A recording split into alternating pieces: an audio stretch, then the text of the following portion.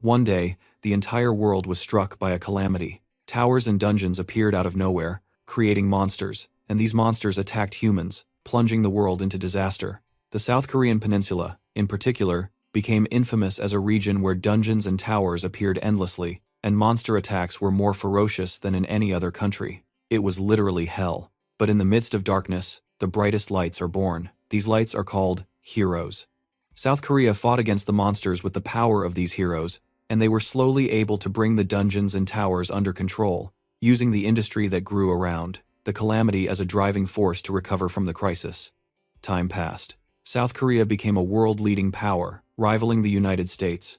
It became a country in the center of attention, where beings from all over the world gathered. South Korea, as a countermeasure to the increasing number of monsters and dungeons, founded an institution for heroes using cutting-edge magic and magical engineering called the Cube. The Cube is where hero cadets from all over the world admitted students who passed aptitude tests that no normal person could pass, and that's where the hero who would save this world and his rival were found.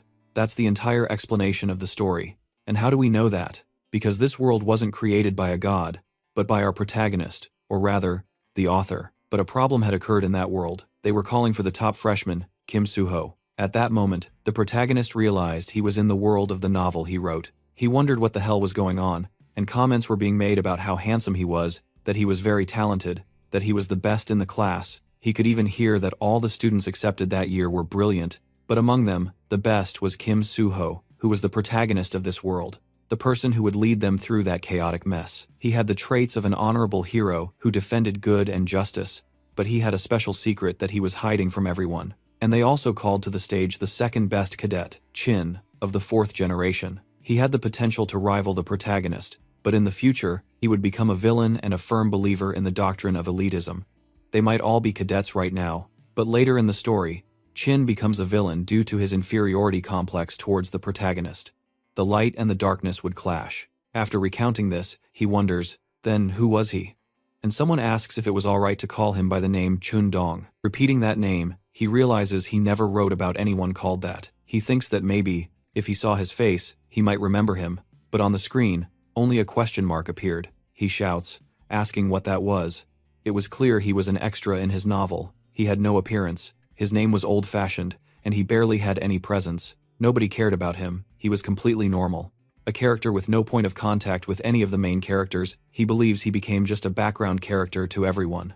One day, our protagonist received an email with a proposal to remake his novel, which had been put on hold because he had fallen into a slump. He accepted because he thought it was just a request from a fan, but this would become the main cause of everything that happened. In his room, he thinks he was getting used to this face after 2 weeks. That's right, and 2 weeks had passed since the question mark started appearing.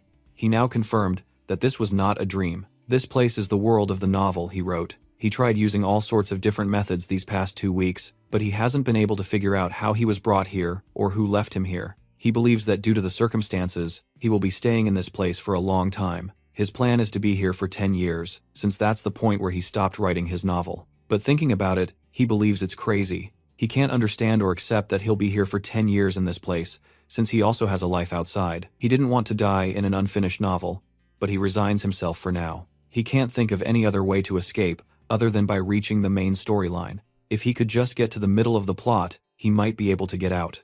In the meantime, he had to try to live as closely to the story as possible, so he should go to Cube Academy.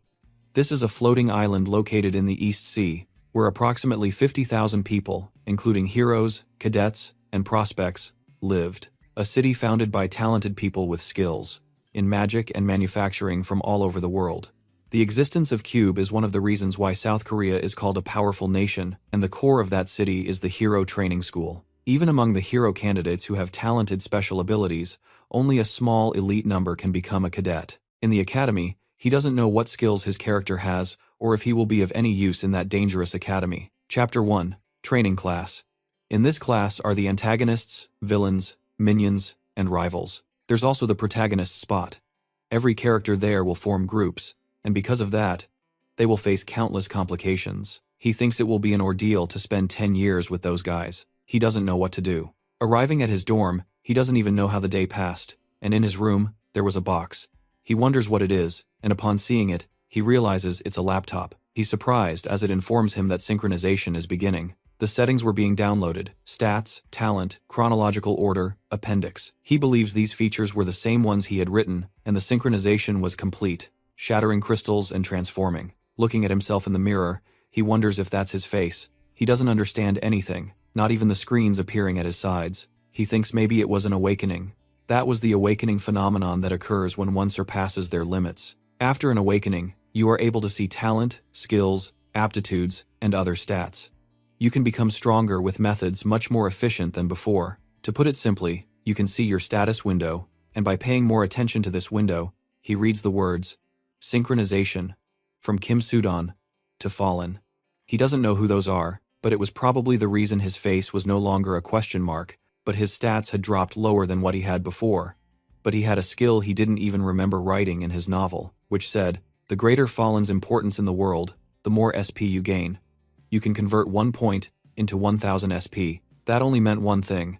He had to increase his importance within this novel. It was clear that he had to intervene in this world to get stronger.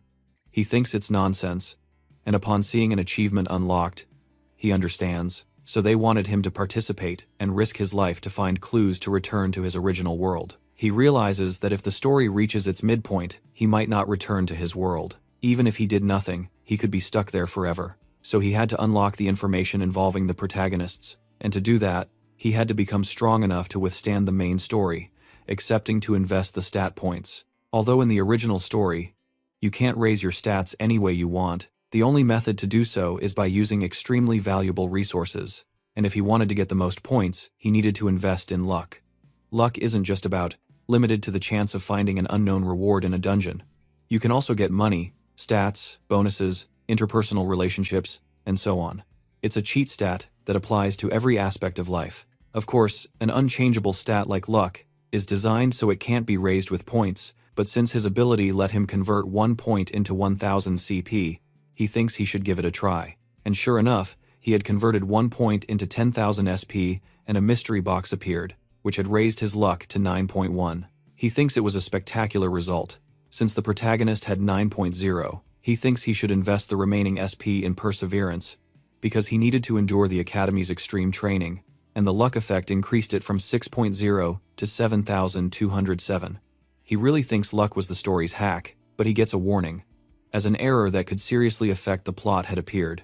And, from now on, the variable stats could not be modified with points. He thinks it was unfair, but he supposed there were also limits to the cheats. But even so, he managed to save his luck and perseverance, and he still had 10,000 DCP left. He thinks he should think before using it. Later, in class, the instructor introduced himself. His name was Soyuk. He would be their instructor in charge for the year. He introduced himself as being ranked 9,737 in the world. After his short but impactful introduction, he explains that the cube was not an enjoyable place like many believed. They would be evaluated solely based on their grades and, if they gave up, they would be held back. Statistically, less than half of the cadets graduate, since that institution only wanted heroes. They would be judged by exact and strict standards. Since everything was explained, they had to get up and follow him. This was the first part of the schedule, the main weapon selection. Everyone is shocked when they enter.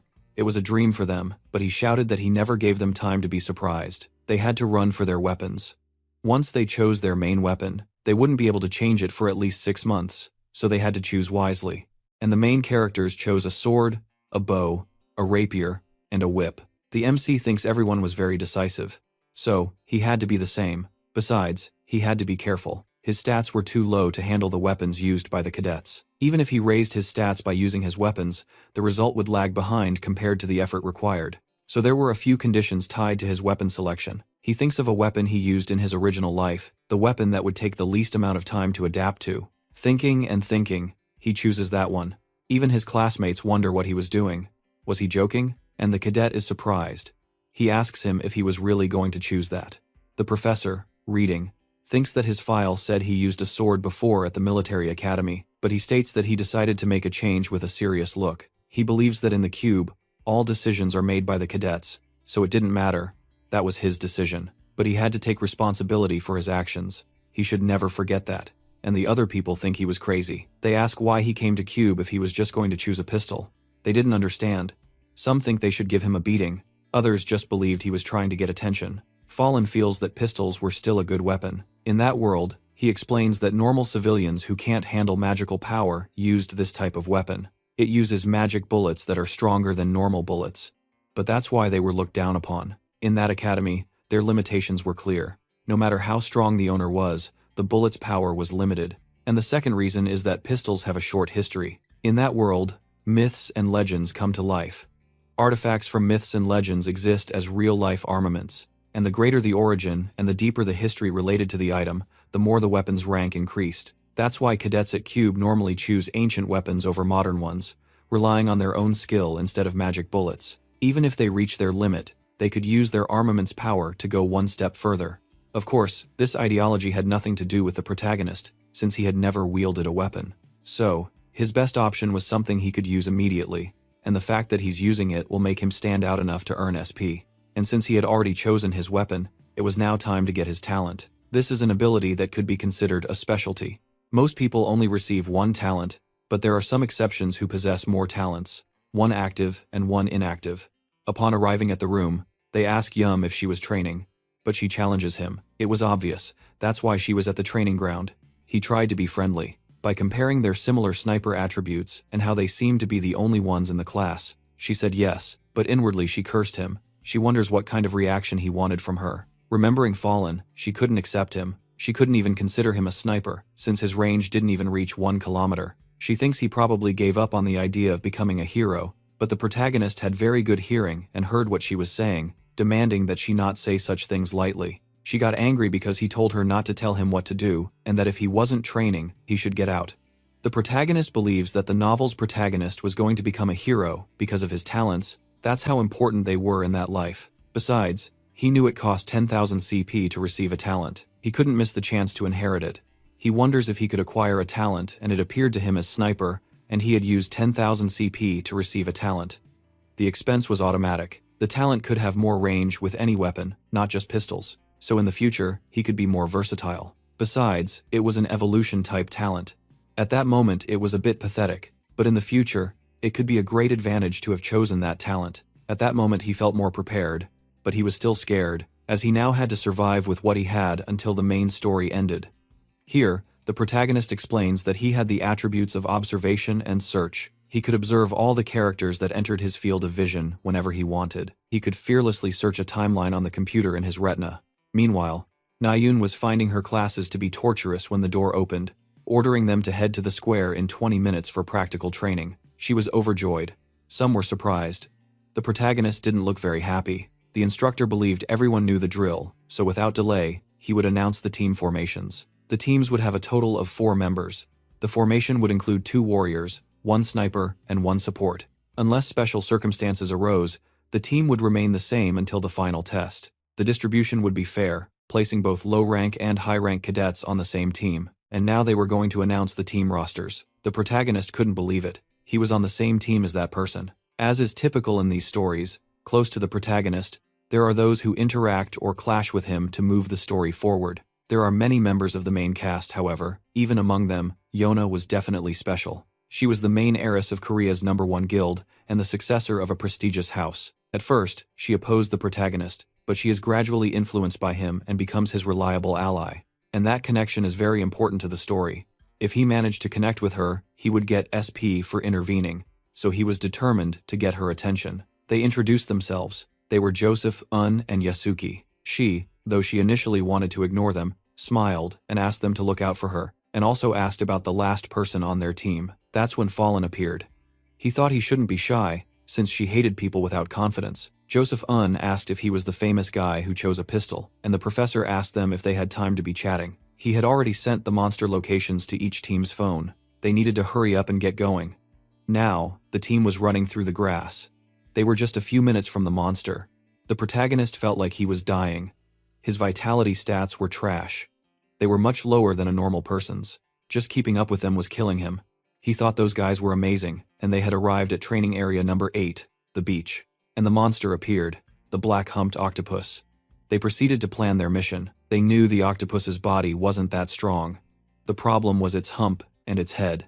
When it sensed danger, it launched baby octopuses to attack its enemies. It's a bit creepy, right? It was literally throwing its own children to defend itself. These babies were dangerous as well. Each one of them could easily kill a normal human. The others suggested that the gunslinger should handle half of the spawns while they took on the octopus, but she shot that down. She was going to handle it all by herself, and since that was settled, they should begin. Fallen understood immediately. That girl was trying to exclude him from the mission. And so, the mission began. First, Joseph Un had to lure it to the beach by making as much noise as possible. It worked, luring the monster, which came frantically running back. Just then, the octopus threw its spawns at them, and a whip appeared. Josen thinks that was a terrifying power. He also mentions that he was already ranked 7th among the cadets. He was thanking him for the save when she attacked, and in a moment of carelessness, he found himself in trouble. A bullet saved his life. The protagonist explains that the more he participates in story events, the more SP he would receive. But since he was just an extra, that was going to be very difficult for him, which is why he had to participate in these kinds of events. She was yelling at him, since she had told him not to interfere, but an attack was coming fiercely towards her and dozens of monster babies were approaching. Fallen thinks that they weren't even strong, plus they had low intelligence and their trajectories were obvious. The only moment he could shine was now, activating his talent. By using this, the flow of time would slow down for 3 seconds. That meant that for 3 seconds he could easily see their movements. The next step was to shoot through them. The openings were completely clear. The members of the team attacked without hesitation, unleashing their magical power. Fallen was exhausted. He thinks it was very difficult, and Team 5's time had been 58 minutes, 58 seconds, placing them in the current ranking at number 16. Also, all the battles were recorded and sent to each student's smartwatch. Student Jonah was extremely annoyed, as she had only placed 16th, and she was even more angry because Nayun had placed ahead of her. Here it's clarified that the white-haired guy was staring at Nayun a lot, which seemed to anger the girl, and they strike up a conversation. She points out that Nayun ranked 4th while she was 16th, but Nayun probably thinks she's so great. It's incredible just because she was with the gunman. That's why she ranked so high. She believes that it was true. They had taken 10 minutes longer to run and get to the place, but on the other hand, the configuration of the type of battle had been set high, and he had killed all the creatures. She wonders what the hell that guy was. The protagonist is now determined to increase his physical ability, and a lot of time had passed. He wonders by how much. It had increased from the mission, and his attacks had increased by 20%. His perception by 0.03%. And thanks to his luck, he had gained 27 DCP. He thinks that was very good. He was progressing at a great pace, and now he thinks he should go rest. Upon reviewing the video, she can't understand it. He had fired 60 bullets in 2.8 seconds. That was impossible for a normal person, even for a cadet. His agility was extraordinary, and just then she got a message from Chin, and just by reading it, you could tell she was in love, while he didn't care much, and the white-haired guy also said that her team was trash. The next day, they were at the guild headquarters. They wanted to tell her that she had a visitor for Friday, but she didn't care. She was fascinated with Kim Suho. This was Sun, a government director, ranked 307. Fawning over him repeatedly, she could perfectly understand why all the guilds were targeting him. She wanted to get that kid no matter what. And upon reviewing the next video, she sees Fallen. He catches her eye because he was using a gun. The butler tells her what they were saying about him at the academy, but she denied it. He had the ability to be an awakened one. That kid was able to understand his talent before his awakening. One can know what that talent is, possesses. That's why there were many cases where the weapon didn't match the talent, and years could be wasted without being able to find their weapon. She thinks that boy was special, finding his enlightenment at only 17 years old, although his weapon wasn't very appealing and she wasn't entirely sure. But she believes that if he was a diamond in the rough, he should shine just the same on his own, even though the Academy's nickname for him, Heretic, seemed excessive. The next day, the training began anti-personnel. It consists of groups of 2 using training weapons. Although, because of that, the training was easier and resulted in fewer injuries. Fallen was the exception. They asked rank 934 to stand up. He was the only one who was fighting an instructor, because firearms couldn't be made into training weapons. Therefore, he had to master anti-personnel training with an instructor. She yells at him to put his guard up. In life, you couldn't just give up like that. Seeing the blow, Fallen activates his skill and manages to dodge it again and again and again. The instructor thought his stance was garbage, but he was tracking her movements with his eyes alone. It was a skill that allowed him to predict an object's movements, but this ability only shows the trajectory. He had to be the one to dodge. The others mocked him, since he was just jumping around in such a disgusting way. After a while, he gets a drink from the vending machine. Seeing that she was still looking at him with such disdain, he thinks he should try a different technique by throwing the drink at her. She asks him if he wants to fight, but he doesn't deny it. In the last session, they had to carry him, so she just wanted them to get along. In his mind, he thinks that just now, by being lenient, he had earned 40 CP. He wonders how much he'll get from a conversation with one of the main characters. She thinks it was fine, so she should just take it from him. Besides, he shouldn't speak to her so casually without permission. That was his first warning. As she walks away, she feels something in her bag. She thinks he's an idiot.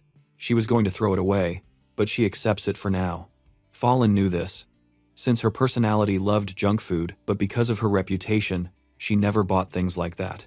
He thinks that from now on, he needs to talk more with the main characters. Besides, an event was approaching that he could take advantage of, since the next part of the story was coming, when the attack on the National Arms Museum began. This happened because there were people who made a contract with the so-called jinn. They exchanged their souls for great power.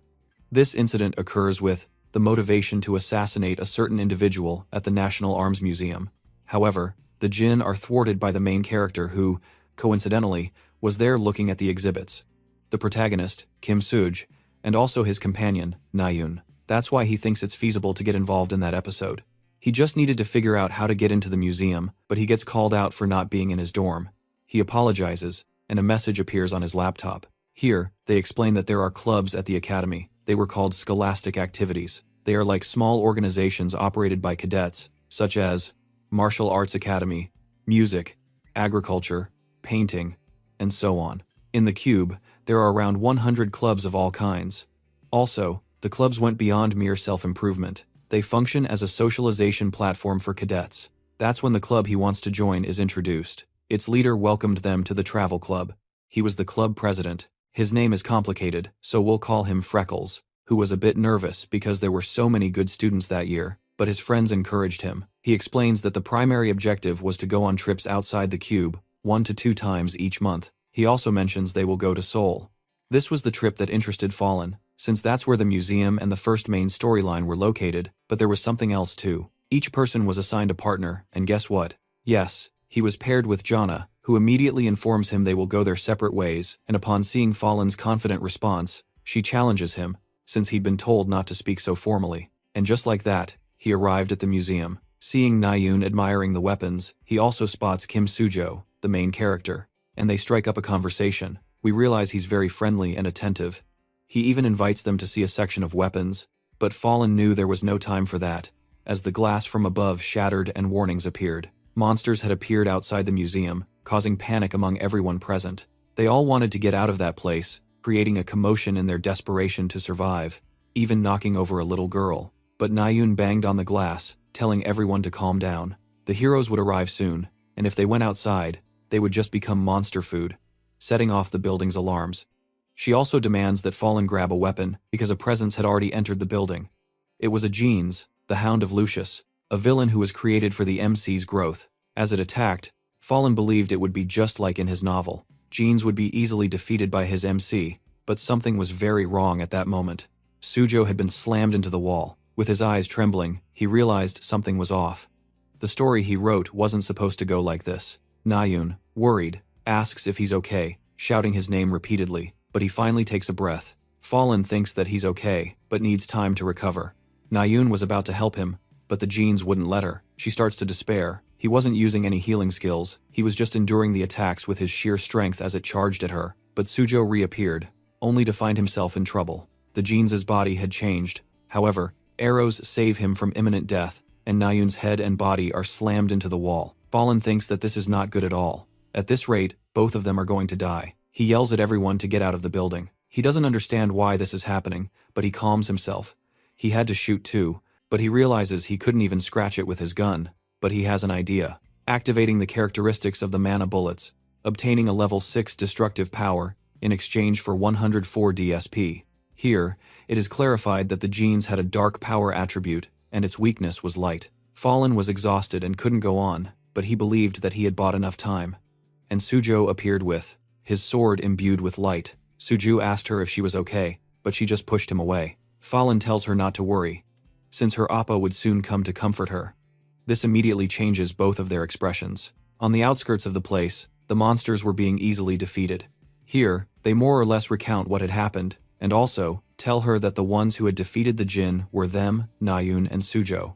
Upon hearing those names, she runs over there immediately. She thinks it's her lucky day. The protagonist, seeing her, tells her that Sujo was inside. She thanks him. Fallen feels exhausted and doesn't know if that situation has changed the story. He believes he hasn't influenced anything to change the story, but he also remembers that his novel was now a remake, and if that was the case, it was possible that his knowledge of the future was now useless. And he sees that he received a message that informed him that the previous plot was boring. That's why the villains and problems in the story had increased considerably. In the afternoon, the professor arrived, asking them to rest and informing them that Nayun had gone home to rest due to the incident, and then he left. Sujo asks him why he told Nayun about her brother, but they would talk about that later. Then Fallen, upon returning, investigates the matter and realizes that everything was normal, except for an event in the past, which he had supposedly written so that she would become stronger and a reliable ally for the hero. But that day he fell into a coma, and now he couldn't be a reliable companion for Sujo. And it's said that in the story, it became boring to have so many reliable assistants. That's why the story had been changed. Nayun was at her house and her father arrived. After talking for a long time, she requested to go see her brother before he was discharged. The protagonist believes that he possessed the seed of the demon, and after some time, they turn into demons with that seed. In his settings, the incubation period was 6 years, so half the time had passed and there was only one solution for that situation: to kill the demon before the body awakens. But he wonders, who will do it? He can't leave it to just anyone, nor were there mercenaries who would agree to kill the 4th-generation heir of a rich family. Besides, it's impossible to know if there are no indicators showing that he is infected by a seed. Even Sujo would be too weak to kill a fully blossomed demon. So, the only option he had left was to kill him himself, while she was telling him everything that happened that day. Then she came out, and with a cold gaze, remembered Phelan's words, and said his name. Elsewhere, the lady was checking the cameras because she wanted to see what had happened. She knew those two were very good, but that guy named Phelan really caught her attention, the one from rank 934. For his part, he was looking at his laptop and discovered he could see the scope of where the novel takes place. But someone called out to him. She asked if he wanted to spar. Seeing him refuse, she treated him like a chicken. He couldn't refuse after she said that about his family, but he didn't want to because he didn't want the trouble of hurting a classmate. She got even angrier, and the instructor appeared, denying the sparring match because they weren't allowed to. Doing that without training weapons, they had to return to their positions. Fallen didn't think he should apologize yet. First, he had a goal. He was training as hard as possible to be able to kill his older brother. Even if their relationship improved, she would only feel betrayed in the future. That's why it was best to stay away from her. Later, he's at the Truth Guidance Club. The president was Gion. In this club, they analyzed monsters and strategy research. Women, and even men, thought he had a very handsome appearance. He had the ability to capture the audience with his face. But Fallen expressed that both abilities were demonic. He recounts that several events occur, like student kidnappings and monster invasions, and that guy was the one, leading those actions with the skill Lilith's demonic charm. And that guy's primary target was Jana. He showed the intermediate monster, the mountain tyrant, and its possible weak points, and he directly asked Jana about the weak points, but she reported that they weren't known yet. He asserted and wanted them to share their opinions, and asked everyone to go to the party after class. When it was over, everyone was going, even she was going, because she wanted to get useful information about that monster for her guild. Fallen explains that she was from the essence of the Straight Guild. 50 years ago, during the monster outbreak, the family of Jana founded it, and they were currently one of the main guilds in Korea. But he knew that the guild's vice master was becoming very strong lately, to the point that she, the traditional heir, was being threatened. She confirmed it. That's why she wanted to get as much information as possible about that monster, but he would tell her he knew it. She had to accumulate achievements to become the guild's heir. The small emblem on its heel was its weakness, but he wouldn't give her that information for free. Her guild operated Essence Armaments. He wanted her to get him the Desert Eagle. She, upon hearing all that, asks him what the basis for his claim was. He had to have materials to confirm it, right? Fallen, smiling, says that he didn't have any. She leaves angry, thinking it was just a waste of time talking to him. In the protagonist's mind, he believes that if she trusted his words, he would gain a great ally. And she, in the garden, was talking to her secretary, expressing what the protagonist told her about the monster. The next day, the protagonist finds out he has a debt of $300,000. That was the maximum loan the Academy could give. He thinks that, if things continue like this, it will take his whole life to get that money. But, oh well. Time to get to work, he said.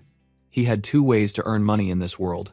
The first method was through stocks, but since he had no money, he couldn't invest in guilds, nor was he of the appropriate age, and the second was to go to the well-known hunting grounds. They were dangerous areas, plagued by monsters. Unlike dungeons and towers, their difficulties varied widely, and by selling the monsters' bodies, they could earn money easily. However, he had just barely surpassed the stats of an average man. He wonders if that would be enough for him to go, and just then, he gets a notification that a package had arrived for him and wonders what it could be. The next day, in the Wangu area, he thanked him for using the portal. And as he walked, it is explained that this province has a relatively low danger rating, so even foreigners from all over the world came to visit to hunt there. This led to the city being called the Mega International City. All sorts of people gathered there to form parties, especially mages and swordsmen. We are also told that they made a lot of money in that place, and Falun wondered if he should find a nearby agency to join. And someone appeared, asking him if he had come to the hunting ground to hunt monsters. He handed him his card, and his name was Park So. Upon reading that name, he is surprised. He would not only become the best agency director in South Korea, but he also became Kim Sao's representative. He is surprised to have met him in that place, and he accepted the deal and would sign the contract with him. He explains that this world was still in the initial stages of the novel. There would be many people who were nobodies for now, but would soon become big shots, and making connections in advance wouldn't be a bad idea. As they walked, he asks him if it was really necessary for him to go as well. He calms him down. He was never going to abandon him in a dangerous situation. Falun believes that most agents waited outside, but he was different, and he reports that he saw goblin tracks. If they hunted them, it would be 300 to 400 per head. Falun wasn't sure about going for them, since a single magic bullet cost 200.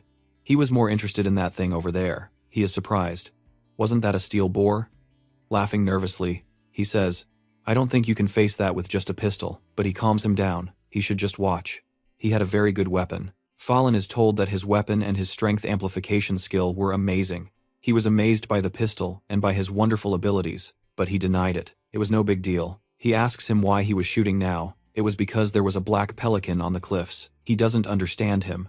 Was he seeing all the way from there to the cliffs? Falun confirmed it. Basically, his ability allowed him to reach those distances, and so they continued forward. He thinks they were monsters that were too big, and tells him they should pay for an ambulance and he would take care of it, and would deposit the money by tomorrow at the latest. He also asks him what he will use his rewards on.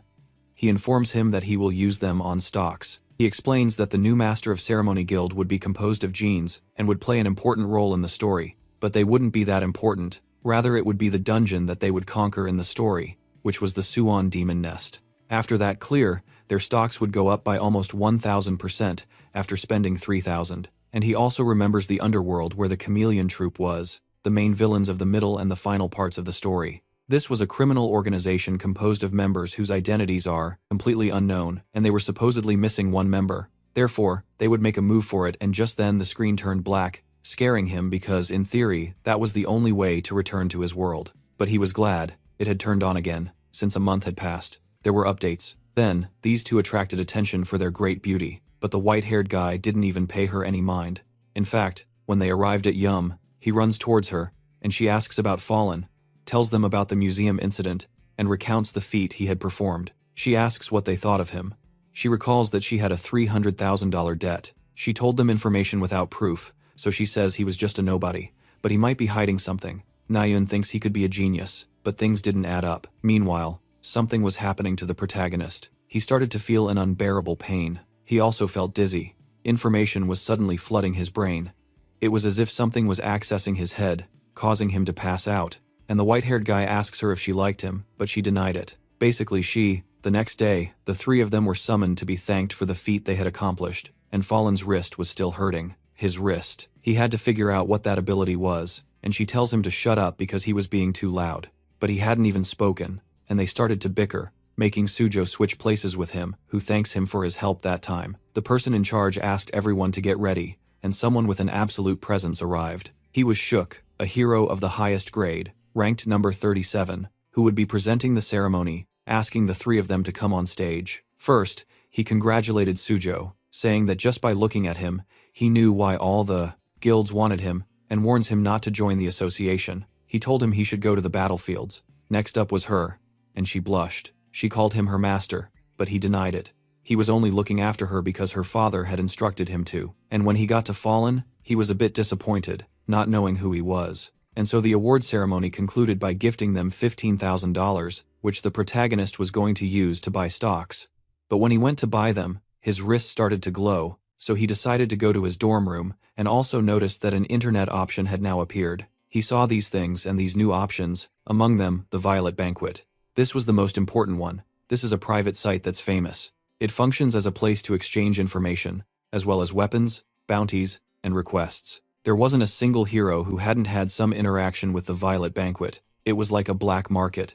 Normally, one had to pay a very expensive registration fee, but he could currently acquire it for just 200 CP. Just then, the guild master of the Sacred Grace Guild arrived, handing him her card, as she was very curious about him. Fallen knows that she seems nice, but her personality was a bit different. She would kick anyone out of her guild if they didn't meet her standards. She had an extremely strength-oriented mindset that focused on getting the best in this life. That was the MasterCard from the best guild in the country. She asks him what he did to. But before she could finish the sentence, he said no. He had nothing to say to her. The attention she was giving him was fine, but it wasn't genuine, since he had only caught her attention. That's why he refused her, to make her even more curious, before leaving the place. And now, he used the new power in his sleeve. It was a dagger. He was surprised because he could wield it using only his magic power. This was a talent influenced by skills and the early education. That's why Fallen thinks that was great. And the next thing he would try was the Book of Truth. This was a book that held all truths. It would answer any question as long as your magic allowed. And the first thing he asks is about his height, and it was 5 feet 9 inches. And you guys, how tall are you? Let me know in the comments. He had already spent 1 SP on that question, and an emergency alert comes through on his bracelet. They were looking for the people last seen there. Fallen believes the second main story has begun. The incident of missing persons in Kubo. As the title suggests, during the episode, a total of 6 cadets disappeared without a trace. The investigation went nowhere, and the number of missing people that was mentioned gradually increased in the episode. But in reality, the culprit's final target was Giona. He thought that maybe it wasn't the same as his story. It could be that now the story could be changed and unravel for some characters. That's why he wanted to intervene, but if he did, the story could get out of control. He thinks he should just keep watching for now. The next day at the training grounds, they tell Sujo to look over there. These two were calling Fallen a loser because he couldn't even lift that weight. He was a disgrace to the cube. Sujo was going to defend him, but he stops him. He shouldn't get involved. If he got involved, he could get into trouble. Besides, Fallen was probably just acting. If he had blown off a demon's arm, he should be able to lift that weight without much effort. But he couldn't. The professor shouted, asking what all the commotion was about. He announces that they should gather. The exam results were in, and they are going to post the grades for the written exam. Everyone was looking at the grades, and Fallen was in first place because he clearly knew all the answers thanks to the Book of Truth, and a fencer faltered. It was Rachel, the Princess of England. She had placed first on the written entrance exam. On top of that, she had never lost the first place spot on the written exam. That's why she was looking at him like that. She remembers the happiness of being in first place and promised to try her hardest to keep that top spot. But she apologized to her people, and they moved on to a new subject, analysis of phenomena, which was very difficult to understand. And looking at Fallen, she wonders what kind of study background he had. In his room, Fallen thinks about how to make money with the book's ability, which allowed him to learn any information in this world, as long as he had enough SP. But he didn't have enough credibility to earn much. But as soon as he spreads the rumor, clients should be flooding in to register on the market. And the next thing was a CP investment he had been putting off because the second main story was starting. This meant that Kubo was no longer safe from the djinns. His skills weren't enough to face them, although thanks to being bullied he obtained some ESP sufficient to advance. He thinks he should invest them to help and increase his survivability, but first he should upgrade his weapon. He just hoped he wasn't doing something stupid, spending 250 SP to transform his weapon into a sniper rifle. He thinks that at least should be enough to face them. And he also wanted to acquire mastery, unlike talent which uses magical power to make supernatural phenomena occur. Mastery refers to physical techniques or skills that one has polished throughout their life, and he believes the most important skill was location selection, a mastery for his survival, the low-rank parkour that would allow him flexible and agile body movements. At that moment, he didn't feel anything, but he hopes it worked, and another alarm appeared. Another student had disappeared. It is said that all the previously kidnapped cadets had been murdered. He wonders if it was okay for him to just watch the disappearances, even knowing who the culprit was and who the next victims were. On the outdoor training field, everyone was gathered. This was a special practical training. The cave behind him was an artificial dungeon, a culmination of magical engineering technology. There are monsters modeled after real monsters, and today they would have a dungeon raid practice.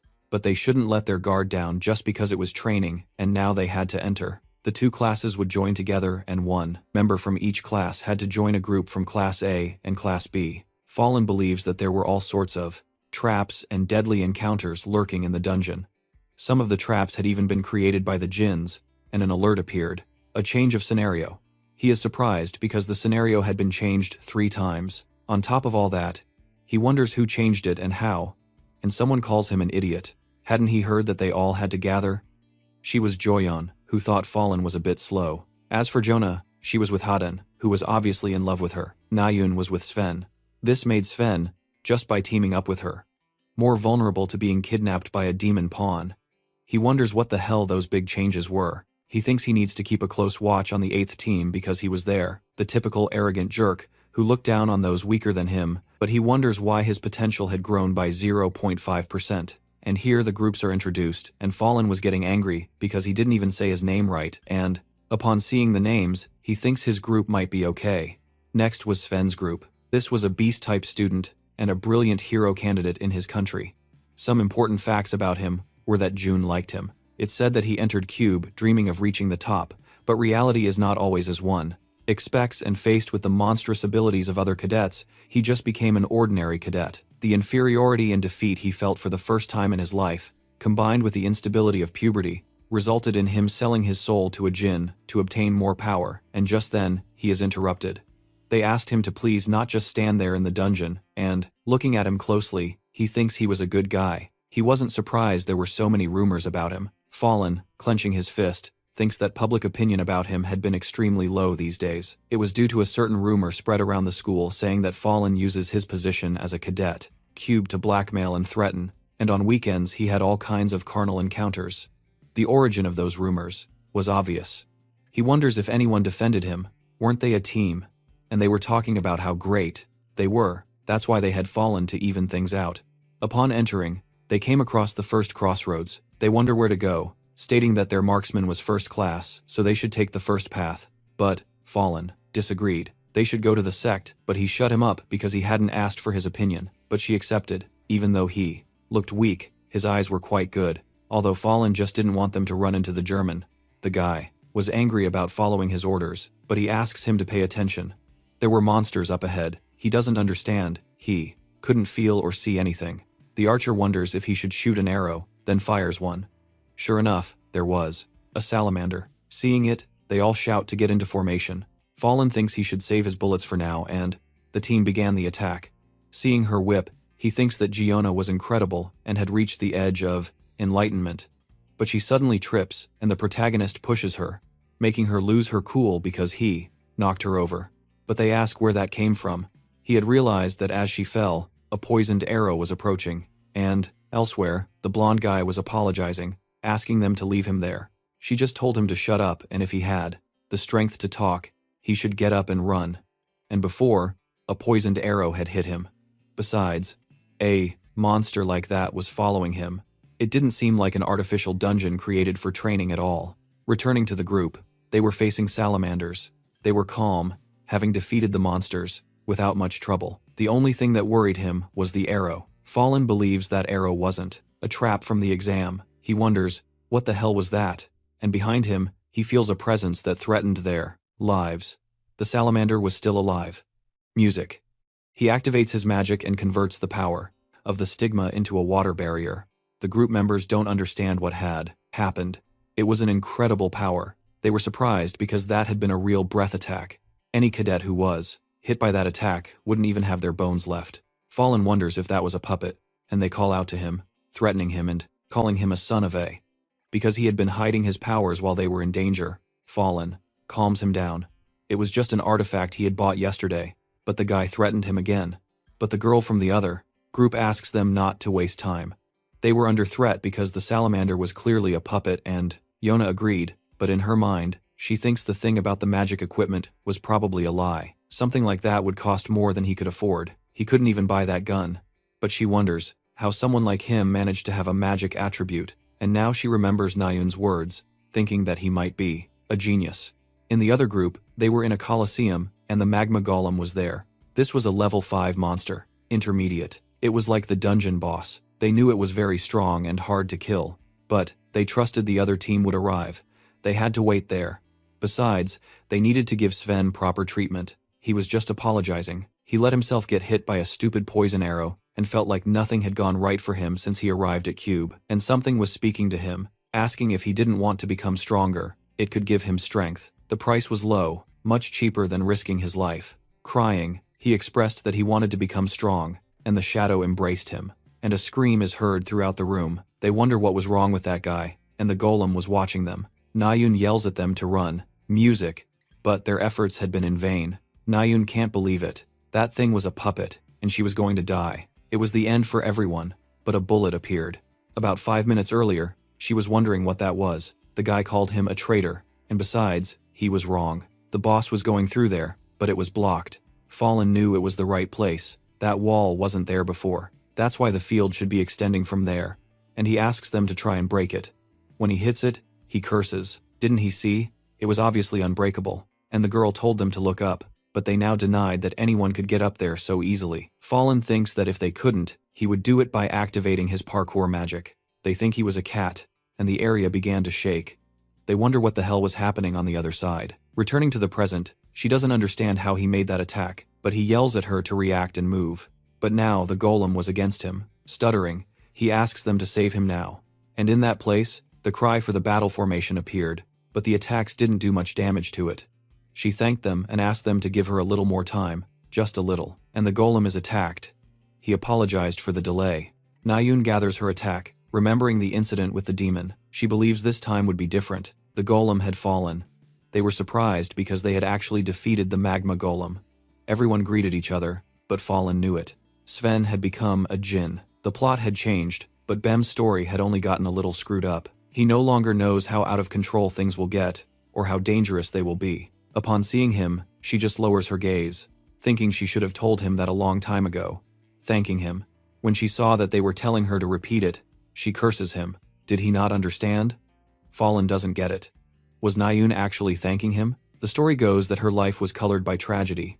On her 6th birthday, she lost her mother to a djinn and she decided to become a heroine. At an age when other children spent their time laughing and playing, she pushed herself to train, through broken bones, sweat, and tears, and she couldn't form deep relationships with friends because telling someone her deepest feelings was no different from revealing her abilities. She almost never said, "Thank you." Besides, there are very few people who can say they are truly her friends, and she was asking him why he was being harassed by that gang if he was stronger than them. She had seen that he was even able to stop the golem alone, but Fallen denied it. He was only strong because of his weapon. She got worked up. He was a crazy bastard. If they saw him with that, he would be suspended. He explains that's why he only used it during important moments.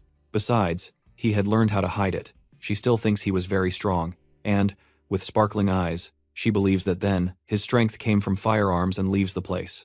As she's leaving, she asks if he didn't have something to say, but he denied it. He maintained the same stance. If he apologized right now, he was sure she would forgive him, but he couldn't do that. It was much better for them to have an awkward relationship, because he had to kill her brother. Then everyone gets a message. It was an announcement. All cadets had to pause their training and quickly exit the dungeon. Fallen recounts that during this training exercise there were several problems, from a few security cameras in the dungeons malfunctioning to puppet monsters. But it wasn't too serious because no one died. Cube told all the cadets to investigate the problem internally, but he understood. Basically, the djinns had executive positions within Cube, but the German alarmed him more. The side effects of forming a contract with a demon are the amplification of emotions and obsessions. In the worst-case scenario, if Sven's emotions get out of hand, he will reveal his true identity when he's with Nayun. Fallen believes that, to prevent that situation, he will need to watch his actions closely, and, with a guilty conscience, he hacks the system, placing himself in Nayun's messages. He explains that this week at the hunting club was the day that Sven was supposed to lose control in the original story. He thinks it would be a good idea to join and also believes that he had grown quite a bit. Therefore, he should go to the Mount Gary dungeon. And a message from the true protagonist reached him, asking if he was free on Friday, since he had a favor to ask. The story goes that Mount Gary was famous in Huanggo province, where the essence of nature and spiritual energy flowed and collided. Because of that mountain, it had been referred to as the Mecca of training for martial artists from all over the country. However, not only martial artists go to Mount Gary. There were people wandering the country looking for items buried in the depths of those spiritual lands and mountains, people like him, Ginsen, the excavator. But Fallen finds him very cringy, as he showered him with comments about being the best. As he left, he thinks he was just a novice with a long way to go. At that moment, Fallen ran off because the man wouldn't stop talking, and after running for a long time, he tripped, and, upon seeing the ground, he thinks he found a god's heart.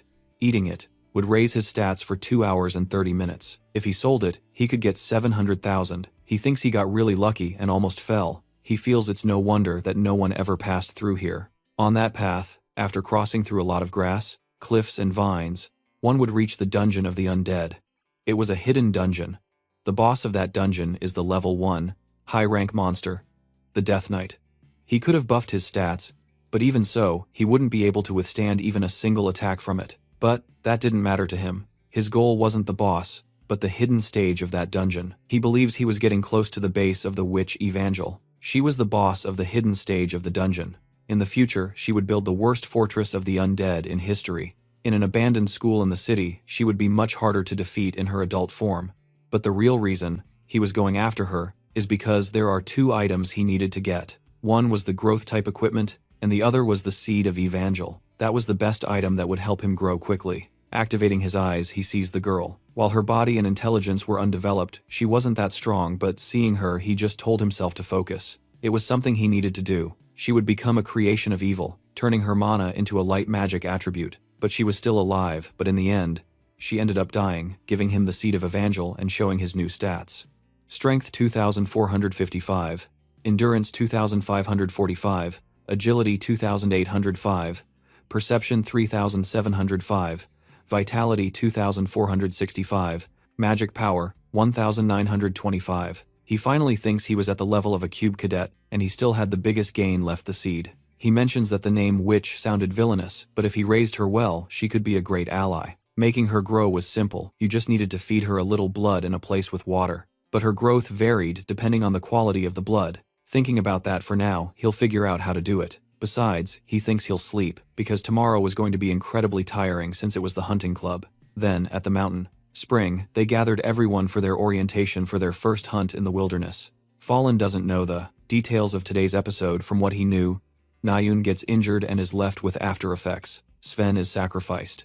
That event was a simple introduction to get him to pay more attention, making them think that Nayun is the target, but their plan is to capture Yona. But what worries him more is that Sven's aspects changed from how he was originally. He hadn't been enraged yet and had the demon's power. He wouldn't worry if he brought out that power there, but everyone would hate him if he caused a fight there. Nayun thinks he's still staring at her. What a psycho. Sven told her to be careful because students were disappearing, and it might be his fault. And seeing that she defended him, he gave her a weird look and asked them to move on. As they moved forward, he killed the animals with his power. Hearing his voice, he hid it, and she asks excitedly how he had captured so many. Besides, they had made a bet on who could capture more, and since he had won the bet, he wanted his prize. Fallen explains that Sven made a deal with the demon of lust. Since his emotions were running high, he gathered the courage to ask her if she wanted to go out with him, but she immediately refused. They had only known each other for 1 week. As she turned around, she told him that she liked people who were stronger than her. This enrages him, showing his true nature, telling her that if that was the case, he just had to prove he was stronger than her. He asks Nayun if she's okay, but he is sent flying. Nayun condensed her mana and told him to let her go, but his essence only told her that he loved her over and over again. Fallen, on the verge of suffocating, explains that sometimes in that world, characters from that place with high potential almost never tapped into it because they chose the wrong weapon. But, without a doubt, she was at the top of the list. He yelled at her, telling her to let go and wield that sword. Seeing that Fallen was okay, she was relieved, but then she fainted. Night had fallen and she woke up scared, because Fallen was carrying her, and she demanded that he put her down right now. But when he set her down, she froze. Her legs wouldn't move, but he calmed her, explaining it was clearly mana exhaustion, or was this the first time it had? happened to her? She didn't understand it, but she knew what it was. After being embarrassed, she asked him if he would please carry her again. While he was carrying her, Nayun was astonished by his question about whether she would continue using her bow. Fallen explained that he knew what she felt today. By doing so, she had awakened her talent, a power that could amplify her skills tremendously. She was a dominant swordswoman who could slaughter hundreds of monsters with just a single blow, someone who couldn't be stopped in a large-scale battle. But she asked him to stop talking nonsense and to stop acting like he knew everything, so he left her on a bench, since she could get back on her own from there. Besides, he couldn't carry her because he was late for his dorm's curfew. At the academy, everyone was now talking about Nayun, since she had been attacked by the jinns, and rumors were spreading, and when Fallen entered the classroom, they greeted him. In addition, the guys who bullied him and the main characters were there. He believed everyone was gathered. Now, it's made clear what favor the real protagonist had asked of him, which was about an assignment the Academy gave them. It was an investigation mission.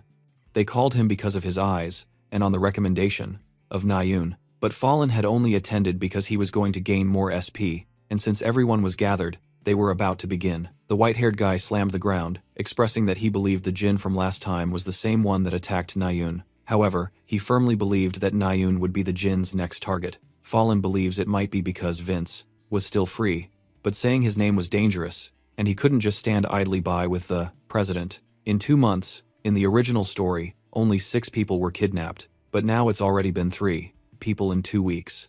If things kept up like this, the number of victims would clearly be higher, and setting aside his thoughts of not wanting to meddle, because he remembers the words he was told, he decides to say the president's name, President, but he had an alibi. Seeing that they doubted his reasoning, he informed them that he had put a student under hypnosis, but it wasn't normal.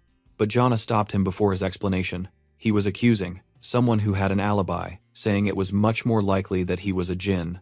Fallen doesn't understand what he was talking about, but they kept accusing him, and the giant expressed that they should break his back to see if he transformed. The 3 of them agreed. Seeing that he was laughing, they asked him what's so funny, but Fallen threatened him to go ahead, and if he did, he would get a hole in the back of his neck. Sujo calmed them down. Fallen defended himself because his alibi was being with Nayun facing the monster, but the white-haired guy treated him like an insect. He couldn't name the man in front of him, and seeing him continue to explain what they had done only made him angrier. Fallen, seeing everyone's attitude, turns around and leaves. He had already told them his opinion, but Jorak denied it. He couldn't just leave that place like that. Sujo calms them down, but Fallen was furious. On the grass, he wonders what was happening to him. Not only was he interrupting the story, but he was also having emotional disputes. He was fed up with what he was experiencing.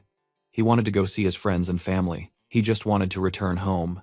He wonders if time flowed the same way in his world as it did in this one, but the more he thought about it, the idea of returning seemed more distant, and a message arrived. His perseverance had increased. He thinks the notification was ruining the mood, but he was grateful that his perseverance was increasing. If it were the same as in the real world, he would probably end up taking his own life in this story, but now he feels braver. In the room, they were making fun of Jorak because he had used his talent for a sniper shot and it had been dodged, and just then, a message arrived from the president, who wanted to meet with her alone tomorrow, and she accepted while he smiled, covered in blood. The next day, they were in class. Everyone was acting according to their respective personalities. The professor announces that the midterm exams would start soon. The practical exams would be graded based on duels between recruits and monster battles. Fallen thinks the written exams would be easy, but the duels were the problem. Each recruit is given 3 tickets that allow them to nominate a recruit they wish to duel, but this came with a condition. Those who challenged very low-ranking students wouldn't gain points because the skill level was too different. But there were idiots like that who ignored the points just to beat people up. And thinking about that, there was someone giving him another look. Besides, she was too close. Rachel didn't even talk to him, but she was always around him, and he doesn't understand why. As for Giona, she arrived at the study hall, and inside was the president, who had left a scented candle in the room, and immediately asked her what they were talking about in her group, and if they had any suspects. She said no, but one person had said something stupid. He asks what he had said, casting a spell to put her mind at ease. She confirmed he had only said that he was a jinn, and that he was using some kind of psychological magic. But as he tried to ask more, she came to her senses. He asks her to forgive him. He said he had asked a bad question. Seeing that this surprised her, he asks what's wrong. She should put the weapon away, as there was still time until her turn. Later, in the second-year dorms, at Cube, was Jonna. When she wakes up, she realizes she's in the second-year dorms. Upon seeing herself tied up, she thinks that Fallen was right after all. She thought he was just spouting nonsense, but she thinks that she should calm down for now. She had to call for help, repeating the phrase, "Please, someone answer me." But the president denied it. "She shouldn't be doing that," he said, looking at her with a maniacal expression. And just then, a message arrives for Fallen. He wonders who is bothering him now, but he also didn't know what that number meant. Reading the number 9, Giona sarcastically thinks he barely managed to write down a number full of nonsense, and upon seeing it, he figures that must be the bastard who was suspicious of him. He thinks he should probably kill him too later. It irritates Giona that the guy will never get away with this. The search team has probably already noticed his movement, but he didn't care. He would leave Cube as soon as he finished his job. Seeing her face, he thinks he liked that expression. However, Miss Lilith wanted to see her face filled with fear. Fallen, for his part, doesn't know what that number meant, but after thinking it over, it's revealed that it was a play on words for a word that started with 9, which in Korean means to save. He immediately asks the Book of Truth for her location. Back in the second-year student's room, the demon was casting a spell that would break Pero's spirit. She was resisting. He thinks her will is strong. He couldn't believe he still hadn't brainwashed her. But he calms her, saying she had no reason to fear Miss Lilith, since she gave him permission to treat her this way. She wanted her too. Seeing her struggle to break free, he laughed. It was useless. Even if she managed to get loose, there was nowhere to run. Miss Lilith's magical power was omnipotent, but just then, a bullet hits him in the head. Fallen uses a voice that could be heard throughout the room, but no one knew where it was coming from. He tells Giona that he should take a look at himself, because this is what happens when you doubt someone you should have trusted. The demon yelled, asking where the hell he was and who he was, but Fallen told him to calm down. He should forget about trying to recover. That was a specially made bullet, so, unless it was surgically removed, he would never be able to recover. Giona cursed him again and again, telling him to show up and reveal his damn face, but Fallen remained unfazed. He told him not to waste his strength, since he was extremely far away, and then he gets hit by 3 more bullets to the body. Many meters away, Fallen was set up with his sniper rifle. Smiling, he told Giona it seemed he would be using all the bullets he had for him today, and he was sure he would get him something even better next time. Yes, she was conscious, and he shot him one more time. He asks her if she's okay. Seeing her confirm, he asks her to go to sleep. The search team would be there soon. She needed to rest. She agreed, closing her eyes and thanking him for everything. And now, seeing that he was in her room, she demanded to know why he was there. After a long argument, he informs her that the 3 of them were taking turns as the hours passed, since they were the ones to blame for ignoring the information from one of their group members. Hearing that, she asks if he was there, but he pretends not to understand, and now she just denies it. She says she didn't say anything, and in his room, the protagonist gets a thank you message saying they would make sure to pay him back well. Fallen had earned 450 SP, and thanks to his luck, gained an extra 11%, and had increased his shooting skill level. Yes, he thinks this was the first time he had gained so much from a single intervention in the story, but even though it wasn't much because he had invested a lot in the magical sniper bullets, it was good to have saved Pero. And just then, his representative arrived. Taking just one step, the man begged him to please not withdraw his contract with him, but Fallen calmed him down. He had summoned him because he wanted to invest his money in the entertainment agency. He had listed the gin at the Violet Banquet, and it had already sold for 400 million won. He had used 250 million on investments in Monster, and wanted to invest 150 million in shares of entertainment. The man, trembling, expressed that he couldn't accept such a large amount of money. After a lot of back and forth, Fallen went to collect his prize because, as a minor, he couldn't receive the money directly and had to exchange his ticket. It was worth 2 billion. The man now looked at him, like a god for handling such a huge amount of money that was just for investments. Fallen is quite the seasoned businessman. Elsewhere, a spirit-like being was informing its leader that they had begun to make their move. Speaking of the master agency, it asked what they should do now. The leader told it to just take the object. The being agreed, but also reported something unusual. Someone was intensively buying up shares. First, he invested 3 million, then 10 million, and suddenly 250 million. But the boss didn't care. They should forget about it. They just needed to focus on their own mission. The boy also mentions the banquet offers to her, but she tells him to focus. The cube exams were tomorrow. The 2 trending individuals were those 2 kids, and she was eager for the event. She just hoped there would be someone useful there. Fallen thinks that time had flown by. The week of the practical midterm exams had begun. During the practical exam, Cube opens its doors to hero employment agencies like guilds and associations, and also to the families of those who are in training. The crowd that comes is from all over the world, making it seem like a festival. At that place, there is a large press corps covering the entire event, creating fan-like excitement, especially among the students. For his part, Fallen thinks there isn't much action yet. He figures he has to wait a little longer. Those were Suyuk's drones. The class representative had spread them all over Cube. He bumps into someone and apologizes, and upon looking at her, he gasps in surprise. He had almost forgotten that this person was also here, and comes back to his senses, thinking that he had stared into her eyes for too long. He was about to say something so he wouldn't sound suspicious, and tells her she's very pretty. She immediately contacts Drom. She reports that the boy who just passed by saw her through the perception blocking item. She said he must be investigated immediately. Fallen thinks that it wasn't just heroes who came to scout cadets and make offers. The chameleon troop was also there. Their goal is to control Suyuk or Shin. But since the novel's protagonist was outside of their expectations, they dismissed him and went for the white-haired guy. Their infiltration shouldn't cause too many problems, but if the story changes and they start fighting with the security heroes, it won't be just 1 or 2 people who die. They were arguing about focusing, since if they let any problematic people through, they would be a disgrace to all heroes. These two were rank 1737 and 2000, but someone behind them walked by with the necklace that his boss wore, though he was disappointed because he didn't see anyone strong there, but Drom asked him to stay there and do nothing until his signal. Besides, the duels would be starting soon. In the second arena, the matches were about to begin. It was 9 in the morning, and the first fight was being introduced. All the media outlets were rushing to the scene, eager to see what would happen. Fallen was walking. Jana asks if he is going to the arena. He confirmed that he was first, and she called her bodyguard and handed him the briefcase. He could use them in the exam, and if he needed more, he should let her know. But she clarified that she knew it wasn't enough to repay him for saving her life, but he should think of it as a gift. And she also clarified that she still hadn't told anyone in the group that he had saved her. Fallen remained anonymous. She still didn't understand why he was hiding his strength, but she warned him that his opponent was too strong. He couldn't hide his strength. In the waiting room, the buff guy was fired up, repeating that he would crush Fallen over and over again. Meanwhile, Dron told his boss that they had no data on the kid.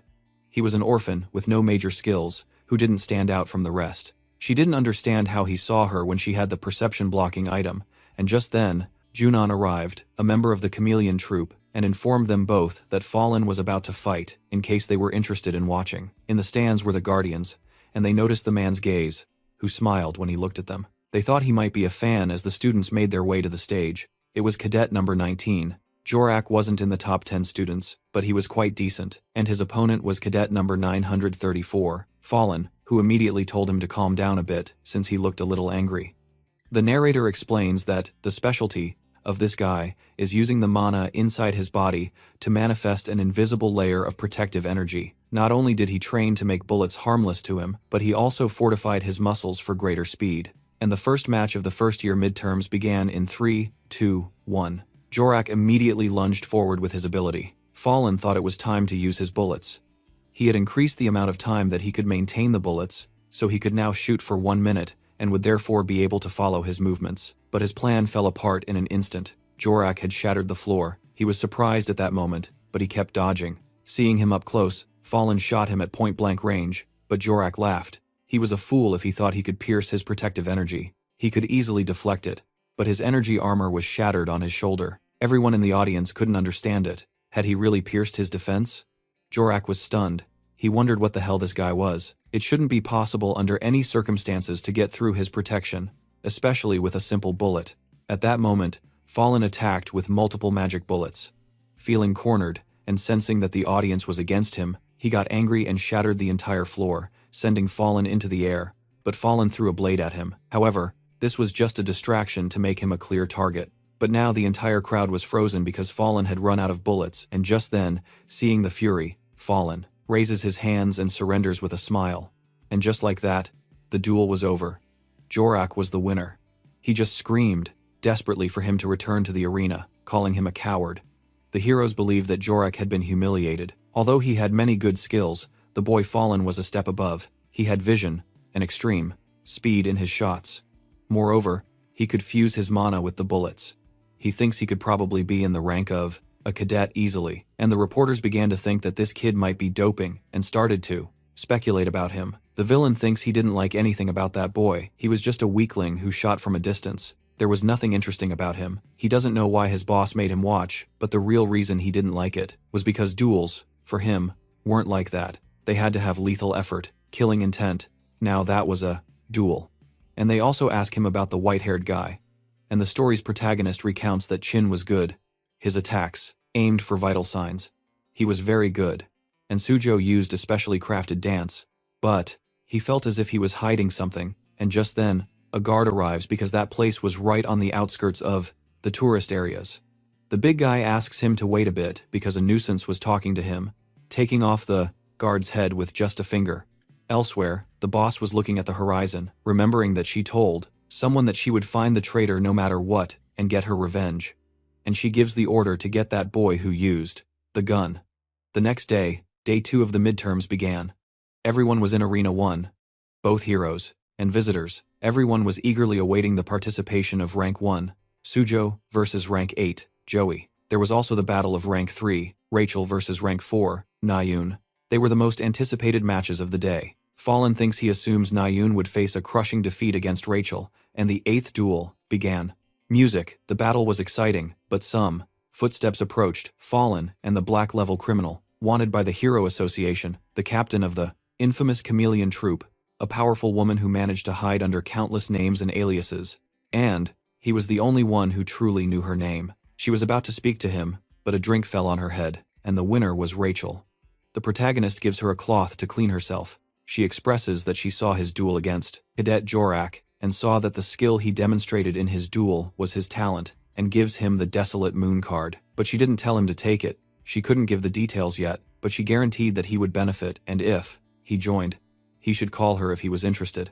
Fallen thinks there should be no reason for the captain to seek him out personally. And looking ahead, the winner of the battle was Cadet Sujo. Everyone was talking about him, about how incredible he was. The press also fawned over him. The heroes wanted to hire him as he left the ring. He doesn't know if he got anything with his drone, so he would check it in his dorm and heard an embarrassed cry. He thinks that this event reminded him of the story where Sujo consoles Nayun, giving her words of encouragement that she should never give up, and that cheesy stuff. Then he gets an idea. To send her a message saying he'd already told her he was right. A sword was better than a bow, and it wasn't too late to be like him. He recommended that she switch weapons. She got angry reading those words, cursing Fallen over and over again. Later, in her room, she watches the cameras and, with just one finger, that guy killed the guard. It was clear he was from the Chameleon group. She thinks that he had murdered people without hesitation. Besides, it was obvious it was purely for his own pleasure. She thinks that guy was someone to be feared. It's mentioned that in that world, there are also demi-humans behind the scenes, who weren't bound by laws or rules. They are human, but they reject the heroes. They couldn't be considered simple lawbreakers, and you had to be careful with them, because they had transcendental powers just like heroes. These were called villains. The next day, the practical midterm exams began, the so-called monster battle. She thinks it was a pleasure to meet them. Her name was Javiera. She was the one in charge of their exams. But before starting, she was going to explain what they were seeing. This was the place where they would be participating, which was called the Battle of the Monsters. They were going to fight against monsters summoned by 2 mages. This exam was more dangerous than any training they had done up until now. That was because the summoned monsters had the same aggressive tendencies as real monsters, and they wouldn't disappear immediately, even if the mage cancelled the summoning. Their lives would be in danger. If they wanted to refuse, they could. So she asked that those who didn't feel comfortable with the exam or weren't brave enough should not participate. The evaluation criteria were how long they lasted and how calmly they reacted to fearful situations. And that was all. They had to do their best in the exam, and 4 people from a team would enter the test area. The rest were to observe in silence. When it wasn't their turn, they had to analyze the other cadets' battles. They needed to think about how to fight the monsters and figure out how to do better. They had to analyze every detail. And the battle began now, summoning the advanced ghoul monster. The next group got a black serpent, the next a unicorn demon. And so, the trials continued, and it was Fallen's turn, who got a crom wolf. He was very calm.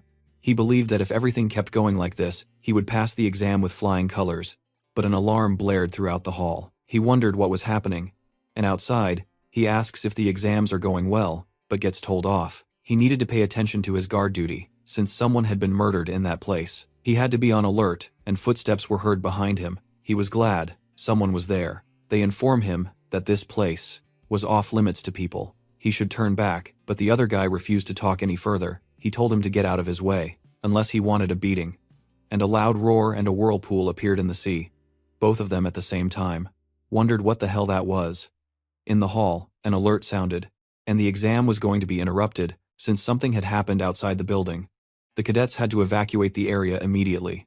They ask Team 10 to stop the exam and evacuate. Fallen doesn't understand. He doesn't know what was happening. In the original story, nothing like this ever happened. Besides, the summons weren't being cancelled. He was sure something was wrong, and heard some footsteps in the other room. He tells her it's been a long time, Princess Rachel. He is Sir Lancaster. She asks him where he has been since the London incident that happened 5 years ago. Besides, his appearance was a little different. He smiled. He had come for her soul, but she refused to believe it, wondering why someone like him, a former imperial captain, would do such a thing. He informed her that she was mistaken. He had sold his soul to a new lord because his country, to which he was devoted his entire life, had failed him. Rachel figures that it's useless to keep talking then. She was going to capture him herself by leaping toward him, but her attack did nothing to his body. It was transparent. She realizes that his real body wasn't there. Besides, she was doomed. It was so chaotic outside that no one would worry about this place. The building would be in complete chaos in a few moments. No one would come to help her. With that, what he wanted to achieve was for her to also suffer the same situation he experienced a few years ago. While dozens and hundreds of people were dying, no one would pay her any attention. That's how that damned place was. He would love to talk with her a little more, but time was up, and he said goodbye. And from one moment to the next, his appearance changed into a ninja-like figure with 2 swords, who lunged without hesitation. Rachel was surprised. She never thought that attack would be so powerful, and thrusts landed on her body. She knows she can't face him. She needs to take a risk, and aim for an opening, but her sword is knocked away. However, she had a thread that could bring her sword back. He discovers it and sends her flying. But someone breaks through the wall behind him. A light illuminated Rachel's hope. The ninja lunges directly at Fallen, but he uses his weapon's transformation, turning it into shotgun mode, firing a shot he had never fired before. But he was a little surprised because he only had enough for 1 shot, but it was to be expected, since a single attack consumed 250 DCP. Rachel's eyes sparkled. She thinks that boy was in her class.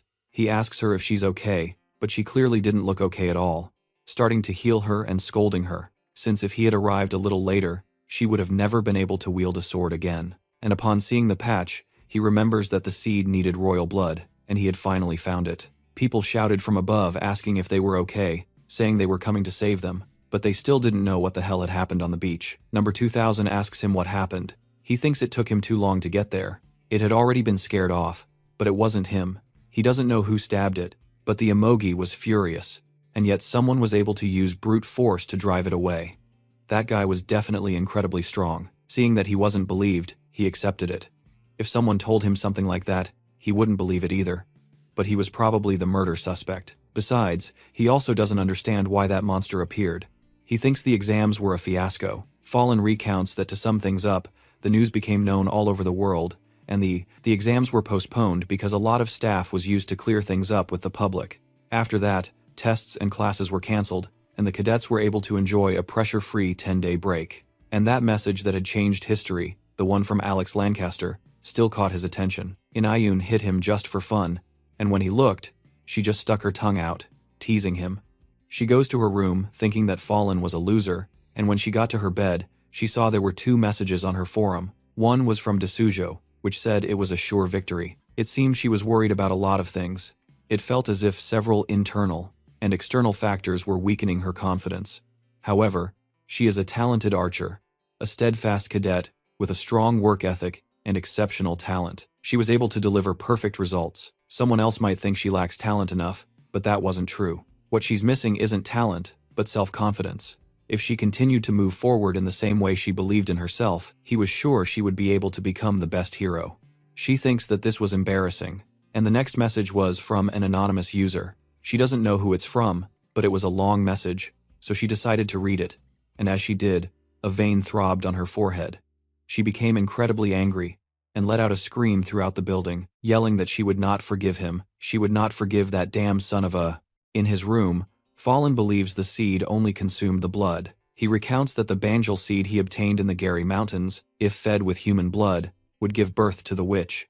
But since it was Rachel's blood, who was from the royal bloodline, no villainess would appear. And as he touched it, he asked it to please grow and help him. And at that moment, upon touching it, a sensation appeared on his arm. At that moment, his second stigma was appearing, causing him terrible pain. The next day, he and his agent were on their way to hunt monsters. He mentions that sales had become much easier and their client base had grown. He was much more relaxed, and it was all thanks to him. After walking a bit further, they wonder why so many people are gathered there. It was because there were people from the guilds there. Furthermore, some people who drew everyone's attention appeared.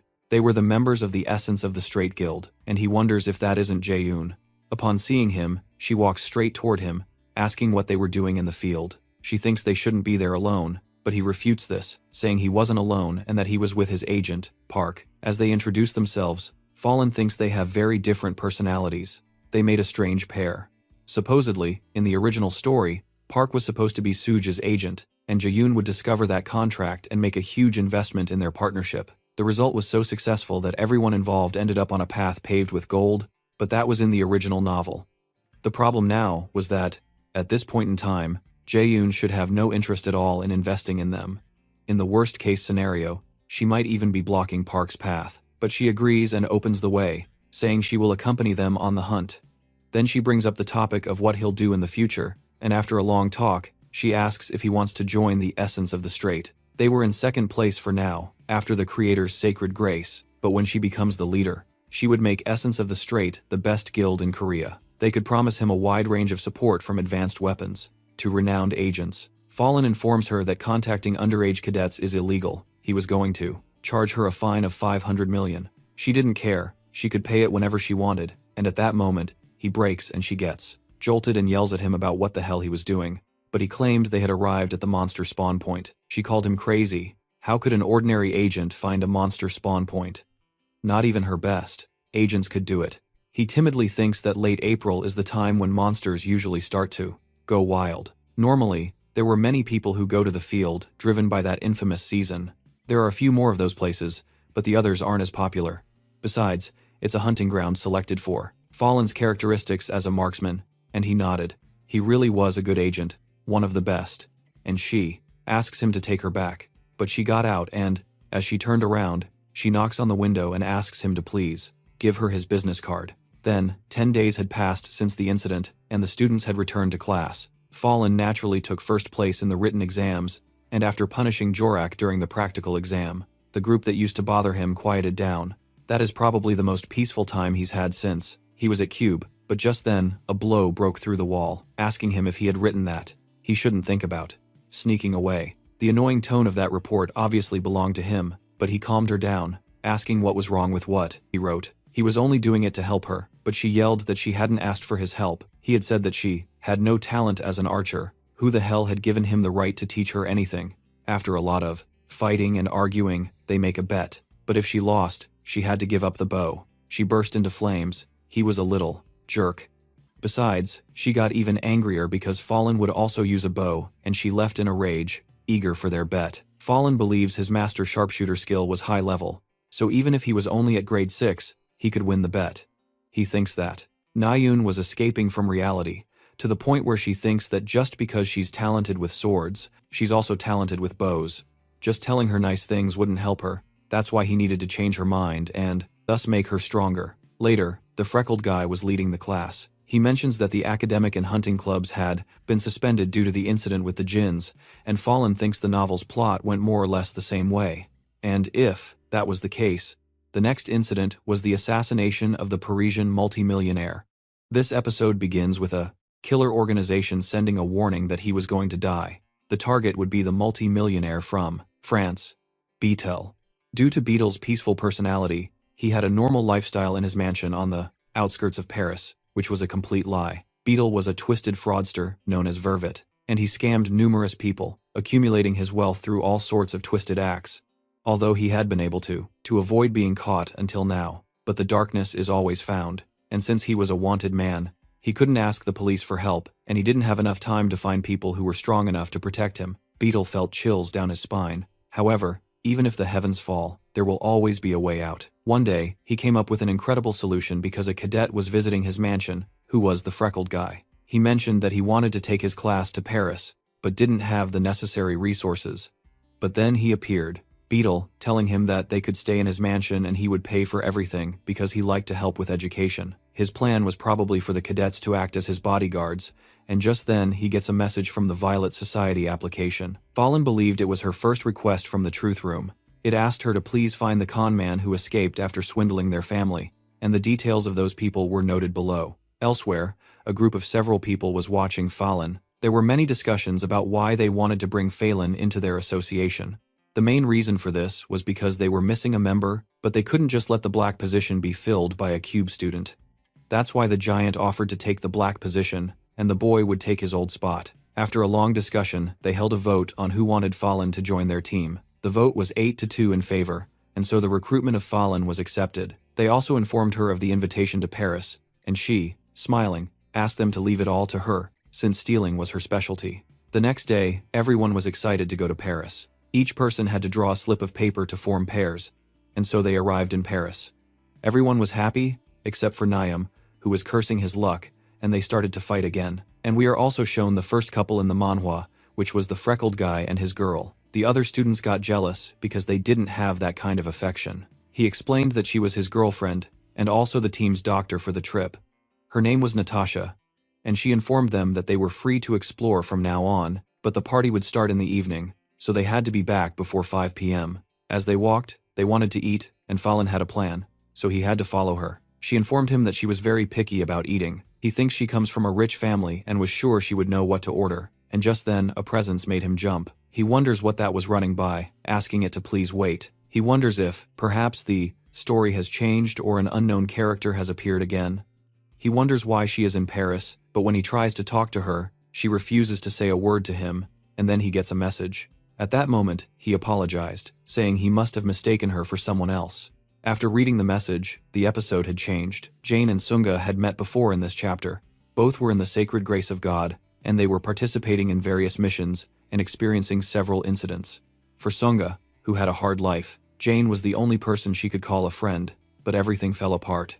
At the most critical moment, Jane decided to betray Sunga. At that moment, she asked her why she had betrayed her, and she just laughed. It was because she thought it was fun. Jane's true identity was Yahello, from the Chameleon group. She was a villainess who was talented at stealing things and making disguises. For her part, she thinks she's a bit nervous because that woman loved parties like today's. It was clear she was going to try to steal the relic that was stored in the box. When they went out, they agreed to split up because Fallen believed the party he had to go to started at 5 p.m. He needed to scout the area to find a good vantage point, so they split up, and he asked her not to get lost. In the ballroom, everything was gleaming, all in the French style, and two people also caught the eye. Suju and Jonah, who looked very elegant and seemed like celebrities. While Fallen watched from afar, he thought everyone was in place. This was a masquerade party held in an old castle on the outskirts of Paris. His job was to evaluate and help the story progress smoothly.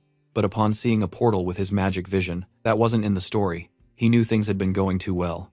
Only Jinn were capable of creating artificial portals, and they had to be highly favored by a demon to have enough magical power to open a portal. So, somewhere at the party, was the demon who opened said portal, and a message appeared stating that the Malignant Society might participate in this episode. Fallen tells of the Malignant Society. It was centered around its leader named Kim Hakpi. They stole artifacts, carried out terrorist attacks, and started wars. The Jinn of the Malignant Society had doxed Karatizov, participated in countless atrocities in that world. He cursed the guy who makes the story. He was putting very dangerous people in at this point, but now he threatens him. Things wouldn't go the way he wanted, and he wonders where Jane was now. And a butler was being choked. She thinks it was very easy to get into that place looking for the mythical artifact, and there it was, Homer's ring. And he is asked what he's doing. He continued in his role as a servant, asking why she was there, and she hugged her warmly. She wonders what she was doing in a place like this, but she denied it. She couldn't fool her twice in the same lifetime, breaking through the walls with just her body. She, smiling, asks her how she found out. Her disguise talent was perfect, but she had anticipated them. It was obvious she would recognize her way of walking and talking, unlike her right-hand man. She didn't remember her being so attentive to details. It was clear that her betrayal had hurt her to the core. Sunga was about to attack her, but a whip stopped her. They apologized, but they couldn't let them fight in that house. They introduced themselves as cube heroes, and said if they lowered their weapons, there would be no bloodshed. But with just one move, her whip is shattered, and she is also attacked. She thinks she's dead, that this is her end, but Suju wouldn't let her. He doesn't know why they were fighting, but he wouldn't allow a death in that place. But she tells him to get lost again, and when she looks over, Jay is already gone, saying it was a pleasure to see her again, but that he had to go. At that moment, an evil presence appeared. Essences of power terrified everyone present. Raising the ring, she believes she has finally found it, the relic she was searching for. Outside, Fallen was cursing what was happening. Meanwhile, Na-Yun was cursing everyone. She was back in the same place again, having been there about 20 times. She was just going around in circles.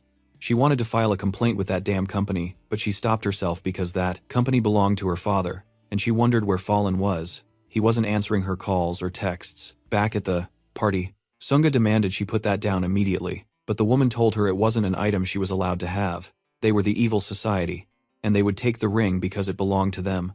Fallen believes that now that the evil society had the ring, there was a very low chance of getting it back, even if everyone worked together, so he had no other choice. It was time for Plan B, unleashing his transformation power. He thinks this should be enough to work. She tells them that if anyone gets in her way, they'll end up dead. But, realizing the ring has been taken from her, she wonders what the hell happened. But just then, he's attacked. Fallen believes that his plan was a complete success, and if he got away with the ring, everything would be fine. But something was stalking him. His heart felt like it was pierced, but he managed to dodge it. The attacker complimented him, saying he was very good, but asked where he thought he was going with that. Fallen doesn't understand. There's a second Jins. The man says it's a pleasure to meet him. His name is Sidious. He's a member of the evil society. He compliments Fallen on his flawless technique, but now that they're on friendly terms, he asks him to hand over the ring. Seeing Fallen's refusal, he muses that there are always people like this who want to ruin his perfect plans, but since he's left with no choice, he'll have to take it by force. He notes that Fallen doesn't seem scared. He explains that his sword is a magic sword worth roughly several hundred million, and it's one of the best in its class. Fallen explains that the benefit a Jins gets through their contracts is exponential mana growth, and that sword is the best possible match for that Jins. He thinks that if he could just do something about that sword, he might have a chance. As he's attacked, he tries to buy some time, but his opponent sees through it immediately. He tells Fallen it's obvious he's much weaker than the people inside. His weapon is just a pistol, and his physical abilities aren't strong or good enough to dodge his attacks. He figures he should just kill him and take the ring, but just then, his weapon stops working. He wonders what's happening. Fallen explains that his sword probably won't work for a while because he is a very lucky person. Fallen had used his extreme luck skill to deactivate the magic sword, but Sidious isn't worried. He says that equipment fails sometimes. However, he could still kill him, easily without a weapon. Fallen decides that in that case, he'll use his remaining stigma and change his weapon to light mana. Sidious lunges at him immediately, demanding to know what the hell he's planning. Meanwhile, Na-Yun was just messing around to kill time, since she didn't know how to get back.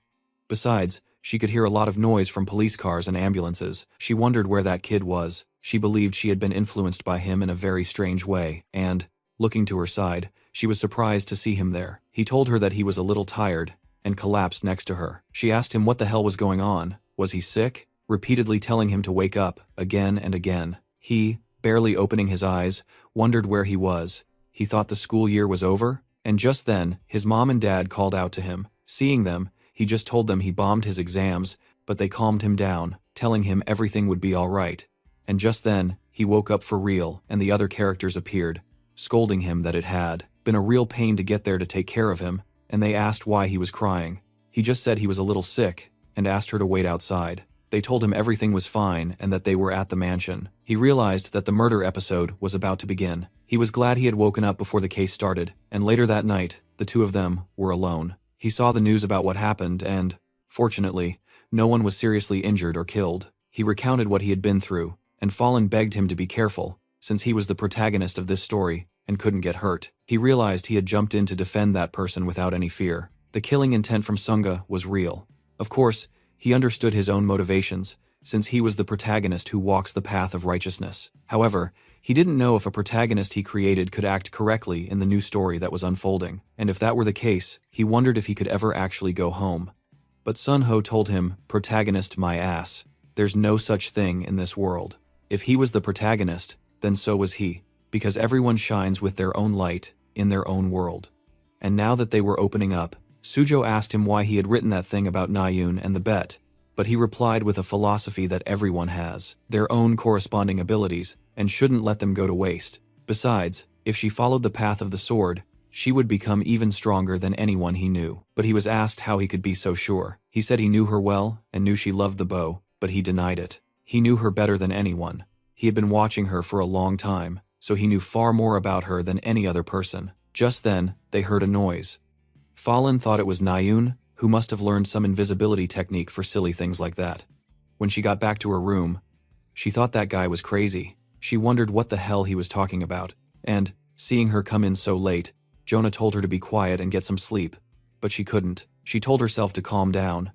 She must have just misinterpreted his words. She should just ignore it. Jonah told her to shut up and let her sleep, but she defended herself, saying it wasn't her, that the scream came from that room. Just then, the butler screamed for her master, who was covered in blood. All the students rushed out of their rooms to see what the screaming was about.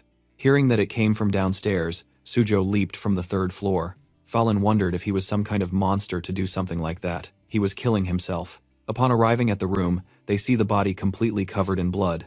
They repeatedly plead for help because their master had been murdered. She doesn't understand how something like this could have happened to him. She says that his bleeding had been excessive. He was dead. The butler screamed that his murderers must have been jealous of him, since he only lived his life for the sake of helping others. Everyone lowered their gaze. The doctor asked everyone to leave and wait for the police and the ambulance to arrive. All the cadets were to return to their rooms, but Fallen turns on the light, and, as he approaches the body, they yell at him not to disturb the crime scene. He had to leave immediately, but Fallen was pointing his gun at it. The others wonder if he was going crazy, but he denied it. Natasha was lying. Right now, Beetle wasn't dead, or rather, the villain Verbet wasn't dead. He explains that he is tricking everyone with this fake death to escape the crisis he was facing. He becomes the world's greatest manipulator by joining the genes, since his role as a villain was improvised. He doesn't know what will happen in the future. The best thing would be to finish him off right now. It was difficult to convince the others with his intervention. He doesn't know what kind of uncertainty might occur and ruin the flow of the story, but he remembers the words that he too was the protagonist of his own story. He believes that he is therefore capable of overcoming any incident, repeating that Mr. Beetle wasn't dead, he was deceiving them all. She yells at him. What was he talking about? She was a doctor and had confirmed he was dead, but Fallen explains that, first, the wound was too shallow for someone to have struck him through the blankets. Next was the excessive bleeding. The only fatal blow was to his stomach. And yet, his blood didn't soak the mattress, but it did spill onto the floor. And most importantly, the master of deception, Vervet, was on the global wanted list, and he looked remarkably similar to the man known as Beetle. She, a little nervous, asks the butler if he had called the ambulance and the police, and if that was the case, they should simply ask them instead of getting into such a stupid argument, since the opinion of professionals would be more reliable than that of a mere bottom-tier cadet, and so they should conclude the matter until the police arrived. But the protagonist aimed his weapon at it. She yells, "What is he doing?" The other students also try to calm him down. Was he going crazy? But he declared that he would shoot on the count of 3 and, since the man was dead, it didn't matter, and he counted. 1. She yells at everyone to stop him. He was already a corpse, there was no need to do that. 2. She repeats that she has already called the police, so what more did he want her to do? He needed to put that gun down right now. 3. Upon hearing that, she throws herself over the body, begging him not to shoot. He was her father, she would tell him everything she knows. Fallen shot the wall. He demanded they not call the police. They should call the heroes instead. They had to tell them that they had captured a wanted criminal. It is explained that the murder incident was a self-staged scenario planned by Vervet and Natasha. He was wanted all over Europe for his crimes and planned this so he could escape from the raid the police were setting up. But they brought in students from Cube to testify that he had died, and no one could question the truthfulness of the information from the Cube students, and his father was drugged by a substance she obtained in an intermediate dream, and that's why they had created a fake wound. The workers from the body serve. Ambulance who would arrive wouldn't be able to notice he was faking his death, and all the members of the police around Paris had already been bribed by them, and so his look-alike corpse had been prepared to switch places when they were being transported. After that, the Cube Cadet was deceived and would give his testimony, and the words of a Cube Cadet are 100% reliable. With that, Vervet would officially be dead, but in reality, he would be reborn under a new name. However, none of that had happened, and he was glad because the first question of his mission was about him, and Jonah, seeing him there, thinks that if he was Sherlock, she thinks that maybe he should open a detective agency, but she wonders how he knew the criminals' faces. But he just says it's a family matter. He asks her why she was speaking so formally. Farron doesn't understand her sudden change and, remembering the family matter, thinks that now that she thought about it, she wonders what her character's family history was. In an alternate scenario, she was asking for forgiveness. A mysterious man wearing a leopard mask had gotten in her way. He was an exceptional thief. Even Sidious had lost to him. He wasn't like a djinn, but he wasn't a hero either. He asks her to investigate him, and if she found him, she shouldn't think about catching him, but should report to him first. And, now, angry, he asks her why she was going around, revealing that he was a djinn. On her mission, she told everyone what he was. She was a real idiot, and she should make sure to find him in the shortest time possible. And he asks her about the sword. Back to the protagonist, he wonders how he's supposed to use that. That was a useless sword for him, since he was unable to control any magic other than stigma. Normally, he thinks selling it would be pretty good, but something doesn't feel right about it. And the next item was Homer's ring. This originally has a certain amount of magical power and needs to be imbued to be modified, but there was no need for him, since if he just used SP to combine some words, it could be adapted.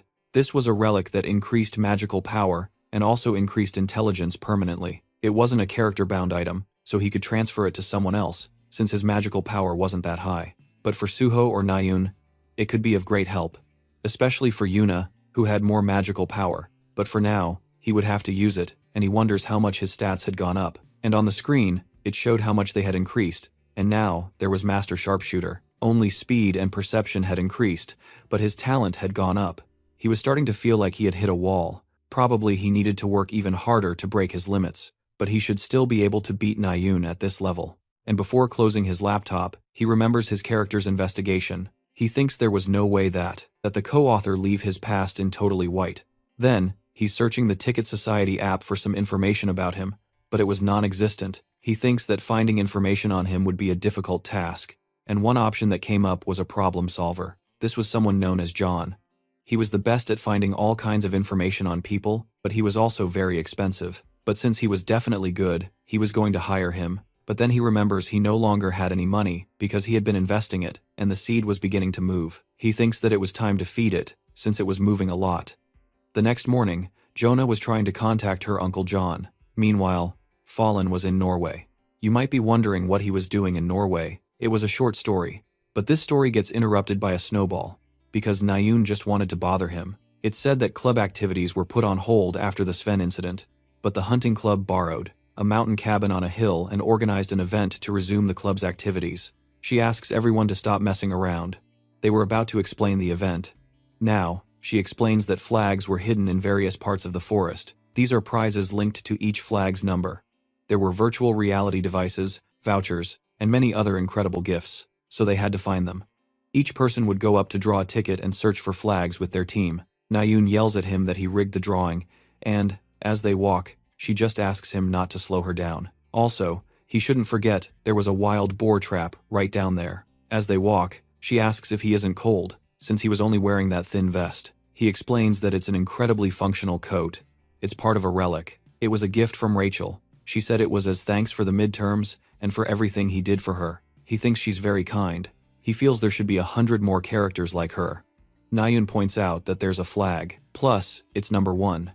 It should be the best prize of all. The protagonist thinks it's really high up. He wonders what kind of idiot would climb all the way up there. Nayun doesn't hear what he said, but tells him to follow her. He sighs and remembers that he has that knife, and she asks what he thinks he's doing. Did he really think it would work with just a knife tied to a wire? He confirms that, of course, it wasn't just any wire. That wire had some of his mana, his stigma, in it. By throwing it, no matter where it flew, he could control the mana inside the knife. Nayun runs over and asks what the reward is, and it's a note from the guild captain, which has her contact number on it. Nayun thinks that's the best reward he could possibly get, but he asks if he can keep it. He already had that number. She blushes and gives it back to him. He was the one who got it, so it was his reward. Elsewhere, Yona wonders about Fallen's past, since she remembers he knew the criminals because of a family matter, so she does a full investigation and concludes that his parents may have been murdered in the past, and that's why he remembered the most wanted criminals and why he was so strong and hid his abilities in order to face the most wanted criminals alone and avenge his parents. But this was all just a theory. After much thought, she thinks she should call her uncle for help. He responds friendly, offering his services, but upon seeing it was his niece, he was happy, since she never called him, but she wasn't calling him, but rather his investigator persona. She wanted to hire him for a job. Returning to the cabin, the protagonist had already won first place, although he was more interested in the fourth place prize, as it had even better rewards. They tell everyone they did a great job, and it was time to eat. Fallen tells him that he would cook the rest, and that he should go rest. The boy thinks he was totally different from what the rumors said. He explains that, with his aunt, he had a barbecue restaurant business in Korea, which is why he was so confident in his cooking. The attendant thinks that now that she thought about it, it was time for their final exams. She warns them that they should be very careful. They shouldn't trust anyone during these final exams. Not only were they tough, but many would turn on each other, since everyone was directly connected to the results, and everyone got very sensitive, and she asks them if they knew about the repeaters. They were very dangerous, and they had to be very careful with them. Fallen explains that the repeaters, as their name suggests, is a class for cadets who didn't get the grades to advance to the next level. There were around 200 cadets in each grade, and among them, about 20% had a contract with a demon or belonged to a high-risk group, and the problem with these final exams comes from them. And now that the co-author has gotten involved, it's possible that percentage has increased, and he doesn't know what might happen. And they start to praise him for the great job he had done, treating him friendly, something that hadn't happened in the entire series. After eating, they go to play, having many hours of laughter. As he left, Fallen thought that it had been a long time since he had laughed so much, and he gets an investigation request. There was a scammer known as Jerome Miller. He had been working as an asset manager. They wanted to know where he was. Fallen thinks his name was quite German, and asks the Book of Truth, and messages of information fill his head, although he was a little dizzy, but he wanted to make money at all costs, and so he received the information, wrote it down, and his reward was 500,000 points, and he thinks this trip was turning out pretty good. And at that moment he realizes that he had quit smoking. He mentions that he used to smoke at least half a pack every day for 5 years. He totally forgot about smoking after falling into this world. And Nayu asks him if he smoked, saying it was clear he was a thug and he must have tattoos. He denied it, saying he wasn't a thug or anything, but with a cold gaze, he asks her if she was confident enough to beat him. Fallen responds with another question, asking if she was confident enough to give up her bow if she lost. She didn't see that situation as possible because she would never lose to him, and teases him that if he lost, he would cry, obviously, and she changed the subject, saying a news article had been written about him in France, calling him the Sherlock Holmes of Korea. He couldn't believe they had written something like that about him. Besides, he was a thug. He was always arguing with her, and he smoked. He was nothing like what they wrote about him. He just tells her to go to sleep. She was running off. He thinks she was going to do that even if he didn't tell her, so he stops and asks her what smoking was like. Elsewhere, in the past, thanks to his ability, there he was. He wonders how much longer they had to wait. Now, it was getting blurry. He wonders what the hell that girl was.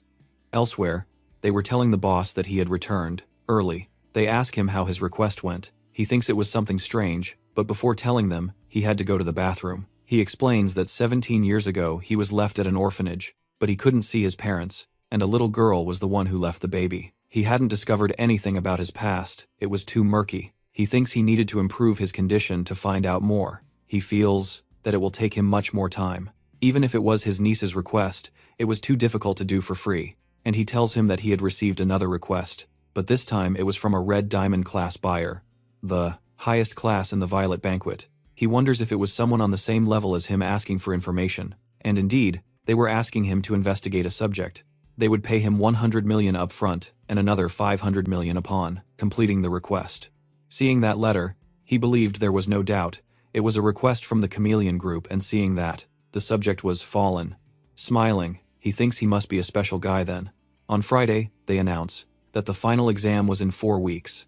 This was a practical exam, and it would be different from the midterms. The heroic qualities they had learned during the semester would be tested, so they had to prepare. Fallen explains that, unlike the midterms, which had a strong training aspect, the final exam wouldn't have a well-equipped stadium, nor an audience.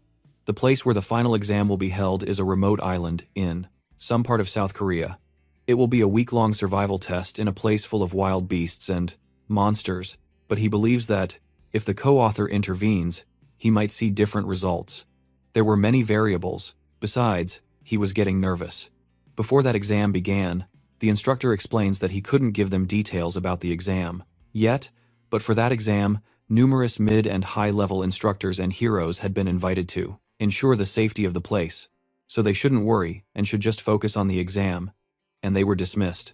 Just then, Nayoon appeared, asking him if he hadn't forgotten about their bet, right? He shouldn't cry from the shame of losing, and asked him to follow her. Now, they were at Cube's national archery range. She asks if he was ready. Fallen nodded, but he didn't know why everyone else was there.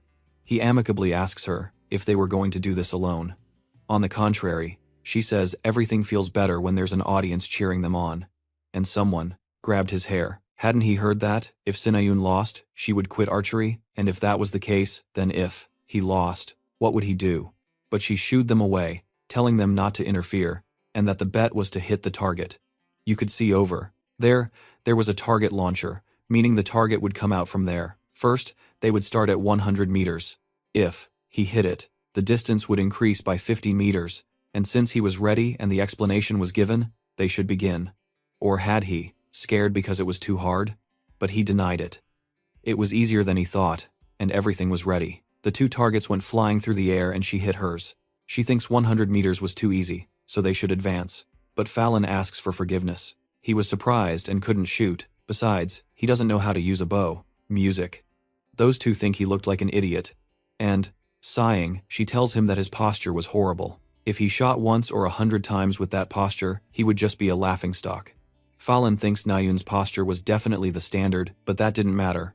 Perfect mastery of the standard doesn't make you the top of your class. That was just the minimum requirement to be top class. In this world, power and talent. What set the top class apart was just shooting, and his talent is master marksman. He announces that he's ready, he's already gotten the hang of it. He asks if they should go again. A flashback shows us that all the kids admired her for being the hero's disciple, and everyone wanted to see her for being a genius, but they wondered what had happened, and he asks if she really wanted to switch from her sword to a bow. He asks if it was for her mother's sake, but she denied it.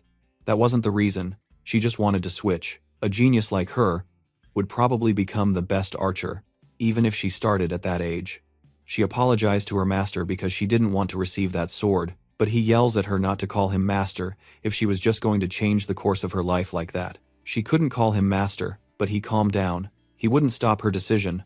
However, he asks her seriously, was this what she wanted? She should think about it carefully. She shouldn't do anything she might regret. Returning to the present, both were hitting their targets and were already at 450 meters. They think Phelan was truly amazing. He was already at 450 meters. Those two were also archers, but their record was 400. However, one of them says that he wasn't just doing well, he had been shooting immediately after Nayoon shot without missing a single time. He gets that he's good at shooting, but it wasn't natural for someone not to feel psychological pressure against a genius archer. He was starting to think that Fallon might win the bet, while Chin was dying of hatred on the inside. Nayoon thinks she was about to miss, and Fallon tells her that bows aren't for her. She thinks he must be scared, and asks why he's making such cheap provocations. He should just shut up. Fallon knew that Nayoon didn't have a calm personality. She got angry, and was easily agitated by provocations. It was natural that she wasn't suited to be an archer, but the reason she still chose to become one was, and he tells her that she was just scared of fighting with her sword, right? She tells him to watch his mouth, but Fallon calmly continues, that's why she claims to have talent with bows, just as she did with the sword. Saying things like I have talent with bows, or I can also become the best heroine with bows, are just words to justify your complexes. She told him to shut up. However, Fallon continued, at your level you wouldn't be able to kill a single jinn, not to mention you couldn't avenge your family by shooting your arrow only to miss. Everyone was surprised because Nayoon had lost. A few hours later she was walking through the courtyard. He asks her what she was doing. Everyone was looking for her. With a trembling voice she asks him if he had also heard it. That bastard had mentioned her family. She wonders why he acted like that. He had helped her several times. And although they weren't super close, she thought he wasn't the idiot everyone said he was, but he kept saying things that made no sense. Hearing that Jonah thinks that if Nayoon and Fallen lost their connection in the future, she wouldn't be able to recruit them. If things continued like this, she was in trouble, so she had to do something, and she tells her that he didn't have a family. That's why Fallen probably identified with her. She asked her to understand him, even if he did things like that to her. Deep down, he only wanted what was best for her, and she was sure she had a lot to think about, so she would leave her alone. She remembers her past. They asked her why she had given up the bow. She answered that she had no reason, she was just bored of using swords. Her brother would just caress her and tell her that no matter what path she chose, he would support her, because he knew she would do well. However, she had to promise him one thing. In the future, when she was ready, she had to think very carefully about what she wanted to do. Remembering that Fallen gets a stroke of extreme luck in human relationships, gaining 253 DSP, he wonders what that was. The detective thinks he should look more deeply into Fallen because he could be hiding cards up his sleeve. He thought he might be linked to the Chameleon group, and asks her if she really wanted to know more about him. She affirmed it. She had already decided. She would definitely bring him to her guild. He was happy, guessing his uncle had to bring out the big guns. Later in class, Fallen thinks there were many spectators at the archery competition, so it was no wonder the rumors had spread, but he never thought they would come to investigate and interview him directly. He was a little scared to enter his own classroom and wonders who didn't have class at this hour, and sees Yun, who had cut her hair, who upon seeing him, hides her sword, creating an awkward moment. And the protagonist asks her what happened to her hair. Did she cut it because she had lost? She denied it. She just cut it because it was hot, and he smiled. It suited her very well. She looked refreshing, and he left her to train alone. She had heard that he was originally a swordsman who built his entire life and talent around it, and then chose another weapon. She wonders how he felt at that moment, and her magic aura exploded upwards. She thinks she can now reach the ceiling and remembers her brother. In his room, the protagonist was buying some equipment for the final exam, and next to him something was moving. The seed was demanding food. He told it not to throw such a tantrum. He thought that this little one had gotten much bigger, so it would be born soon. The newborn Vangel would be like a 3 or 4-year-old baby. He thinks it would be fine to raise her in his dorm like a cat or a puppy, tickling it and asking it to be born soon and strong. In Seoul, they asked their leader if she would really disguise herself as a cadet and infiltrate the final exam. She confirmed it and said that's why she needed their help, as she needed to check the skills of the guy personally, and there was something she needed to get from the test, and she was preparing her, and would give her information about the cadet she would be disguised as. Her way of talking, personality, habits, everything was written down, so she had to memorize it. She calmed her down. She was worrying too much. It would be basically no trouble at all, and her name was Lil Jin, who was very loved by her friends, who believed she had disappeared and hadn't answered their messages. They thought for a second that she had been with a boyfriend. She believes there was nothing difficult about it. She was just impersonating a teenage cadet. And upon arriving at the hall, Fallen can't believe it, and the written exam was over. Now the final exam would begin. As he watched her, he thinks that the captain of the Chameleon troop was still at Cube. He thought she wouldn't appear anymore after the midterms, but unlike in the original work, she appeared again. He doesn't know why, but to get more SP, he needs to play along. He spoke to her, pretending to get closer, but all he got was a drink. He wonders if they were trying to find out more about his Joe and Chin. The professor asked them to pay attention. The rules for the final exams were simple.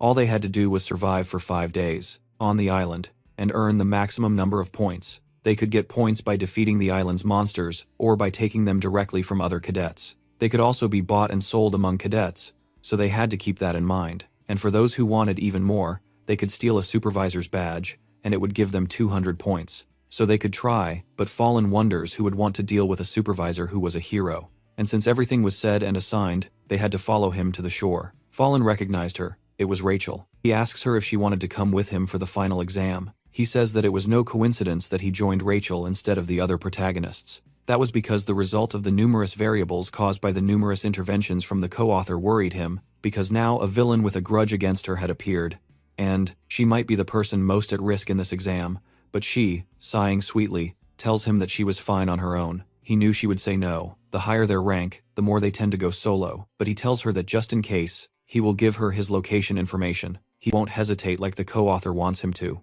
At night, monsters attacked Ayun, but using her sword, they weren't much of a challenge. Laughing, she wonders where the hell she was now. Since she arrived on the island, she had lost track of time and her location. Now she wonders where on earth she'll find food and a place to rest. At this rate, she might be the first one to fail.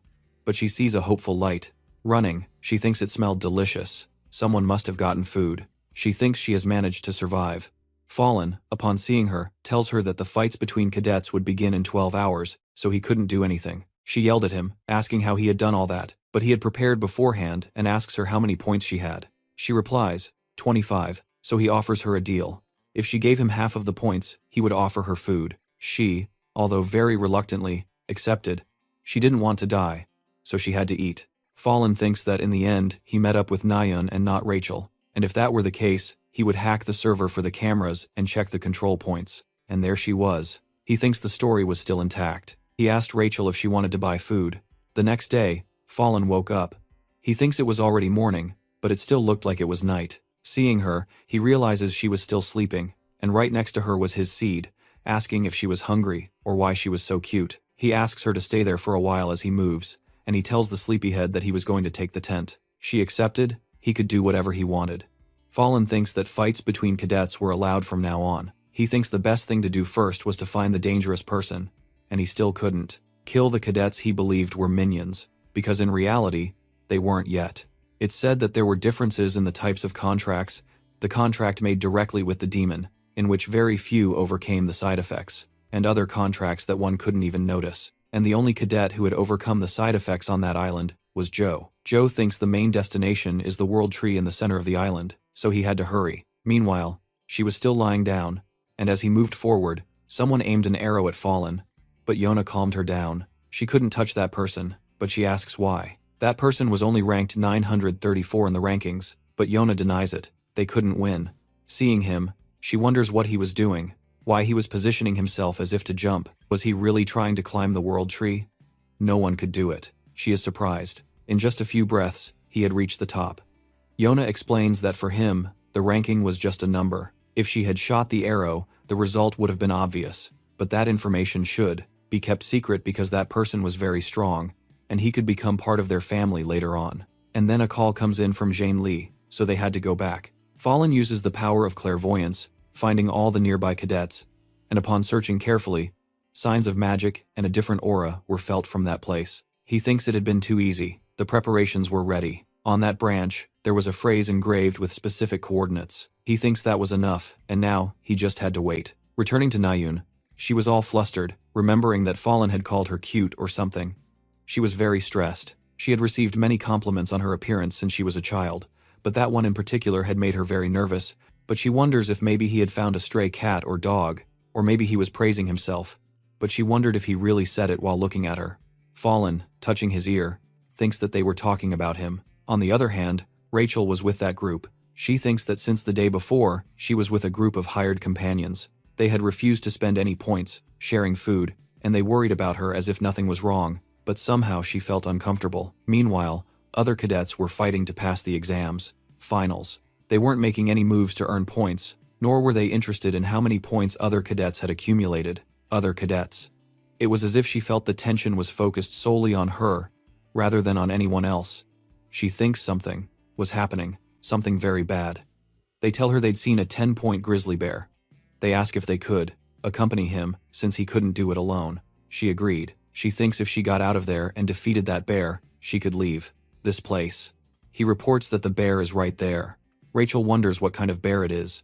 It didn't seem to be an overseer, and it attacked her without hesitation. Rachel couldn't believe a djinn appeared in a place like this. They would have to evacuate. She asks him if he's hurt. He, sweating and giving a pathetic performance, says he's bleeding and in a lot of pain, and as he finishes his sentence, he runs away. She thinks that was a pathetic performance. It was suspicious, and she never thought cube cadets would act as bait for a djinn. It was a lapse in her own judgment for not realizing it, and it attacked. She could tell it had overwhelming power. However, she had trained hard to withstand that kind of attack. Just then, she saw an opening, but a chill ran down her spine. Something appeared behind her and grabbed her ankle. She realized it was an ambush and she couldn't dodge the attack. But bullets appeared from behind her, and just as she was about to receive the djinn's fatal blow, Sujo appeared, telling Nayeon that now was the time. She thanked them for their help. If they hadn't been there, she would have died. Sujo thinks the creature had jumped before the arrow reached it. He doesn't know when it would attack again, so she should go with them for the moment, and she agreed. As they walked, she wonders if that was a bullet. Later, they're eating, and they ask Nayun if she had chosen a sword, but she said, no. She just felt that it would be difficult using only a bow. Rachel, holding the bullet, thinks that the only person she knows who uses a gun is him. Although she had never seen him use a sniper rifle, she wonders how he knew she was in danger, why he helped her, and why he didn't show himself like the others did. Then they interrupt her thoughts, suggesting they stick together as a group, but she refuses because there's someone she needs to see. Fallen, looking at his watch, figures he's gotten 22 points for catching 3 monsters. He thinks he needs at least 50 points to get to the safe zone, so he has to keep moving, and just then, the captain of the Chameleon troop arrives. Chameleon.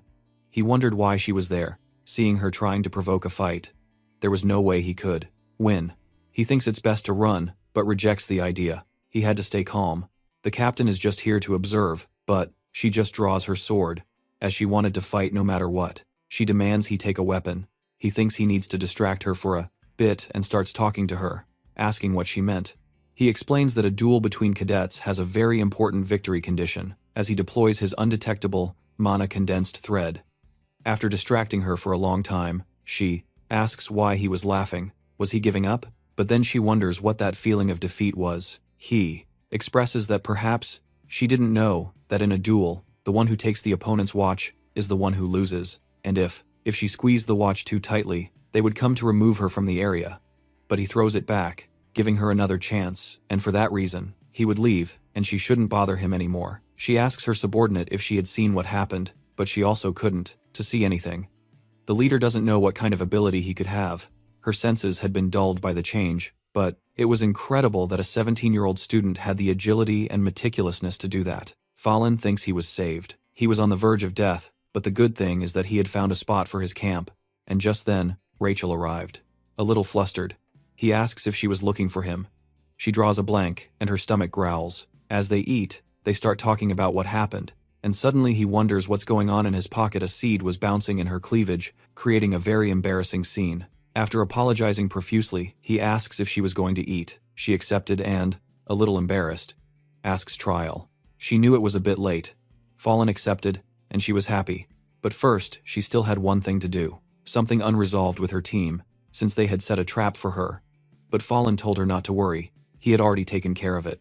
Elsewhere, Chin appeared with bodies at his feet. He wondered what this was. Why the hell was he there? He, smiling, had answered his call, and the message on the branch asked if he thought he could win. He was supposed to come and try at the written coordinates, but he denied it. He hadn't written that. They must have been mistaken, but Chin didn't care, since he didn't like people as despicable as him. Later, the captain of the first guild enters the exam, and she was there for one person. Although of course she was a fan of her Joe, her opinion had changed because of information she got about Fallen. 2 days ago, she obtained a confidential document called the Flexibility Report. This report stated that the most outstanding student was Fallen. Of course, the information could be false, but she had seen it with her own eyes. He could also wield the power of light, so she came to confirm it, and that's why she had a 200-point decoy. In the tent, Rachel believes the person who took care of her must have been Fallen, but she wonders why he didn't say anything, and also how he realized she was in danger. Remembering, she thinks that today's attack must have been his doing. As she thinks this, she believes he should have died with them. Elsewhere, Fallen was still hunting. He thinks his hunt will be a bit easier, and just then, he sees a lake. He believes there must be high-point monsters there, and was illuminating the lake with an orb of light, but someone shouts asking who is there. He doesn't know who it was, but her skill was one of the best. However, he uses his perception skill, firing at her to get her to come out. She demands to know what he's doing. Besides, she wasn't following him, and she asks how he made the orb of light, and once again repeats that she wasn't following him, but rather the guild leader was. Fallen had already met her, and begins to take out his laptop and figure out where she was. He was also familiar with the guild leader's behavior. On the first and second days, she observes the protagonists, and on the third and fourth days, she observes other promising prospects. So the reason she was pursuing him was because he was also on the list of prospects, and she asks him how he created the light, but Fallen tells her to stop harassing him, or else she'll get hurt. She doesn't understand what he's saying, calls him arrogant, and they part ways. Fallen thinks he had to make that joke because even if he explained his stigma magic, she wouldn't understand it. And then, 2 hours had passed, and he had been able to hunt several monsters. He had easily earned 15 points, but the problem was her, and she appeared. She thinks it was the first time since he last rejected her, and she tells him that she had been going from place to place running the events to test the cadets' skills. And since the rules were simple, she would stay right there. She would only use her left hand. He could attack her whenever he wanted, and she would only attack once. Also, if he made her move from that spot, he would win that 200-point badge. Phelan believes that if he gets it, he would be the winner of the test. It was certainly a tempting offer, but his opponent was a top hero of the country, and she asks him what he's going to do then. Would he leave or take on the challenge? Phelan laughed seriously, and in a very sudden move, shot at her, but it was stopped with just one finger. She thinks that it was indeed the same power she used to create the sphere of light. She feels that those reports weren't baseless. Phelan thinks she easily stopped his magic-reinforced bullet without even using mana. He believes a frontal attack wouldn't work, so he throws his knives at her. She thinks that using knives after switching from a firearm was a good choice, and seeing him shoot again, she thinks it was an unusual combination. She feels he had a lot of talent with weapons. Phelan thinks she could no longer stop his attack with her hand, but she lets her mana flow. She tells him it was incredible. She used her mana to change the trajectory of the knives, and he asks what kind of technique that was. Seriously, she was like an onion. She asks if he had any other talents, but he thinks they had gone too far, and that he was going to leave. Phelan turns around and tells her that she had moved. Besides, she said she would only use her left hand, but he thinks that the skill gap between them was clear. Continuing this challenge was just a waste, so he would give up for today. She just got angry, realizing he had only been playing with her, and yelled that he would regret this. Meanwhile, the captain of the chameleon group was observing what happened. She thinks that boy was better than she expected, and then a heartbeat is heard. She thinks it was about to begin. The butterfly cocoons were going to open very soon. They say that the butterfly plants are a species of spiritual monsters that live as parasites on trees. It's said that the key characters would have to eliminate them after they show their true form on the last day of the exam. During this process, Suj takes the plant's dust, and Rachel gets a clue that is part of the original story. But now, Rachel has formed a group with him, and to make her open her eyes, it was necessary for him to participate in the butterfly plant competition. However, the problem is that he didn't know exactly where it would appear. Elsewhere, they believe that with this, they might get first place in the final exam, and there were at least 20 left. Hours until it was over. And out of nowhere, Nayun asks him what he thought about Fallen, since she believed he was hiding something. He had been winning awards at museums and fairs in Paris. It was also strange that he was so strong despite having such a slender body and being such a low rank. He thinks it was true. Maybe he was hiding something, and he remembers the words that he knew her better than anyone. Blushing. He thinks that maybe that guy was hiding something, but if she was so interested, she should ask him herself. And at that moment, roots shot out from the ground. They were the tree's roots. They wonder if they were moving. Hearing screams, they wonder what was happening. Fallen asks Rachel to go to the source of the vibrations so they could catch the monster. She should protect him when he's near the monster and cover his back. He explains that those who already felt the vibrations would head towards the butterfly plants. They couldn't miss this opportunity. The heroes tell the chief that they don't understand why that monster had appeared. He asks if they should cancel the exam, but she refused. If the students of Cube had the necessary skills, they could handle it without any problems. Besides, they shouldn't be underestimated. The students are the seeds of heroes, and heroes always grow in critical situations. He wonders why these things kept appearing, and figures, if pulling out the roots didn't work, then they should defeat the source of the roots first. And they comment that something was happening in that tree. For some reason, there was something moving inside, and just then, a giant butterfly appeared. It flew around and released a fine purple powder. As they breathed it in, they felt very tired. They were getting weaker and couldn't stay on their feet, fainting. Sujo thinks he can't hold his breath for long. He also thinks he's going to faint. He wonders if he could defeat it without breathing, and just then, two people appeared, jumping in. It was Fallen and Rachel, and they were wearing masks. She notices that everyone had fainted. She wonders if Fallen had prepared all of this for this situation, but he yells at her to concentrate. The monster above is going to try to take them down, so she should cover his back by firing her bullets, but without hitting the main body. It attacks him with its tree branches, but Rachel defended him. However, there were also branches on the ground. The two of them were in trouble and about to die. But then, the protagonist appeared. He feels like he can't hold on any longer. He was about to faint. At that moment, Rachel had fainted. He wonders what he should do, and just then, the seed ran freely towards her, giving her little kisses. Sujo asks to be allowed to help him, but he doesn't think he can move for much longer. Fallen understood that he had about 3 shots left before he could use his soul magic. He needed to end this. He asked for his help, But if he saw how he failed, he must have realized that it was incredibly fast, so he would have to close the distance to be able to shoot it. He had to distract it so that he could get close enough and activates his sword magic. And looking at him, he thinks he was truly incredible. He wouldn't be surprised no matter what kind of secrets came to light. He was even the one who saw through the talent of Na-yoon. Sometimes, when she looked at him, she only felt admiration. And jumping with excitement, she asks him to please take down that thing. At that moment, Fallen thinks he created this world. But there was a problem. The world he wrote was developing before his eyes. But at that moment, he realized that he didn't write anything like this. Everything he was experiencing was something new. The bullet had reached its target. Suju believes he had fulfilled his promise, but he wonders if that was enough. Fallen grew worried, thinking its potency wasn't right, so he should fire another bullet. However, a bolt of lightning finished off the butterfly, and looking closely, that person, who was the captain of the chameleon troop, asks if they came for the butterfly's powder. And Suju delivered the final blow with his sword. He thinks everyone did a great job, before falling unconscious, and the captain tried to steal the magic powder, but Fallen tells her to stop. That wasn't something she should take. He explains that the captain doesn't know exactly what that butterfly's powder is. This is a byproduct of a spirit-type monster. It sells for a very high price, so she must have approached for that reason.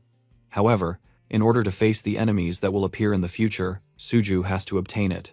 She thinks that even if it was a newborn butterfly, he should be unconscious. She can't understand how a simple cadet is resisting that powder. She thinks it was very strange, and needed to observe him more closely. The protagonist was using an ether defense technique. He finds it very difficult to breathe. He was about to put on his mask, but a portal opened, and she asks him if he knew who she was. He confirmed it. She was Miss Liss. She froze, wondering who Miss Liss was, and she remembered, since the card she passed him had that name on it, and seeing that they thought she was a supervisor, she asks him how long he's known she was Miss Liss. Upon hearing that he just figured it out, she tells him not to lie. If he lied, he would die. Scared, Fallen tells her it was when he lost his watch. He realized she was different when he saw her up close, since his eyesight was quite good. The captain believes that talent isn't something that can be detected just with good eyes, but Fallen not only saw through Jane's talent, but also her cognitive jamming item. She wonders if he perhaps had the anti-magic attribute. This is a peculiar constitution that imbues the body with an inherent anti-magic nature. That would explain why he can see through Jane's talent, and all he would have to do is concentrate his magic power in his eyes. And if that hypothesis was true, that boy was a valuable resource that could not be lost. Dispelling the barrier, she gave him the magic powder and, in exchange, asks him to join them. If he had nothing to say, he should take his time, and she asked him to please give her his contact information. Fallen thinks that at that moment, he was going to die, but he had still accomplished his most important objective. But now he wonders how to naturally give it to Suju. And remembering this, he wonders where his seed is, which was with Rachel, and a light appeared. He cursed it. It couldn't have been at a worse time. Evangel was about to hatch. Rachel thinks that had a dream, in which he needed to take care of the spiritual monster. He had to get first place for the pride of his family, but he wonders what that bright thing was. It was like a little girl, and that girl was warm, as if she were healing his wounds, and somehow, he felt as if she were his own self as a little girl, and something told him that he was going to ask her to repeat it, but suddenly he felt very sleepy, and the little girl called him Daddy and told him that her mommy had fallen asleep again. Hours later, everyone had been rescued. The fourth day was complete chaos, and the test had ended the next day at 9 a.m. The exam had ended due to a small commotion caused by the appearance of the butterfly sprout. The supervisors weren't expecting it, but it was agreed that the 4 cadets who contributed to its eradication would split the final points. Fallen realizes he still had not been contacted by the chameleon group, but wonders why the captain was interested in him. And Nayu asks him how they finished off the beast. He does not remember its name, but according to him, he destroyed its wings. He, pretending, thinks he did nothing, but asks her why she used a sword instead of a bow. He believes she could not use a weapon she had not practiced with in real combat. Just like that, she insults him and asks if he was not being too annoying, just to be worried about. Hearing how she felt using a sword, she thinks it felt good, but she was still a little nervous. He smiled. It would be better for her to train even harder, because he knew she was born with great talent and would become a great heroine. Later they are eating, and he tells them everything that happened with Fallen. Jonah and Suju come to the conclusion that Fallen was very interested in her. After he calls, they share a few words, and when he leaves, they tell her she must have seen that he only looked at her in her room. He asks her how she has been. She, running, called him her daddy. He asks her not to run and not to call him that, and that he had brought her food. He asks her to please not call him daddy for now, and she bombards him with questions over and over. He thinks he needed to raise her well. He recounts that she collided next to Rachel that day. At that moment, Kubo's guards arrived, and he asked if she could please turn back into a seed. She did this very reluctantly, but she did it, and that was how. He brought her to the dorm and fed her. He thinks everything will be fine for now, and upon seeing the bag, he wonders what to do with it. He explains that this powder attaches to a target using magic, helping it to achieve some kind of enlightenment and draw out its hidden potential. The explanation was simple, but he says it draws out an object's potential. In other words, it can be applied to both people and things. Rachel and Suju should have received it naturally, but now he had it because he showed up. He wonders how to give it to them. Elsewhere, Rachel wonders who that little girl in her dreams was. She thought she had felt her in the real world. Could she still feel that warmth? She wonders, over and over, and asks fate if she could see her again someday. The next day, she was meeting with the protagonist. She thought he would say no, but there was still one person left to arrive. However, it seemed that they would be a little late, so they should go. In the car, he tells her that other guilds were starting to put attention and had arrived at the essence of the past guild. Fallen explains that a few hours ago he received a message about a cadet experience program. These were a list of contacts for his watch. He says that the guild experience system was a system that allowed cadets on vacation to see the work of active heroes, and the domestic guilds have the right to designate the cadets who remain in their ranking order. Each guild could designate only 3 people, including first and second years. Therefore, the first years, below the top 300, would normally not get a chance. And considering his entrance ranking was one of the lowest, no matter what he had done on the final exam, he surely couldn't make it into the top 300, which made him a little sad. And just then he got a call from the Essence of the Pass. At that place, they showed him the facilities. Fallen believes that Yona used her influence on the list. She was the guild master's daughter, so she must have had enough authority to make that happen. It was an abuse of power, but now he was happy. And at that moment, they entered the analysis room. They had heard he was the best at theory, so they wanted to show him that first. This person was a mid-tier hero, and the right-hand man was the hero in charge of the guild experience. He looked very kind. If he hadn't written him, he would have never even thought he was an evil person. This man stabs Giona in the back, and just then she arrived, but she asks who he was. Was he the cadet named Fallen? She was Gina, another villainous hero, who thinks she couldn't accept a rank 934 coming to the Essence of the Pass. It was clear he was a person who did not have the necessary skills to take that position. Fallen thinks that not everything could be fine, since Gina was currently on the side of Joseon, the vice master of the Essence of the Pass. But Gina was the guild master's daughter and the rightful heir, which is why they got along so poorly. But later, Gina takes command and climbs directly to the vice master position. Their names were definitely the most outstanding in that guild, and she asks him if he had something special or if he only had elementary school theory. Seeing his hand, she remembers and asks him why he doesn't solve that if he's so confident in himself. The right-hand man tells him that he couldn't just show internal information like that, but she didn't care. He was like an elementary school kid. He wouldn't even understand the first part. Fallen just asked for some paper and a pencil and thinks that she was a really infuriating person. And just then, the second guest arrived and Fallen started to decipher things. He thinks they were variables about what could happen in the dungeon. It was certainly a problem that someone of an ordinary level couldn't solve, but as long as he had his observation and analysis, he would just have to copy and write down the calculations that were automatically performed in his eyes. But before writing the answer, she asks him to get out of there. The children had already left. He should stop being so stupid and leave. In the elevator, he thinks he couldn't write the final answer, but if they needed it, they would ask him for it later. And when the elevator opens and he gets out, Banayun is there, who yells at him about what he was doing there. As the Jonah's uncle thinks that the result of a month of searching into that guy's past was just a few sheets of paper, he wonders how many people have been involved in his past. No matter how much he investigated, he could not find out who he was, or who his parents were, or how he ended up an orphan. He thinks his niece really gave him a very tough job. But the more he investigated, the more interested he became, and on the sheet was the report of the Wango massacre, deaths, 96, special, note, including pregnant women. He thinks that if that young man was involved in that, he should be very cautious. And just then, he got a call. She asked her uncle how it was going with her request, but he expressed that he had not done it yet because he was quite busy. Besides, he asks her what she wanted to find by looking into that child. She thinks that person has probably memorized the most wanted list because his parents got caught up in some crime, and she asks him again when he would start searching. He apologizes because he had just of him coming for a visit and wonders if he was really related to that incident. This was the incident of the Wongo Shelter Massacre. It happened 16 years ago. Monsters flooded the area of the Fortress of Won, the incident where the shelter with 87 normal citizens and 9 heroes were brutally slaughtered by the monsters. He was caught red-handed, trying to investigate that incident more than 10 years ago, and was expelled by the Yo family. Although the government and the association concluded it was an act committed by demonic humans, that was only what was on the surface. The real perpetrator behind that incident was the president of South Korea at the time, also the chairman of Daeun, his brother, and Jonah's father. The worst part is they had actually hired assassins to do it. But he wonders if there were any survivors. Could he really be a victim of that incident from over 16 years ago? And if he was really plotting his revenge, that was dangerous. This matter wouldn't end so easily for him.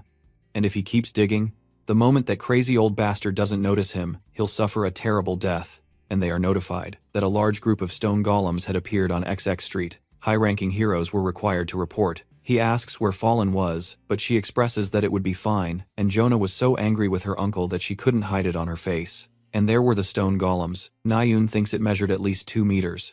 She could probably use her sword to eliminate it by jumping at it, since its weak spot was its ankle, but it managed to hit her. She wonders what the hell that golem was and why it was so fast, and the protagonist yelled at her to dodge, and in a split second, he was by her side. At that moment she didn't understand why he wanted to help her, and her ether reacted automatically. He thinks he needed to say something quickly, and tells her not to freeze up in critical moments. She should fight from a distance. Her sword could become longer than that. She tells him to mind his own business. She had simply made a mistake because she had let her guard down. She would watch carefully from now on and thanked him. He narrates that the reason why Naeun had to be a swordswoman was because she already had a mana capacity that was several times greater than a normal hero's. Her talent was Sea of Mana. Her mana capacity was even greater than Sujo's. She had no output limits when using a sword as a medium. She was unstoppable. And finally, they had taken care of all of them. And Fallen, looking back, recognized that person. Later, the woman with glasses thinks she should give her a raise for working so much. When she is told not to work so hard, she calms down. It was her job, and she was trying her best. She is asked what that paper was. She reports that it was just the scribbles of some arrogant guy and thinks she should grade it. And upon seeing it, she's surprised. She didn't know what it was. And Fallen receives multiple messages from what she would do tomorrow, but now she was denying it. Who did she think she was? But he was going to mess with her a bit. Seeing that she rejected the offer for the contract because of her, they confronted her about what she had done. She just apologized. Fallen was dying to see the angry look on Yona's face. He goes to put the little one to bed. He had something to do while she slept. He believes the butterfly powder was very difficult to handle, no matter how he looked at the situation. Besides, he thinks there was much more than he thought. And if there was that much, he should have some for Sujo, some for Rachel, and some for himself. He would divide it into 3 equal parts. Those 2 were important to the story, but he also needed to survive. He had to use it on something that had a chance to increase its value. It was a waste to use it on his physique, because he had no potential, so he had to use it on his ether. He was going to wait until it was all absorbed and a message arrived. Naeun thanked him for what happened today, and so he waited for 10 minutes for her to continue what she was saying. So he asked what, and she just mocked him. She just wanted to make him wait. He feels that she is an idiot, and he also never thought he would be sending messages like this. It was an emotional feeling. Once again, he started out as an extra who had no contact with the main story, but somehow he had ended up in this position. He believes anything can change, and, in her room, Yona thinks that she also had many things to do. She had to write a guild report and a guild job offer, and she thinks her uncle is a slacker. So, instead of waiting for a lazy human being, she would do it herself. And she gets a message from Naeun, who informs her that she was going to hold a seminar with Soo-hyun next Tuesday and invited her, but she did not want to go. However, they inform her that Jin would be there, and she accepted immediately. Naeun also teases her because she has the pictures from the battle. She looked a little mischievous. Yona just asks her not to say anything and not to share the pictures.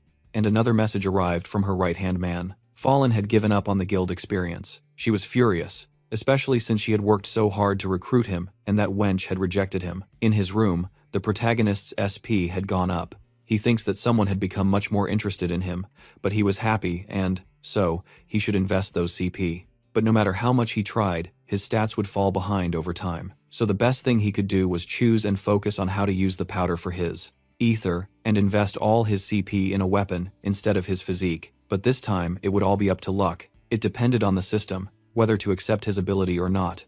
Closing his eyes, he prayed for success, but due to not having enough CP, the quality had decreased. Luck had also activated, he had recovered some of his practice, and had gained a random enhancement system of the lowest grade. He wasn't completely satisfied, but he had to be grateful that they hadn't taken all of his SP. But he felt the preparations were complete. The reason he was rushing to improve his form was because an announcement had arrived. That coming Friday, the travel club would be going to England, and the main story would begin again. Fallen recounts that his summer vacation last week was a series of hellish training exercises. Just because he decided to put all his CP into his weapon, didn't mean he had to abandon physical training, although his ability remained stagnant despite his arduous efforts. But the development of his ether was delayed. To summarize the changes, his body strengthening value increased by 0.7%, plus the addition of the detailed materialization function that could specify certain colors and textures. He figured he couldn't make complicated weapons yet, so he would start with something easy, and it had worked. It was a complete success. It looked like an ordinary knife at first glance, but when thrown, its power was by no means ordinary. He thought it was a cool ability. It was quite useful compared to relics. Its power was inferior, but the importance of its appearance was to serve as a distraction, so that the dagger could penetrate the hearts of the distracted.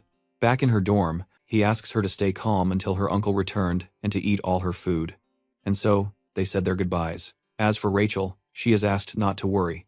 From that moment on, they had finalized an agreement with Kubo. They had decided to appoint a reliable agent, and, regarding the student who saved her, if it was all right, she would like to contact him personally because his performance was not that of someone ranked 934. She agreed. Although it was illegal to do it so soon, they would take the risk and wanted to give him status in their guild by getting him a pre-contract, and they could legally offer him much better conditions than other guilds. And now, everyone was gathering in England. Nayun feels like the heat is killing her and asks Fallen if he isn't hot, but he says he isn't. He was very comfortable in his black, climate-controlled robe, and looking up, they saw a Claney islet. They were going to take a portal to continue on. It's said that this island is an artificial one made with floating stones that belongs to the British government. It's a place where everything related to money comes together. There are various games, entertainment, auctions, betting, and product launch events. It is the Golden Island, the Las Vegas of England. This is where the main story would begin. Some of them had already been to this island, while for others it was their first time, and the first thing they wanted to do was go to the casino. Fallen thought it was more elegant than he had imagined, and while exchanging his money, the head of the top guild was there, but he pretended not to recognize her. The recap states that the event would be at 7 p.m. It would be a huge one, with beasts from all over the world. Because of this situation, he wanted to keep calm, but honestly, that was her weakness, because in that place, her luck worked to make a lot of money, and since there was still time she was going to play a little. Fallen thinks she is an idiot. She was going to lose all her money to the villain Bert. In about 2 hours, Nayun would lock herself in her hotel room crying after losing all her money, because all those people at the table are scammers from the same team. In particular, their leader, Bert. But honestly, he did not care how much money a fourth-generation rich kid lost. But Bert, the scammer, did interest him. So he would join the bet, and she thinks he should not enter the bet because it had a minimum of $100,000. And besides, they were playing 7 poker, and they asked the protagonist why he was not turning over his cards, but he was not going to look at them because he could see everything with his eyes. Anyway, he thinks he's a madman. Did he even know the rules? And they started a small argument, but the leader calms them down. That kid's uniform was from a cube student. He clearly knew the rules. Fallen thinks he was with an emotionless face. However, he had one of the best hands. They were currently in the 9th round, and they had $60,000 on the table. His opponent's card was an ace of hearts. If it was combined with the 5 cards remaining, he would have a full house of aces, and yet he kept putting on a face like he didn't have good cards. The guy who was next to Fallen, and Fallen, raised the bet. The protagonist explains that Vert's current hand would be a full house of aces. For him to win, he needed at least a 4 of a kind. He wouldn't usually aim for such cards, since the probability of getting a 4 of a kind after a full house is extremely low. But he talks about how there wasn't much money on the table and asks if he had run out of everything. If so, he should bet that ring of his. Fallen thinks he would do it. Seeing him, she asks them to leave, saying she would give him the money he lost. He couldn't give away personal items, but he asked her to sit down. He wouldn't lose, so she should stay still. That ring was really expensive.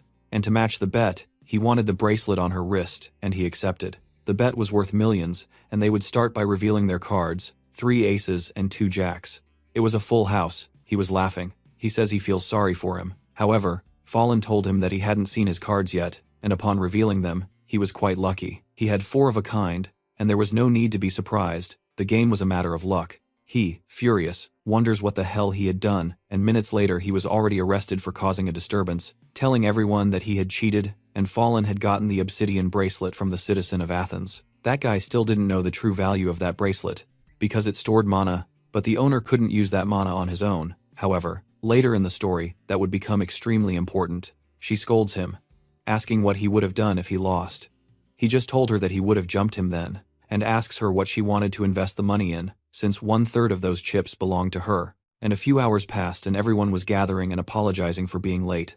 They asked him why he looked like that, but he didn't understand what they were talking about, and they pointed out he had a designer suit, designer shoes, a 300-year-old relic, designer pants. And just then, a tall guy with silver hair arrived, asking her if she was Ayun, and out of nowhere asks if he was her boyfriend, but she denied it. He was just a friend.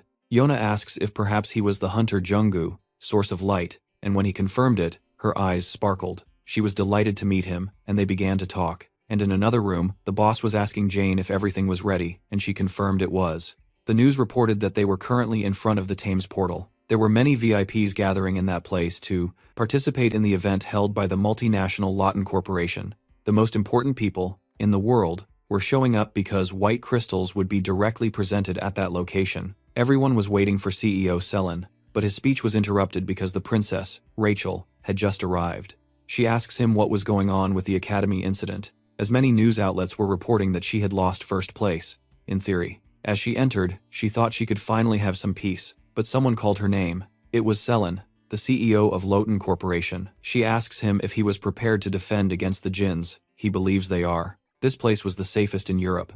They had mobilized a large number of heroes and were promising an incredible presentation for their great sponsor, so she could look forward to it. Fallen notes that there are 30 minutes left until the event and mentions that Jinns have been active lately. This was a very dangerous event. Lawton Corporation was one of the pawns of the corrupt corporations. Although it didn't have a Jinn as its leader, it had plenty of villains within the corporation. Plus, they had the White Crystal, and on this day, 3 high-ranking Jinns were set to appear. Nade, a crystal transporter, Silason, a combat agent, and the leader of the evil society believes that, with his current abilities, he couldn't stop the plunder, so he should just let the original story play out. The leader of the chameleon troop gets his attention, and they start talking. Just then, the white-haired man arrives, telling her he had never seen her before, questioning who she was. At that moment, Rachel notices that Fallen is wearing the item she had given him, and then the lights go out. The show begins. Ladies and gentlemen, it is a pleasure to see you all. He is the CEO of Lawton Corporation, the company leading innovation. He explains that the source of everything is mana, and mana, when naturally condensed, becomes a treasure of great power, and white crystals are very rare treasures. They have found a total of 480 crystals. However, there was no proper way to use them. But they will now show everyone the true use of white crystals, as they have created this artifact. At first, Rachel thought those people were bodyguards, but their numbers have increased. It's suspicious. She has a bad feeling, but she can't act too hastily. And when she sees Fallen stand up, she wonders where he's going. She thinks to herself that he's a man who always appears wherever incidents occur. He has an unusual aura about him. These signs are too suspicious to ignore, she tells her bodyguards that she will be fine and that they should keep the suspicious individuals under surveillance. As for herself, she takes off her ring, deploying a shadow that seemingly makes her invisible, and begins leaping from place to place. She wants to follow Fallen for now, because it seems like something is about to happen in the main hall. He recalls reviewing Lawton Corporation's internal documents. Hey, anyone who criticizes my English is getting banned, because I went to public school and I failed at Duolingo. So now you know. The crystal in the hall was the real deal. He thinks Selen is an idiot for bringing the real one to a place like this. He is an executive of the evil society, named Jack Pio, and he thinks that idiot is crazy for money. He was only thinking about his stock profits, instead of protecting the crystal. But, of course, it wasn't a bad method. The portal access really was the only way. To get to the island was strictly controlled. Since it is an island made with magic, the Jinns can't create artificial portals, but they never thought they would travel by air. Rachel believes he was still climbing, and that she would have to wait and see what he would do. She wonders if he had some business on the roof. Besides, he couldn't get in that way. The only way to open it was with a key and, seeing a hammer, she doesn't understand. Was he going to break that door with that? This was impossible. Why? It was a door made of an iron mana alloy, and it couldn't be broken with that old hammer. She thinks it must be a joke. She doesn't understand how he did it, and an explosion erupted throughout the hall. Jinns began to slaughter the people present, and one of them took the white crystal, believing they had it, but they lunged at him. However, he had dodged their attack. Besides, his ability was quite annoying, running and splitting apart to make them lose track of who had the crystal. He wonders which one he should follow. He tells them it's a miracle they're all right and hands a sword to Sujo. He had to fight, and they were cube students. As for Fallen, he believes the original story was more or less the same. That guy had multiplied first and a hero was chasing one of them, but that one didn't have the crystal. To the south, Jane, the one in disguise, was following another, but that one was also a decoy. And the one the captain was chasing, according to the story, should be the one with the crystal. And they jumped to defend him, telling her that a simple magic ball wouldn't do anything to them. However, with a strange power, she created a void in space and began to suck people in, and in an instant, they were killed. Fallen believes she was a character he created, but an extremely strong one with an absolute ability. But anyway, the crystal was now supposed to be with the chameleon group, but that one was also a clone. Fallen wonders if the plot has changed again, and there was no message, so the change wasn't part of the plot, but was purely due to the variables that had occurred during the story. He wonders what it could be, and looking at his hand, he thinks there's a method he has never tried. But there was no time to waste, and he brought forth Stigma's magic, which manifested according to his will, and he wanted to merge it with his retina. And if he concentrated it, he could obtain enhanced clairvoyance, wondering where it was over and over, and finally, he found it. But at that moment, something happens. Mana overload. However, he had no time to waste. He had no choice but to pursue him, and he came across a motorcycle. He apologized to the owner, but he was going to borrow it for a moment. At the exit, the heroes were trying to keep calm and evacuate the civilians, and that's when he was asked to take this. With that sword, he would be able to use it against the jinns. This was the special magic weapon. This weapon has abilities that vary according to the user's magic power, and with Nayun's potential, it would wield immense power. Seeing him leave, they yelled at him asking where he was going, but he had unfinished business. Before going with them, he thinks the direction was to the southwest. It will only take a moment for him to reach the target. There, he was asked how far his destination was, and he had about 1 minute left, but the car was T-boned, throwing it off the road. Getting out, he curses him. He was a crazy bastard.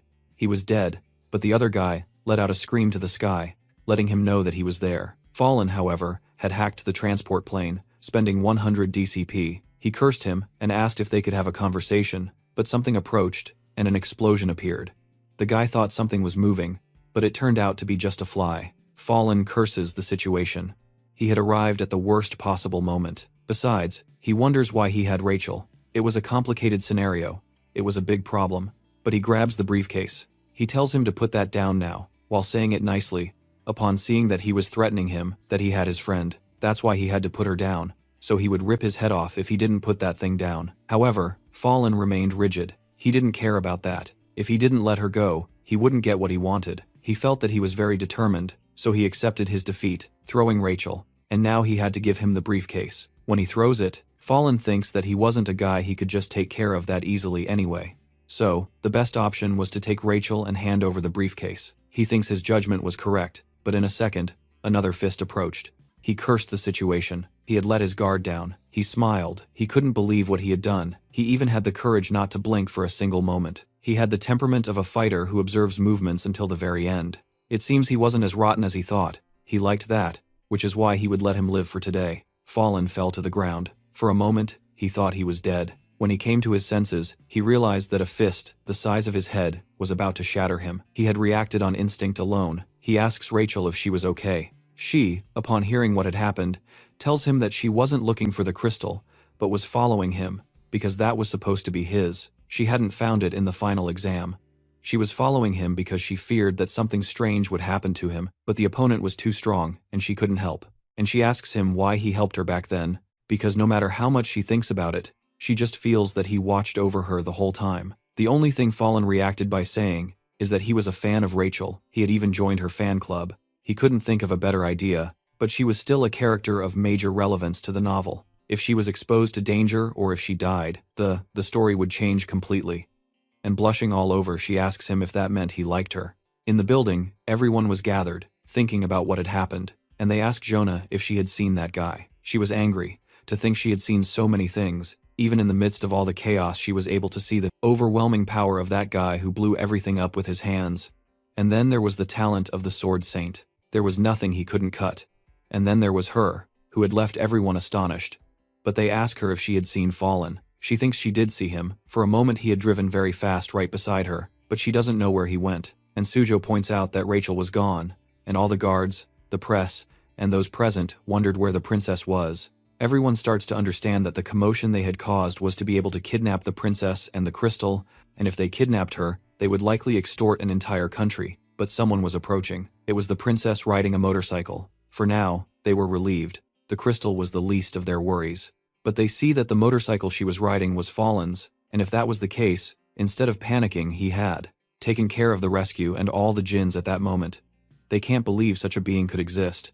At night, Nayun was waiting for him because everyone else had already left. Besides, he was late. She would pay for the ride. They had to hurry. The atmosphere felt a little strange, and she turns around and asks him if they could be friends. But he gives a flat no. She just turns away and asks him to forget everything he had heard. And Fallen remembers what he has to do. Friends and things like that weren't possible for him. In the dorms, they had already arrived at his room. The little one greeted him with a huge smile and, upon seeing it was chicken, ran out to eat. He felt like a good father and thinks there are 3 days left until vacation. He had to link his watch first because it was annoying to open the laptop every time something happened. And thanks to that occasion, when he was about to die, his DSP had increased by 193. And thanks to that, he exchanged 190 DCP for the synchronization of his watch. He thinks it's much more convenient now. He thanks the Granulon. And, since he was done, the last most important part remained, calling his agent, asking him if he was able to get the motorcycle he requested, although they say its price was very high. But with the millions he had won at the casino, it was nothing. Besides, the day of the Jin attack on Suwon's demonic cave was approaching. That meant that his stocks would soon go up. And so, the month of vacation passed. Everyone seemed to be calm at the academy once again, and the professor arrived in the classroom because the second semester had to begin. As they knew, there were big changes this semester. Not only would the rankings change, but new cadets would arrive, since the best students from each academy wanted to get in, and that's why 20 were joining each class, for a total of 200 people. Fallen saw that Ken was joining, and upon seeing the woman, he thinks she looks familiar. He wonders where he had seen that mage, and wonders if it's Tomer. Her appearance wasn't the same, but it was clearly her, and seeing that some character settings had been changed, he thinks it was happening again. They were making unnecessary adjustments again. Later, Fallen had changed rooms. He was happy, he loved it. This had happened because his ranking had risen to 334, and the dorms vary depending on how good your results are in the academy. Besides, he had to think about that girl. Then, the school's first class was on the outskirts, with the purpose of promoting relationships between students and cadets, called the Dangerous Climb. In this challenge, there weren't any dangerous monsters, but there were terrible traps lurking everywhere, so if they made any mistake, they would end up in the hospital and would move in groups of 12, and so the groups were divided. Then, Nayun and Su's group started to walk, facing multiple problems along the way. After a lot of running and escaping, they had reached a safe place. They thought it was a nightmare, but they consoled each other, and she asked him if they were friends. Upon seeing his reaction, she thought that was normal. It should have been an obvious answer, but she didn't understand why he said no. Or maybe he didn't see her as a friend, but as something more, yet he didn't deny it. She had to think about something else, and just then, Fallen arrived. They were number 20 and number 41 in the rankings. They recounted that they were in a lot of trouble. Besides, they had been wandering around lost for hours, but that guy over there asked him to step aside and took charge of the group. At first, they refused, but in just a few minutes they managed to get out of the forest and reach the desired location, and thus pass the test. They mentioned that for the next exams, they would be able to choose their own group members, and she wanted to pick Fallen. Nayun tried to make all sorts of excuses not to recruit him, and the boy expressed that maybe they shouldn't recruit him because there were rumors that this guy went out to enjoy all sorts of shady pastimes. This angered them both, and they asked him over and over if they were just rumors, or if he had actually seen what was being said. And if it was just rumors, he shouldn't trust mere words. Then they stormed off. Elsewhere, Yona disguised her voice and met with some mysterious individuals she had hired at the Violet Banquet, where after a lengthy meeting, she explained that her first team was to gather information on the plans of various organizations. The second team was to announce the existence of new dungeons, or the locations of intermediate or high-level monsters. And the third group, the Seekers, had to work from the shadows, conducting investigations and even taking lives if necessary. This group would investigate 5 individuals. However, those individuals were just a front. 4 of them were just decoys. The only one she cared about in that group was Fallen. The next day in class, he thought that Sujo should get ready to go to the dungeon. In the original story, during the vacation while climbing Geomac Mountain, he was strolling peacefully when he was called by the resonance of a sword and found a dungeon, but it's almost impossible to raid a dungeon alone, unless you're an incredibly strong person. But in this dungeon, Sujo defeats the boss by himself and acquires a very important weapon.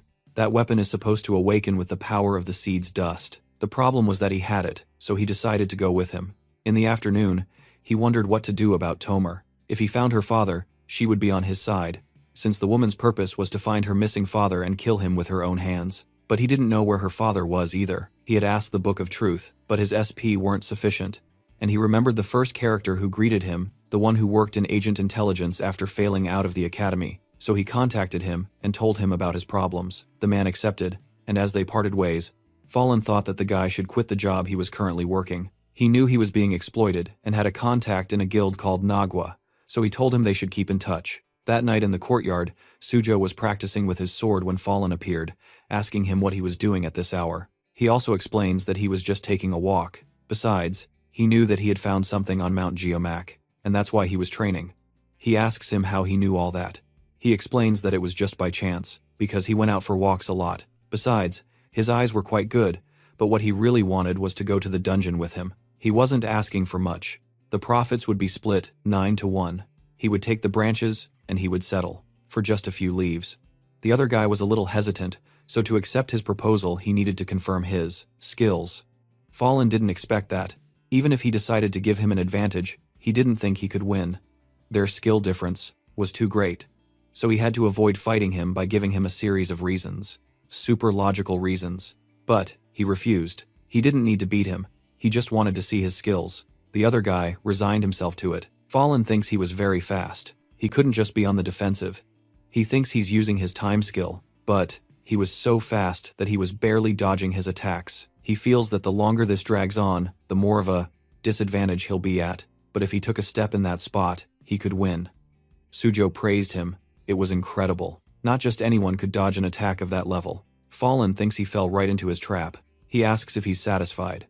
Now, he explains that this strategy didn't inflict any fatal damage. It was volatile, because it only lasted for 10 minutes, but he was glad he had invested in it. This was an explosive cadet item. When stepped on, it would explode. Sujo declared that he had lost, and looking at him with admiration, asked him to go with him.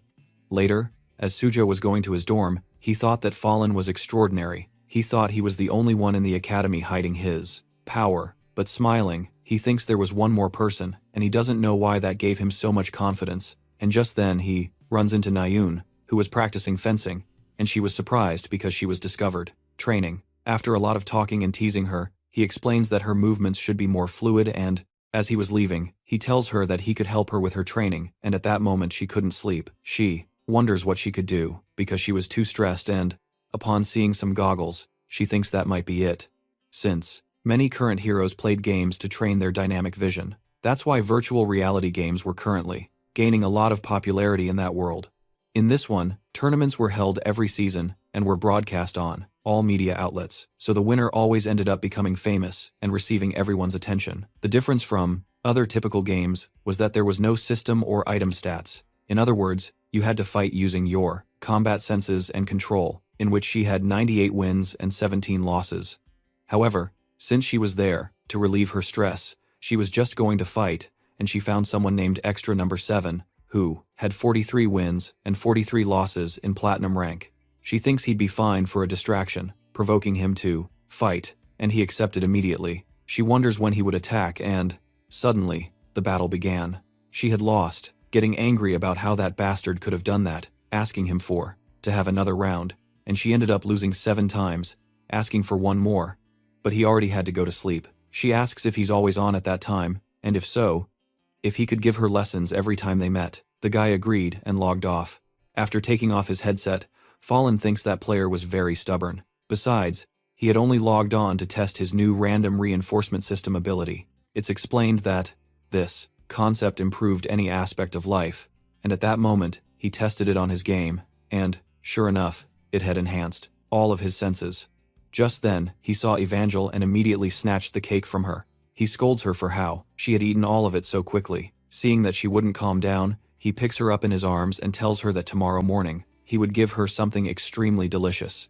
He then received a message from his club to meet on the 2nd Friday of August. So, Fallen trained and studied for the next few days. He also trained with that guy every time he got out of class. They had built something of a friendship, and that training had become part of his daily life. Besides, he found the guy to be quite polite, although he still didn't know how to pronounce his nickname.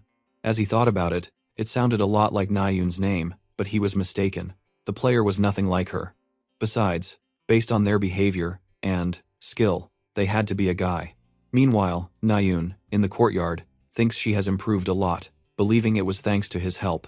She admired the person she had been training with every day in the game, because in that game, she always played defensively, but that guy was different. He always pushed forward, attacking as fast as a raging storm. Every step he took intimidated his opponent, so thanks to him, she learned a lot about close quarters combat.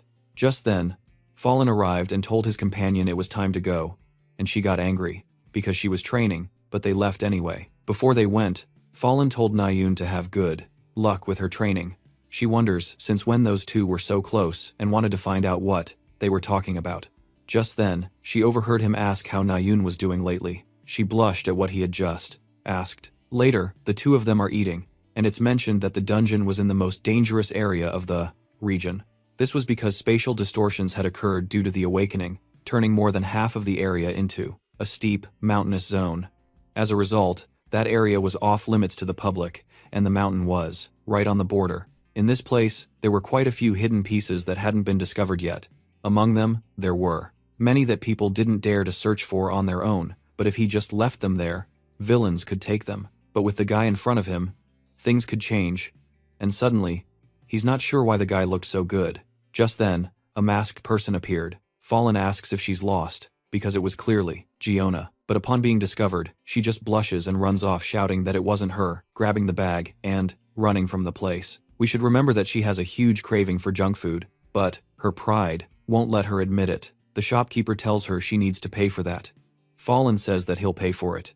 After that, she avoided him for 4 days, and finally Friday arrived and the two of them met up. Sujo asks her to follow him. After walking for a long time, they arrived at the location. It was extremely hidden. The entrance was very small. That's why no one had discovered it, and he asked him if he was sure about going in there, but he smiled. Of course he was. Besides, that thing was quite strong, and just in case, he invested that to increase his ammunition. However, he wanted to leave the whole task to that guy and asked him to hold his hand because it was dark inside and they could get lost, and so they entered the dungeon holding hands. Unlike the outside, this place was very large and creepy, and at that moment, Fallen asked him to stop.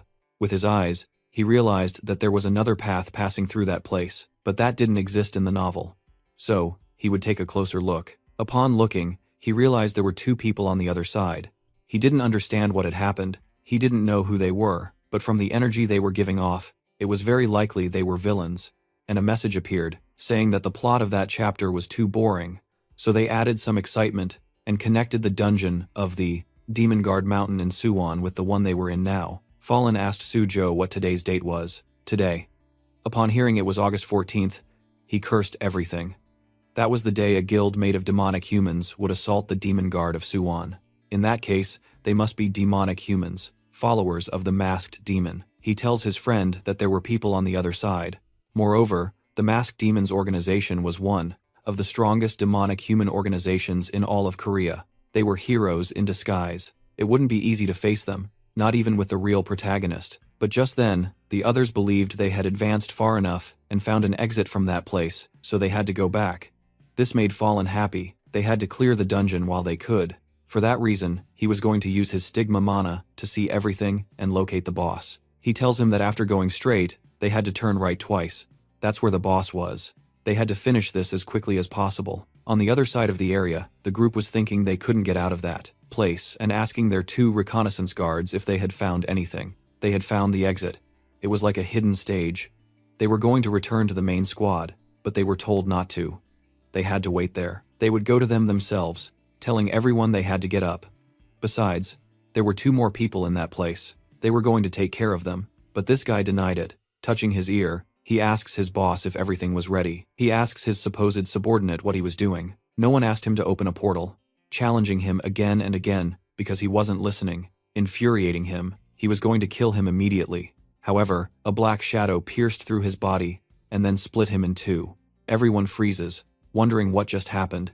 And then the leader of the chameleon group appeared, who, with just her aura, put everyone to sleep. She informs him of a variable in their plan. There were 2 kids at the location, but they believed they were candidates to see if they were worthy of joining them. Sujo believes he had taken care of everything by himself, the ghouls in just 5 seconds, and so they advanced through the hallways, continuing their mission to find the boss. And, at last, they had reached the boss room, which had a written riddle. At that moment, he couldn't decipher it. Even in the original novel, Sujo would call Yona, and, thanks to that, they managed to pass. But, as expected, Fallen knew the answer. Ideally, he should have called her for the plot's sake, but they no longer had time. Managing to open the secret passage, seeing the praise, he thanked him, but they had to move on. They had no time to lose. Meanwhile, the leader watched him with admiration.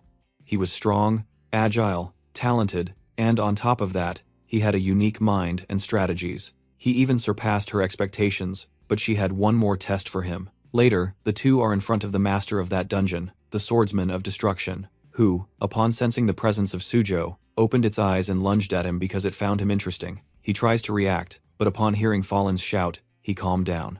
It had all been an illusion, but it wasn't an illusion, but rather an aura that emanated death, and it expressed that maybe he was scared, but he should calm down because his suffering would soon end. Fallen looked at him, and believes he was ready. His talent with the sword would put him at the top, and his opponent was a swordsman. There was no reason for him to lose against it, and tells him that the monster itself was the sword.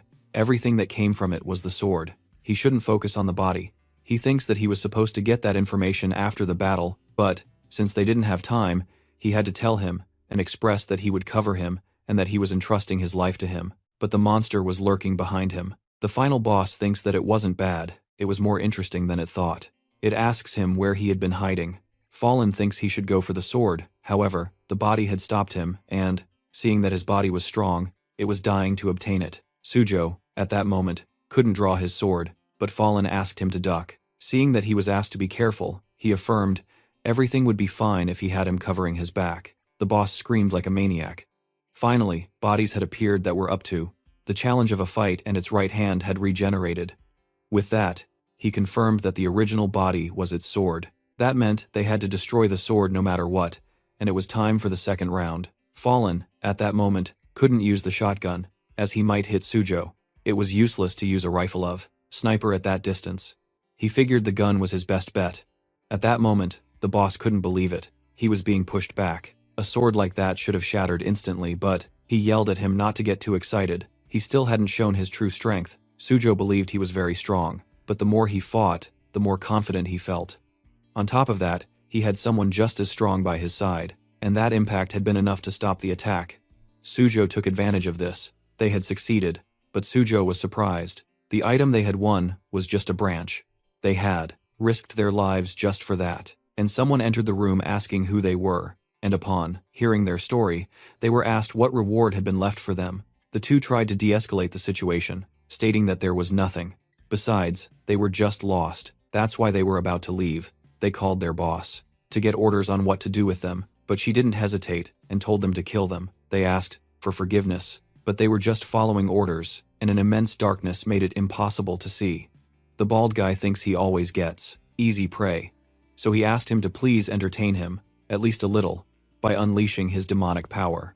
But, upon seeing Fallen pull something out, he went on guard, but when he saw it was just a rock, he burst out laughing. He thought he was a fool, but he was exceeding his expectations, and when Fallen called him a coward, he got angry. He thinks that the brat's mana was non-existent, but he didn't understand why he was so confident. He easily dodged the rock but saw a thread next to his face. He wonders what it was from. The protagonist smiled in relief. It had only worked because he had let his guard down. He thinks he should get to Sujo as quickly as possible and shoots him, point blank. However, the bullet did nothing to him. He realized he had been gravely mistaken. As he was sent flying into the wall, he realized that even though he used all his ether and magic power to defend himself, he was in a critical condition. He thinks to himself, what a little bastard. If it weren't for his demon, he would have died, but since he was stronger than he thought, he would have to unleash his power. Fallen never imagined he had such a powerful demon. It was a special class. As for Sujo, seeing the situation, he realized he had no choice but to fight. The guy in front of him recognized him.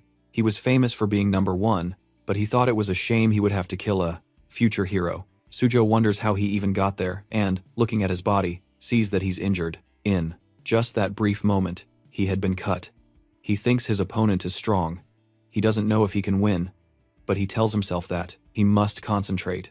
He feels like he managed to block it, but he could barely react in time. He feels that this guy is much weaker than the Chaos Knight, but his movements are much cleaner, and he couldn't reach him. But he focuses again. His talent lies in wielding his sword to protect the world, and as long as his opponent was a swordsman, he always had a chance of winning, so his only option to win was to give it his all. The man was surprised by such a large amount of magic. He thought he was just a kid, but he was on his level. And at that moment, Sujo felt a strange sensation, as if something was calling out to Fallen. He told him that he was very cunning, but now he would make sure he would never see the light of day again. He believes that Sakubo was not an opponent he could defeat, and Sujo also couldn't accept his death. But the demon was pierced by the shadow of the captain of the chameleon group. He wonders why she was there. Besides, if she attacked him, it was clear he would die, but she extended her hand to him. She expressed that she was delighted to meet him, but Fallen thinks that they meet often. She confirmed this. It was because she was watching him, and he asks her why. Jago approached, telling him to be careful, but he is killed effortlessly, and she had something to tell him. Approaching, he asked him to be part of his group. Fallen believes the story had changed. Instead of them being interested in Chin, they were interested in him. He doesn't know what will happen from now on, and told him to think it over carefully. And just then, Sujo appeared, who got worried seeing he was badly injured, but now they were both okay. As they were walking, Fallen realizes that the guy had fainted, meaning Sujo had defeated him, and he said that they should report them to the heroes, but the other guy refused. If he did that, his stock would fall, though he doesn't tell him that, instead saying they'd get in trouble for being in a place not verified by the Hero Association. Fallen informs him about the branch. Although it seemed strange, he felt that the branch wasn't just a branch. Fallen told him that, indeed, it wasn't just a branch. This was a legendary weapon, the weapon of the Norse god Baldur, but it wasn't complete yet. First, they had to pour this on it. It was an artifact inherited from his family, but Sujo couldn't accept it after hearing that. It was too valuable to be shared. After a long argument, he finally accepts it, and when he pours the liquid, leaves sprout from the branch. He explains that, first, an awakening occurs. After each battle, it would continue to grow, eventually forming a sword. And now, as they had agreed, one would take the branch and the other the leaves. These were a byproduct of the mythical branch, and had a lot of good options. He wonders how to use it, and then the same thing that happened before occurs. He finds a valuable item worth millions. Later, the two women are watching the recordings, confirming that he was quite good. The captain agreed. Moreover, he had passed the test because he didn't hesitate for a single second to kill. She was surprised by his coldness, but he was 100% qualified to join her group. Arriving at his dorm, Fallen was exhausted, and when he goes to put the little seed to bed, he remembers saying goodbye to Sujo, who thanked him for everything he did that day. He thinks that in the current era, in the outside world, there were no righteous people who fought for good without expecting anything in return. That's why he created him with those qualities, and, full of hope, he feels Sujo will be the one to return him to his own world. Elsewhere, there was a secret location where Tomer was, the student who turned out to be a spy. She had been given the mission to kidnap Rachel, and the next day, the professor ordered everyone to pay attention, since it was time to form groups and start working in teams. He explained that the upcoming missions would be conquering mini-towers, fighting battles, and participating in recreational activities like traveling. So, everyone had to join a group, and those who couldn't find one would be randomly assigned. Fallen thinks it will be hard for him to find a group, and looking at Rachel, he figures she must have the same problem. Being royalty, no one dared to recruit her. Besides, he thinks he has something to give her. So it was the perfect opportunity, and he sends her a message, inviting her to his group. She was just about to read it, but was interrupted by Thomer, who asked her to join her group. Fallen doesn't understand her intentions. Her group wasn't supposed to appear yet. Besides, her target had never been Rachel. He thinks that if she's going after her now, then her boss must be Lancaster. Rachel told Tomer that she still had time, so she would let him know her answer later. And, when she leaves, he checks the message he had received. Reading it made him happy. But he looked away and wrote that he would think about it.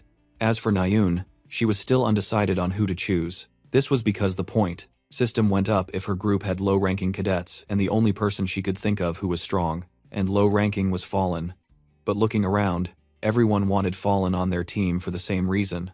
Although, she wanted to ask him, she didn't dare because they might think she was interested in him, and just then, Chin noticed that she was blushing, asking her what was wrong. Seeing that he was just teasing her, he snatched her notebook and drew a crude picture on it. He read the names she had written down out loud and, upon seeing Fallen's name, shouted it across the entire classroom, making Nayun blush from the embarrassment he caused her, hitting him for being an idiot, and that's how the class ended. As Nayun was leaving, she stops him, since, as he must have heard a moment ago, she wanted to make him an offer. But Rachel appeared, telling him that she had already sent her team list to the professor, informing him that they had already submitted their team roster.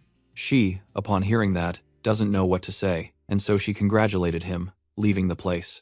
As she walks away, she thinks that Rachel had very similar characteristics to her, so it was expected that they could be on a team, but she wonders why he hadn't chosen her, and so Fallen formed his team with Tomer and Rachel. Meanwhile, in her room, Nayun remembers that she always lost against Rachel, but she denied it. This time would be different. Later, the first test had begun, and everyone was frozen. Their first activity was exploring a dungeon, and as they advanced, they reached a crossroads. They wonder which path they should take. Tomer points the way, but Fallen denied it, saying it was the other cave. A small argument occurs over her guide skills, but Rachel trusted Fallen more, and, indeed, they had taken the right path. And so they continued walking, with Tomer trying to lead them astray time and again, but failing to achieve her goal. She feels that if she didn't take matters into her own hands, her mission would fail, so she directly tells Rachel to come with her, giving her a near sermon on why she should go with her. But Fallen got in her way, taking Rachel by the hand and leading her away, thus activating his ability and guiding his team, who were stunned by the protagonist's skills. They believed they didn't have to do anything if Fallen led them, and they had arrived before their professor, and he apologized to her for taking her hand, saying it was unconscious. And their team gives all the details of the dungeon without forgetting a single thing, and the instructor gave them the highest grade for their great work. Meanwhile, Tomer just cursed the situation. She then remembers that when they told her the mission, she had said it was just child's play, but now she denied it. It was all that damned kid's fault. It was as if he were protecting her from everything, and upon investigating him, there was no information. But she comes up with a plan. She was going to invent rumors that he liked her. Consequently, the rumors would spread, and Fallen would have to stay away from her out of embarrassment. Later, in class, the guy was stressed. He didn't understand anything, but he calmed down because on his team he had the first and the second in theory. And then, when they finished, she asks if he would like to go somewhere as a group, to eat and study. Fallen didn't know what she was plotting. Something was very suspicious. Later they are talking, but Tomer expresses that it was time to talk a bit more about themselves and set their studies aside. Just then, Rachel asks him if his agency had contacted him privately. He thought he might have gotten a message, since he never checks, and, upon seeing it, he realizes that he had indeed received one, but he thought its conditions weren't very good. She, after reading it carefully, is left frozen because there was a separate performance bonus. She doesn't know what the hell they were doing, and said he didn't need to read it, and was leaving immediately. Tomer didn't understand what had happened. They were supposed to talk about her, and Fallen didn't know what happened either. He thinks that maybe it was one of those instances where he had done something wrong, but he didn't understand it. Later, in the classroom, Fallen was tired, and just then Nayun arrived, telling him that she needed to talk to him for a moment, and she tells him that her group had chosen the dungeon for their presentation, the most difficult one. In her group, there was an unlucky mage who insisted over and over and convinced everyone that they should do the presentation on that dungeon, and he wanted to present it. Fallen knew who it was. That guy was pretentious and arrogant, and in that incident, he tried to convince everyone, but when he went out to give his speech, he just drew a blank, and they got the lowest grade. She explains all of this to Fallen, and that's why she was convinced they should change the topic and take control of her team's direction. But just then, they both realized they were talking very amicably, creating an awkward silence, and they part ways. But the next day, the guy convinced everyone not to change the presenter or the topic. As he left, he just apologized, saying he had gotten very nervous, while Nayun was boiling with fury, asking him what the hell he was doing, and telling him they would see each other after class. And the next group was Fallen's, and she was surprised because he was wearing glasses and he began his presentation on the ice dungeon, sharing data. That was incredibly accurate and giving a perfect presentation. Everyone was astonished at how good he was. Even the professor was amazed, and so she asks him a question that almost no one could answer, but Fallen handles it in an impressive manner. Nayun even thought it was great, and so his group earned the maximum score. After class, the two were walking. Rachel hands him a sheet of paper and explains that it was a preliminary contract for the Royal Guild. The terms were much better than the ones offered last time, so she hoped he would think about it, and with that, she went to her room. And as she was about to enter the restrooms, she overheard a rumor that Fallen liked Rachel. Upon hearing this, she turns bright red. She doesn't know if it's true, they just create rumors. They worked as a team, and, of course, people were starting to make things up, but she also remembers that he had said he was a fan of Rachel, and just then Ayun and Jonah arrived, asking her what she was doing. She said it was nothing, and was told to stop stepping on her, and seeing that she wanted to go in, she didn't know what to do. Besides, she kept hearing her name, and when they went in, they were going to tell her about the rumor, but Rachel enters asking what they were talking about, and they just run off. Nayun, seeing that the gossip was slipping away, asks what they wanted to talk about, complaining very annoyedly, because she didn't want to be left wondering.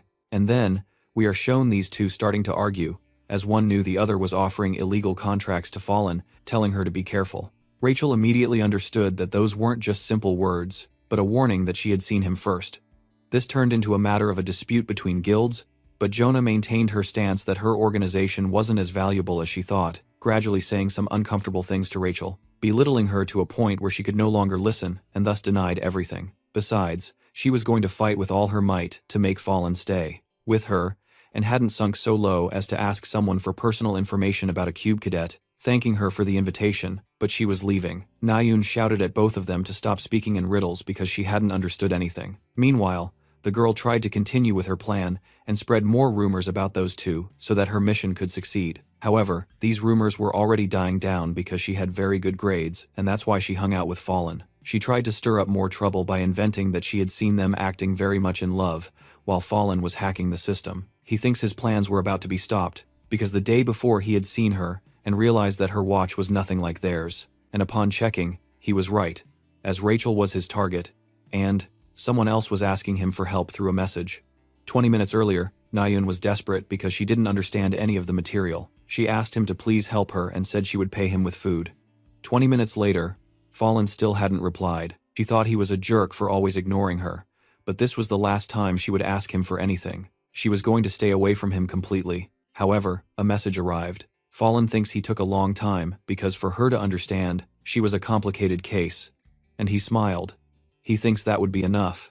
And he comes back to his senses. He had forgotten for a moment, having gotten used to this life, but he also remembers that he had to assassinate his brother. And so, he tries to make a plan to accomplish this feat. And remembering the card, he thought that maybe they could help him. If he received help from the chameleon group, it would be possible to kill his brother without anyone catching him. The next day, they clarified that, as everyone knew, today's practical training was a battle for mock artifacts. Fallen explains that normally, artifacts are claimed by the country in which they are discovered. However, in this world, many countries have been destroyed, and the person who finds artifacts in unclaimed land becomes the owner. Fighting against enemies, guilds, or jinns was part of a hero's routine. For that reason, this was something similar. They are told they should use good judgment. The training would be divided into two groups, the white team versus the black team. The moment a cadet is injured with a lethal wound or shouts "I surrender," they will be considered eliminated. And from now on, everyone's vision would be blocked. They had to remain silent. That magic was meant to cover all the candidates and sort them randomly. Fallen thinks it was a very good strategy to be fair with the rules and not know the space they would find themselves in. But he, of course, uses his eyes, knowing that for now, they were in some kind of bunker. There were some incredibly talented people. On the first floor, there were 15 people, and on the second, there were 25. On the third was the basement, where Nayun and Rachel were, along with 5 other cadets. He thinks those two were going to fight a lot, and he was on the 4th basement level and was on the black team. He thinks he's on a good floor, and looking to the side, he realizes there's a person there. The professor explains that the items had been deployed throughout the area. The artifacts were stored or transported by NPCs. The white team had to protect those artifacts, and the black team had to steal them. And so the countdown would begin. Everyone should have their powers ready. 5, 4, 3, 2, 1. Begin. Fallen thinks he should go up, but it was annoying that she was right next to him. Besides, she was on the white team, and if he wanted to go up, he had to pass through her room. Joan says she knew someone was there and asks him what team he was on. When he doesn't answer, she assumes he's on the black team and thinks she'll have to fight him, opening the door. But what a pain. Realizing his opponent is Fallen, he wonders why she isn't trying to attack him. Besides, she looked very nervous and goes to raise her hand, but she yelled at him not to move. But he just had an itch. She cursed the situation. Her weapon was long range, so no matter how she hid, she couldn't escape. He would catch her, but if she had no other choice, she had to test her skills. Fallen was about to ask her something, but her whip knocks his weapon away, making her very happy. She didn't expect she would succeed. She wonders if maybe this guy wasn't such a big deal. She felt confident and thought he should surrender, but when she looked at his hand, it was already gone. She asks him when he took the weapon back, demanding that he reveal his magic. He tells her it was magic, or something like it, but he couldn't tell her the secret. At that moment, she realizes that in such a small space, she was in trouble no matter where she went. She believed that if he fired, she wouldn't have time to react, and it would be her end. As he walked out, he thought it was a very spacious place. He knows that every individual has a tracking device, and if that's possible, he could hack the system and see where each of them was located, and he had access to all the cameras. He realizes that Suju and Chin were on the same floor. It was his chance to see a real fight, but a noise snaps him out of it, of his daydream, and he thinks that he still had someone troublesome left, so he had to go for Tomer first. In another room, 3 people were surrendering. Nayun thought she was doing very well. She had become a swordswoman very recently, but she felt very comfortable, and she thanked her for her work, since she had survived thanks to her. And as they were about to leave, she informs her that Rachel was on that floor, and upon saying that, something approached, telling her to get behind her. But this was Jonah, who tells them everything that had happened with Fallen. Although the girl expresses that, it was obvious she had won, and emerged victorious. She said that wasn't the case. He was a complete Pandora's box. But she couldn't win the duel against him. The only thing he did was pat her and calm her down, because it was only the beginning. And when asked about where he could be, she says that maybe he was with Rachel, because there was a rumor that Fallen had a crush on Rachel. But John told her it was just a rumor. Meanwhile, Nayun kept thinking about what he had said, asking him to explain exactly what that rumor was. Jonah teased her for her interest, but they were suddenly ambushed. Jonah managed to save them. Nayun yelled that they were cowards for attacking them from behind, and the black team appeared, commanded by Rachel, who stated that anything goes in the game, so they had to follow them. They tell Jiyeon to hide because she has the artifact. Nayun, seeing her under attack, tries to defend her, but she was also in trouble. This angers her, and she demands they get out of there immediately. Jonah thinks that she had to hold her ground so Jiyeon could hide, but the attackers shout that Jiyeon has the artifact, so they must go after her, and they had already found her. Nayun was about to rescue her, but she was stopped. She believes that such an attack could only be done by one person, and behind her, a sword was closing in. She curses her. Every time they faced off, she always lost, but she denied it. This time would be different, as she unleashed her mana. Rachel feels the atmosphere suddenly shift. She definitely possessed far more power now. She thinks that was a close call, but something is happening. Nayun's immense power is shattering the floor. On the floor below, she thinks she was in danger.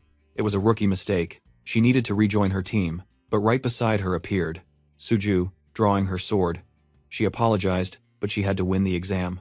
Meanwhile, on the 6th floor, Fallen thinks there are cameras, so he has to be careful not to raise any suspicion. He pretends to be completely clueless, acting like he's just looking for the bathroom to wash his face. And there's the NPC with the artifact. He now knows that Tomer is in the space above the bathroom receiving orders, but he doesn't know what to do. And then he remembers the ventilation duct. He thinks this is his key to victory, and uses his magic smoke to put Tomer to sleep, praying that his plan will work. She doesn't know what's happening. The air grows heavy, and by the time she realizes it, it's too late to escape, feeling an overwhelming urge to sleep. And Fallen's plan was a success. As he advances through the rooms, he finds a unique item, a special class all. It was his lucky day, and as He's going up. He spots Rachel and asks what's wrong with her. She was completely traumatized, telling him everything that happened, from her fight with Jonah and Nayun, then with Suho, and afterward with a mage who trapped her and from whom she barely escaped. Fallen knew that at this rate, Rachel would receive a low grade in the practical exam, and it wouldn't be easy to make up for the lost points. He, on the other hand, only needed to maintain an average rank, but Rachel didn't. Her goals were much higher, but it wasn't too late for her, so he handed her an item. Since she was much faster than him, she can't accept it, saying she would get all the credit, and asks why he is doing this. Fallen simply believes it's because he felt like helping her, simply because he wanted to, and he tells her that at the end of the hall, there are some stairs. She had to run, and then shouts were heard that they were there. They had to catch them, and they also realized that she had a magical item. Fallen tells her to run immediately. He would buy her all the time he possibly could. She just turned around and thanked him. The archer, seeing her escape, attacked her. A bullet intercepted its trajectory. Seeing that, they tell Johanna they would go for Rachel and they should take care of him, but she tells them to stay alert, as he was the most dangerous of all the students. Nayun asks if he really wanted to face 6 students, but he knew he couldn't win. However, his best option was to buy as much time as possible. The axe wielder was angry, not understanding why they were so afraid of a simple weakling, activating his mana and lunging at him, but he immediately realized that it wasn't going to be easy. Fallen thinks it's time to activate his time ability. Music, they ask him if he's okay. The guy gets up, almost in tears, thinking it was insane. He was almost killed and his face is bandaged because he had a serious wound, and Cadet Buong was eliminated. John expressed that she knew it. He was even better than she thought, having even calculated the trajectory of the ricochet. Fallen, sweating, thinks it was just a fluke. He almost killed him, while Rachel remembers hearing that Fallen liked her. Connecting the dots, she thinks it's possible, because he always defended her. And just then, upon going upstairs, she arrived with more people from the white team, who reported that Rachel had an artifact. Everyone was proud. She was the best in the class. Thanks to her, they could win the trial. She was just thinking that, for her country, she would do anything to not disappoint her people, but she denied it. She couldn't go on like this. She tells everyone that they must support their team's hero. He was surrounded by people on the 3rd floor. Everyone ran to the floor below, but when they arrived, 3 were lying there defeated, stating that the situation was already over. Behind them, they saw a person. Chin thanked everyone for their hard work. He claims that he defeated those 2, but the truth was that Fallen, while fighting, had dealt them a finishing blow, and as they were falling, Chin hit them from behind to score points. Rachel suspected that he hadn't actually defeated those 2 and left the scene. Chin, for some reason, got angry because he didn't feel her approval, and so the exams continued. Chin gathered all the survivors from the black team and managed to steal 2 artifacts. Rachel also made a huge contribution by defeating even more people. Both achieved satisfactory individual results, regardless of whether their team won or lost. Kim Suho demonstrated unparalleled combat power and leadership, and managed to safely transport a total of 5 artifacts, including the ones his team already had. And Fallen miraculously survived the attack from Yuna, Che Nayun, and the other 4 individuals, holding out until the very end, in his own way. Meanwhile, the little girl was just waking up, wondering what was going on and why her watch was broken, because the time it showed wasn't correct. But when she saw the real clock, it was indeed the correct time, and the exam was over. Looking around, she saw no one. Her mission completion rate was 0%, and the exam results were in. For the black team, there were 12 survivors and 3 artifacts recovered. The MVPs were Jin and Rachel. For the white team, the MVPs were Suho and Nayun, who had 11 survivors and 5 artifacts. Therefore, the white team were the winners, but Nayun was still furious. She couldn't even settle her score with Rachel, and 6 of them couldn't even take down Fallen alone. On top of that, she still remembered the rumor that he liked Rachel and Yuna was using it to tease her. Later that night, Fallen got to his room, completely exhausted. But he was happy to see his daughter, but not daughter. She also had an ability to create spirits, which she did so she wouldn't be lonely. Upon seeing him, she asked where her food was. He saved himself by saying he had ordered delivery, and when he checked his portfolio, he saw his stocks had skyrocketed exponentially. He was a millionaire in that moment and was ecstatic, but he was brought back to reality, remembering that when he returned to the real world, he wouldn't be one anymore. He had forgotten all about the life he was living. He asked his book how much time the demon seed had left. It informed him that only about 6 months remained. Clutching his head, he realized that by the end of winter, he would have to kill Nayun's brother, who, in his own room, was exuding a demonic aura as his vital signs began to awaken. After that, Jong-gun gathered everyone to remind them that there would be an inter-class competition that week, and everyone had to participate in at least one event. This was something Ain had completely forgotten, since it wasn't a big deal anyway, just the Veritas class and the Devotion class, competing in recreational activities like a typical cultural festival. Still, he asked Rachel what she planned to participate in, and she said she wanted to join the KISS event, but Jong-gun told her it was already full, just like basketball and soccer. So the only activities left were music and archery. Hearing this, Fallen couldn't help but glance at Na-yoon, but she made it clear she had already signed up for something else. So, with the protagonist in archery, he glanced over at Tomer, who seemed very pensive, as her request had just been approved by the Truth Agency, and although she doubted they were professionals, all that mattered to her was finding that bastard. Just then, our protagonist remembered that the night before, Joseph had contacted him to let him know he'd quit his job and applied to the guild he had recommended. But the interesting part was that he had managed to find out who Argus Benjamin was, and Fallen got excited, as he was getting closer to his goal, had made it difficult to find information about Tomer's father. So he asks where he is and what he is doing these days, only to be surprised to learn that he had passed away. After that, we cut to the class competition, where Fallen tries to piece together the information, like how the man lived in a city center right there in Korea, until his death 4 years ago, which explains why he couldn't find the Book of Truth. The problem is that the main storyline will start again very soon, so he must deal with the Tomer matter quickly, in addition to one more thing that's been pending for a while, and, with that in mind, he leaves the event and walks to the school's chapel, where he sits quietly waiting for some kind of revelation and checks his messages with his boss, who he explained that if he joined the Geronimus mercenary group, he would not only earn a lot of money, but his identity would keep her completely protected.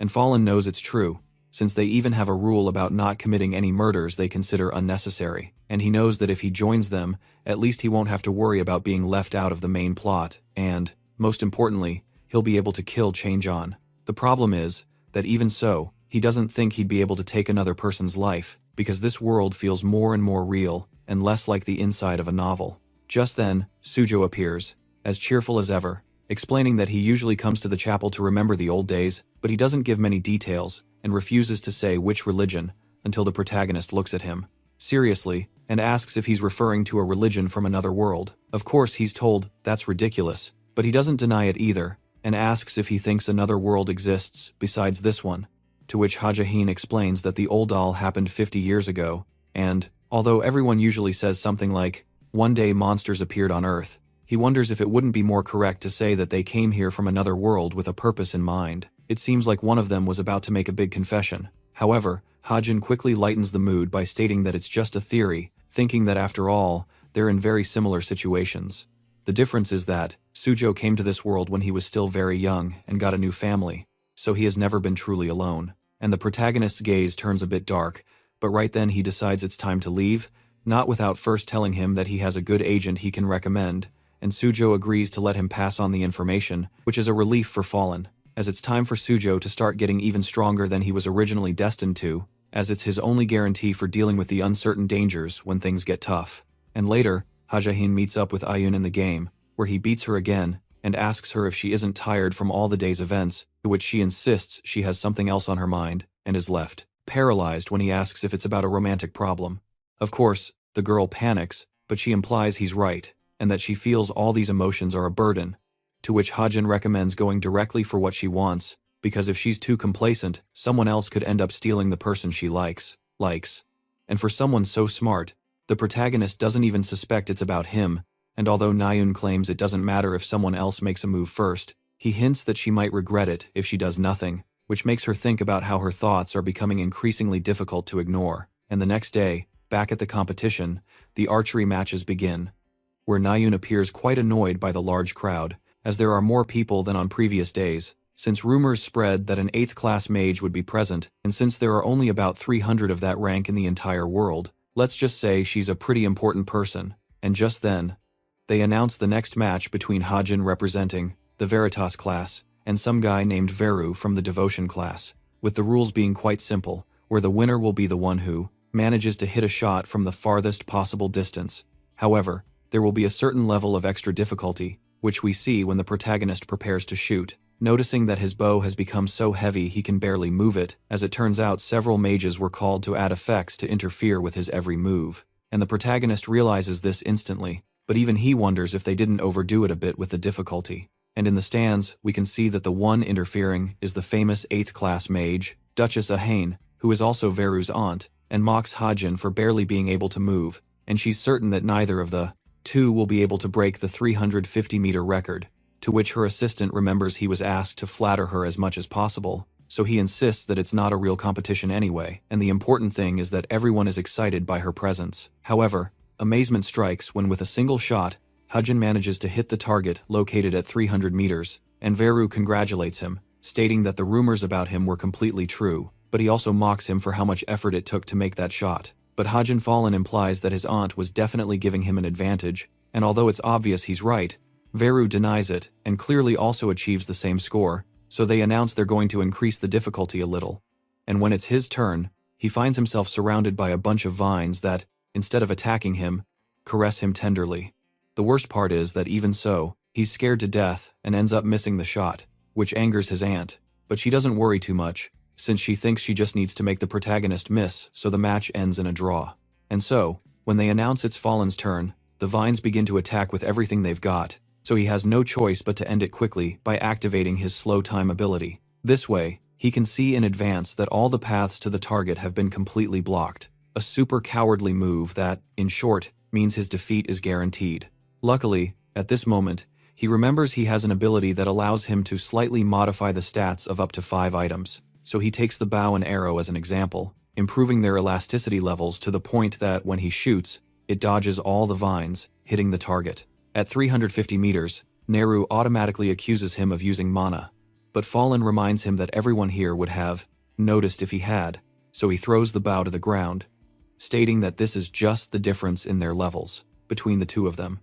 And as he leaves the arena, Jonah comments that Fallen always seems to have the last word in conflicts. However, Nayun doesn't even hear her, as she's completely blushing, thinking that, now that she acknowledges her feelings for him, she can't help but see all his strengths.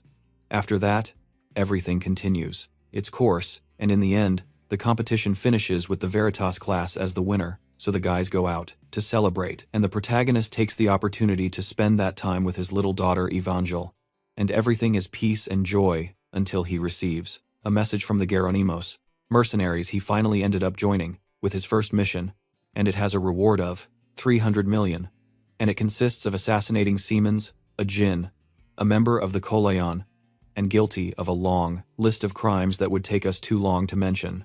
And Fallen recognizes that it's the Italian mafia, who took advantage of the government's weak control during the Oxy to become stronger, creating a solid and unified structure. The interesting thing is that the Kolayan family is directly tied to the middle section of the main story, so he wonders if it won't be too much for a rookie mercenary, and tells himself that if he's a djinn, he'll probably feel less guilty about killing him. Just then, his thoughts are interrupted by Evangel, who adorably asks if she can eat a little more chicken, and is so happy when he says yes that she starts singing while he thinks it's best to start preparing for what he has to do, little by little. That brings us to the topic of his physique, which has a stat at 0 that not only covers strength, but also recovery ability, mana absorption, and digestion. In his case, they plan to assign a unique power where the physique prevents mana from being released outside his body, instead converting it directly into energy capable of increasing net physical abilities up to 2 times. Of course, this is an inconvenient ability for any native person, but since he naturally can't use magic, it's perfect for him and even grants protection to resist a surprise attack.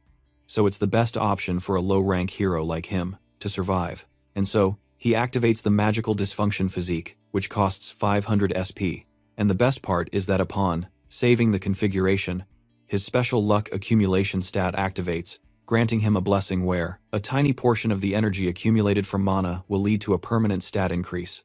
In other words, he'll be able to increase his stats for free, making it literally the best-case scenario. So, to celebrate, he retrieves the obsidian bracelet he stored in the Magic Tower of Soul, which has the property of absorbing the wearer's damage and converting it into extra mana. Also, although it's only supposed to be usable once in a lifetime, it has an automatic recharge trait, so it's perfect for him, and just then, he runs into Park, who takes him directly to his offices, which are open thanks to Jonah's investment, and the best part comes with what he has prepared. A motorcycle with a mana frame and a ton of incredible features. and the protagonist thanks him. And right then, Evangel the puppy appears, leaving him captivated by how adorable it is. But then they say their goodbyes and Fallen looks for a more private place, checking that there are no cameras to use his power of portability, which lets him transform an object into a portable version by injecting it with magical power inside a briefcase. Of course, he also thanks the little one for putting up with being a puppy for so long, as she was desperate to explore. So since she did a perfect job, he suggests she return to her original form, and they go for some ice cream. At the same time all of this is happening, Yona walks through the streets with her mother, who asks her to pay close attention, as their empire will be hers one day, and she must be able to manage it perfectly. The problem, it begins when the girl notices that something strange seems to be catching people's attention, being none other than Van Angel, who looks like a doll accompanied by none other than Fallen himself. And she recognizes him, wondering who that girl is, and is determined to follow him to find out. But her mother stops her in her tracks, insisting that they have a meeting to attend, and despite her protests, she drags her inside the building. So Fallen has the opportunity to take Evangela, but he is met with a question he definitely did not expect. Can you stay alone this weekend? Causing the little girl's expression to cloud completely in an instant. And he insists that he will make it up to her by buying her all the toys she wants. It even seems like she was about to cry, but the protagonist is saved by the bell when they distract him at the table. A delicious steak lifts his spirits instantly, and they continue walking until they plan to go for the promised toys when they encounter a beautiful white kitten.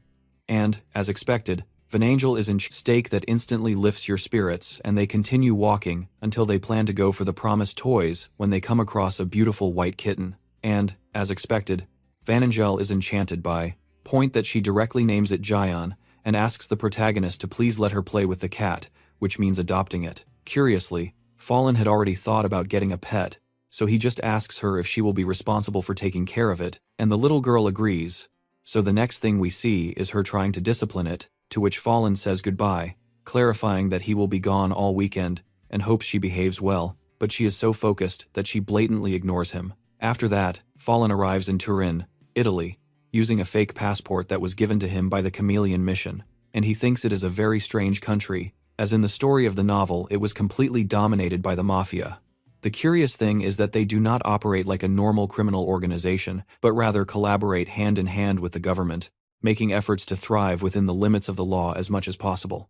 And being a member of the Corleone family, the target of this mission is considered a big fish, so he has clear doubts about being able to do it. However, he is intercepted by none other than the boss, so she shows him the motorcycle and asks if he has come to help, but she tells him no. And when he asks why she is here, she simply says that she has some time and wants to take a ride. On the other hand, Nayun spends the whole day training with Jana, who cannot stop thinking about the girl she saw with the protagonist, wondering if she is his sister or niece. Nayun notices that she is a bit distracted and starts to bother her, but Jana delivers a lethal blow, expressing directly that Hajin hates her, which even catches Joe's attention, and she says it is just a rumor, insisting that surely the protagonist would prefer Rachel over her. Of course, this provokes Nayun to get upset, to which she asks why it matters so much what he thinks if she is supposed to hate him too, and it seems like she was about to start a fight, while Joe just watches them without understanding what the hell is going on. And going back to Fallen and the boss, they stroll through the streets of Turin in complete silence, until she realizes there would be a social gathering that night, at 9 p.m., and the host will be the target of their mission. So, without wasting any time, Fallen enters the address into his GPS and gets moving, arriving at a nearby church with a large bell tower, perfect for a sniper. And so, Fallen goes up there, getting an ideal view of the mansion, and it becomes clear that she is here to supervise his work, and he insists that he would prefer she did not interfere. With everything in position, the protagonist analyzes the distance between the church and the mansion, determining that an average hero could approach that location in less than 30 seconds when chaos erupts. So, being very optimistic, after the shot he has only 1 minute to escape without being caught, and he also notices a faint protective mana barrier around the mansion. But it's still weak since the event hasn't started, so it's the ideal time to act and summon his weapon, preparing a single anti-magic bullet to be as powerful as possible, and adding a property that will help him erase any evidence after impact.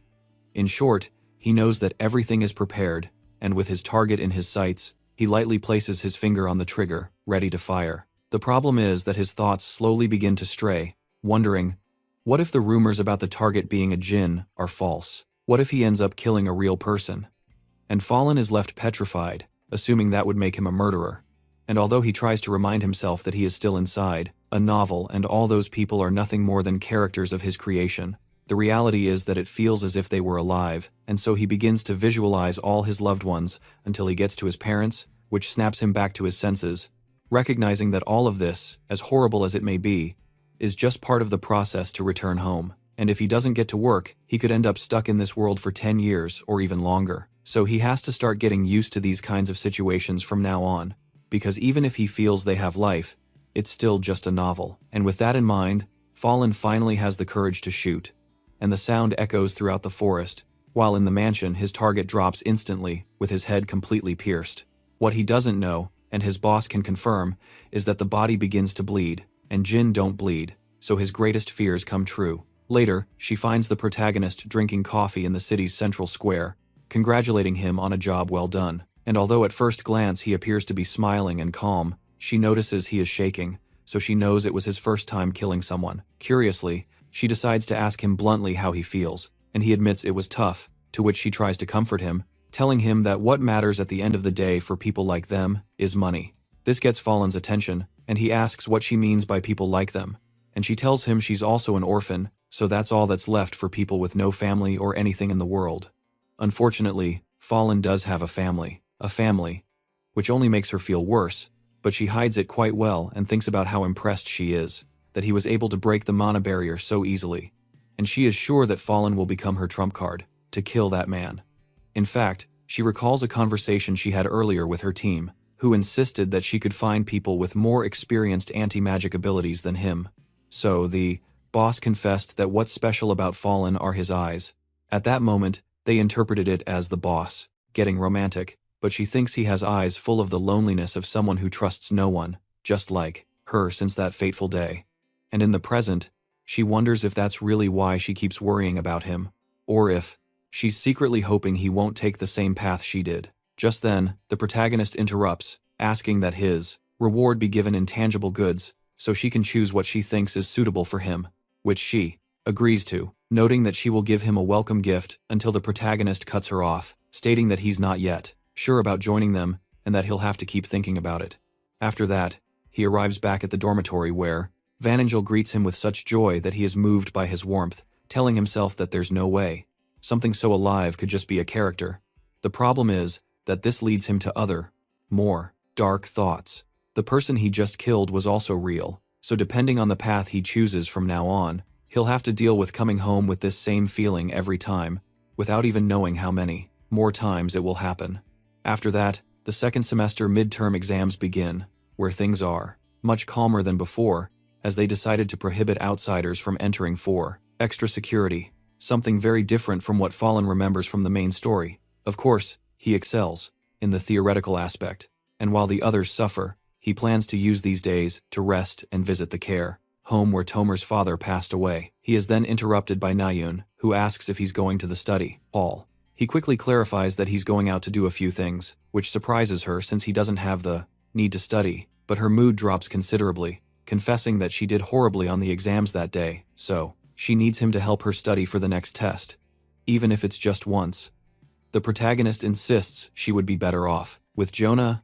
However, the problem is that the two are still fighting, so she tries to bribe him by offering him sweets, but by the time she realizes it, the jerk has left her all alone, completely to her own devices. And hours later, the protagonist arrives at the Sunlight shelter, where he knocks on the door, mentally preparing himself to get all possible information about Argus, Benjamin, and is greeted by an elderly woman who, to his astonishment, recognizes him.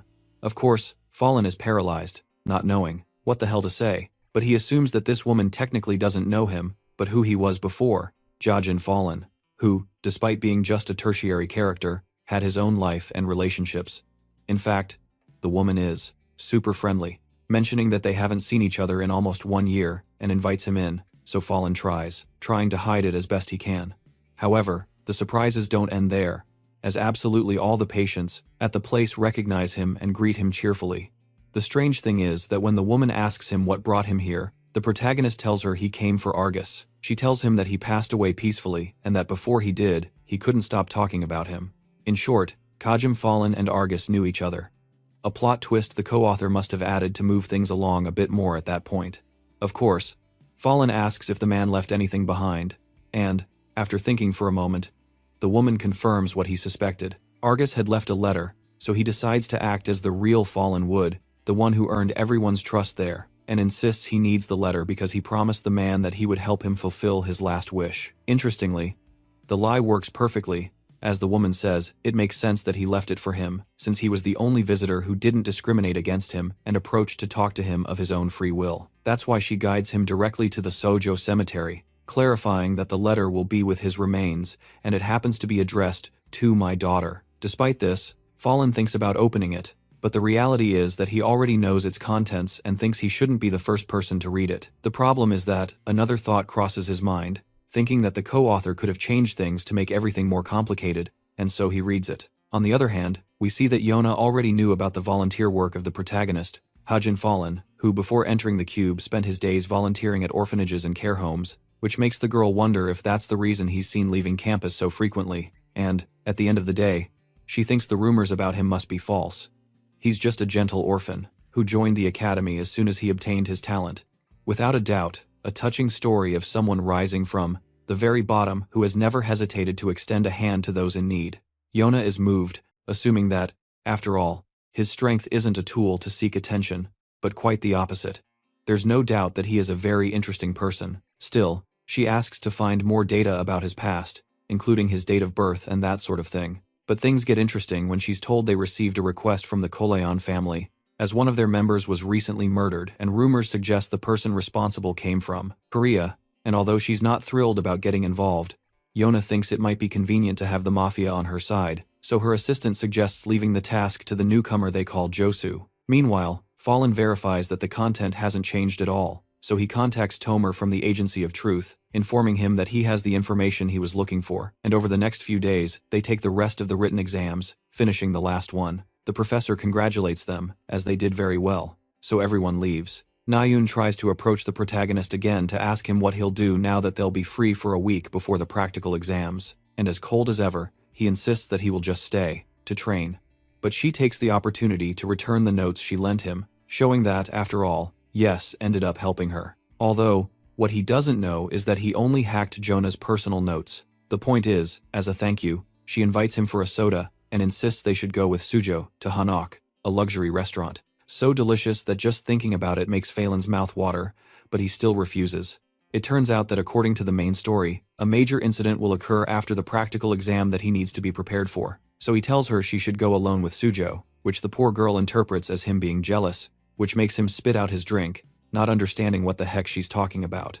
Anyway, he just leaves in the end, and she insists for a while longer, but he ignores her, leaving her very discouraged, seeing that there's not even a possibility of just the two of them going out. And on his way to his dorm, Fallen thinks about buying snacks for Belle, when he hears Tomer's voice asking for what seems to be a cash advance, while the person on the other end complains that she's taking too long to complete her task. Not only that, but she even lost the item the team leader sent her, which is why he won't give her a single extra dollar to finish her real mission. And when the call ends, Phelan reveals himself to her, so she wonders if he heard her, but she doesn't care, since she didn't say anything particularly incriminating. The surprise is that, without saying much, Phelan offers to lend her money, stating that a mage like her could earn it back very soon. So if they draw up an IOU, he'll give it to her right away. And although she doubts he has the amount she needs, he insists he's richer than he looks. And with that, we move on to the first day of the practical exam, the team battle, which takes place in the second dueling arena, and whose rules are the same as the previous practical tests, with an attacking team, which will be Rachel's, and a defending team, which will be Joey's. And as soon as the protagonist recognizes that it's an area with many obstacles, perfect for using his ability, he remains confident in Rachel's orders, who insists on going ahead with the dark-haired Jin Jose, while the others will provide support. The surprising thing is that, instead of taking a passive role, Fallen insists on going ahead and scouting the area from above, which the girl sees as a great idea, so he gets moving, advancing normally until she notices something approaching from her right, and fires just in time to stop an arrow that was about to hit her. Logically, the presence of an archer implies that the enemy has also initiated their own strategy and plans to go all out. Then, she finds something even stranger. Ju, the enemy leader, resting comfortably against a tree, too exposed for his own good, and too strange to be a coincidence. However, The interesting part comes when Rachel also identifies him and doesn't hesitate to attack, being met by his swift sword, but she's not alone, and Jinjo Seo also wastes no time using his hammer to defend her. And Fallen observes the situation, thinking that even when it's a 2 against 1, the guys are at a disadvantage, making him wonder if Joey was really always this strong. The worst part is that, automatically, his teammates also, they spring into action, surrounding them from all angles, so he recognizes their formation as a rather clever one, where Yoi blocks the enemies on the front line, an archer provides support from a distance, and a mage is in charge of buffing everyone's abilities, and, in turn, is protected by a warrior and a support. Fallen is impressed, which excites him, recognizing that it's a foolproof strategy, but it will collapse the moment the mage is defeated, so he uses all his agility to get to him, and was about to shoot, not taking into account that his stealth was trash, causing the warrior to spot him and go on guard. And knowing that going unnoticed isn't an option, the protagonist tries to shoot, but that's where the support comes in, who protects them by deploying a pretty sturdy shield that makes any frontal attack useless. And with few options, Fallen plans to shoot by taking advantage of a higher angle. However, the enemy team starts a new strategy in which the warrior pretends to attack all alone, creating a distraction that the support takes advantage of to unleash one of their strongest abilities, with which they are able to summon dozens of shields that gather around them like an impenetrable dome. Not only that, but the display of power is so impressive that the protagonist can't help but divert his attention to it, which the warrior also takes advantage of to strike with everything he's got. Fortunately, Fallen not only dodges it, but warns them that a shield is still just a shield, and, since his ability lets him see all the blind spots, he uses the momentum from his dodge to shoot, taking the mage out of the fight in a single move.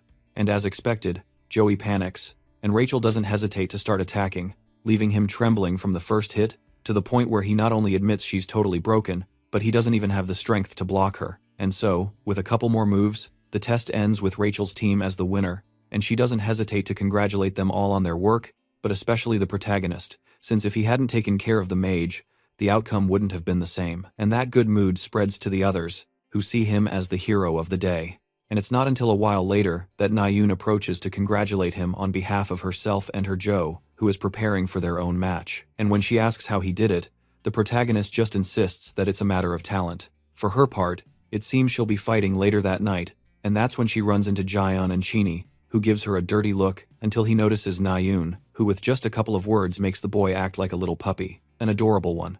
As for Jana, she will participate in the same round of her game, but the interesting part comes when Fallen takes advantage of her being nearby to ask for none other than bullets for an assault rifle, insisting that he'll need them soon, and although she initially complains about the price, she lets him know she'll take care of it. Also, she tells him the elixir will be ready in 2 weeks, and they make a few more deals, until Chin interrupts them, asking her what she's doing talking to a guy like him. The girls automatically defend him, but the protagonist couldn't care less, walking away while thinking that Chin is a direct descendant of a prime minister and the grandson of one of the greatest heroes who saved South Korea during the outcall, so it's expected that he'd be a bit arrogant. However, all of that takes a back seat when he enters his dorm room and finds Evangel, who runs into his arms, but not cheerfully as usual, instead trembling with fear. Luckily, it turns out to be nothing to worry about, as the poor thing only ended up being superficially hurt by Heian while they were playing, to the point that Fallen can't help but give her a stern look and reminds himself that he must remain patient like the good father he is, and so he tries to comfort her as best he can. However, the interesting part is that Evangel explains she did nothing to deserve that reaction, which reminds the protagonist that the cat has a magic affinity rate of 4 points, meaning it's very intelligent and wouldn't hurt her without reason. Just then, he notices the house is full of leftover cat snacks, even though he told her she could only give it one a day, and the one's silence is enough for him to understand that she had been eating them.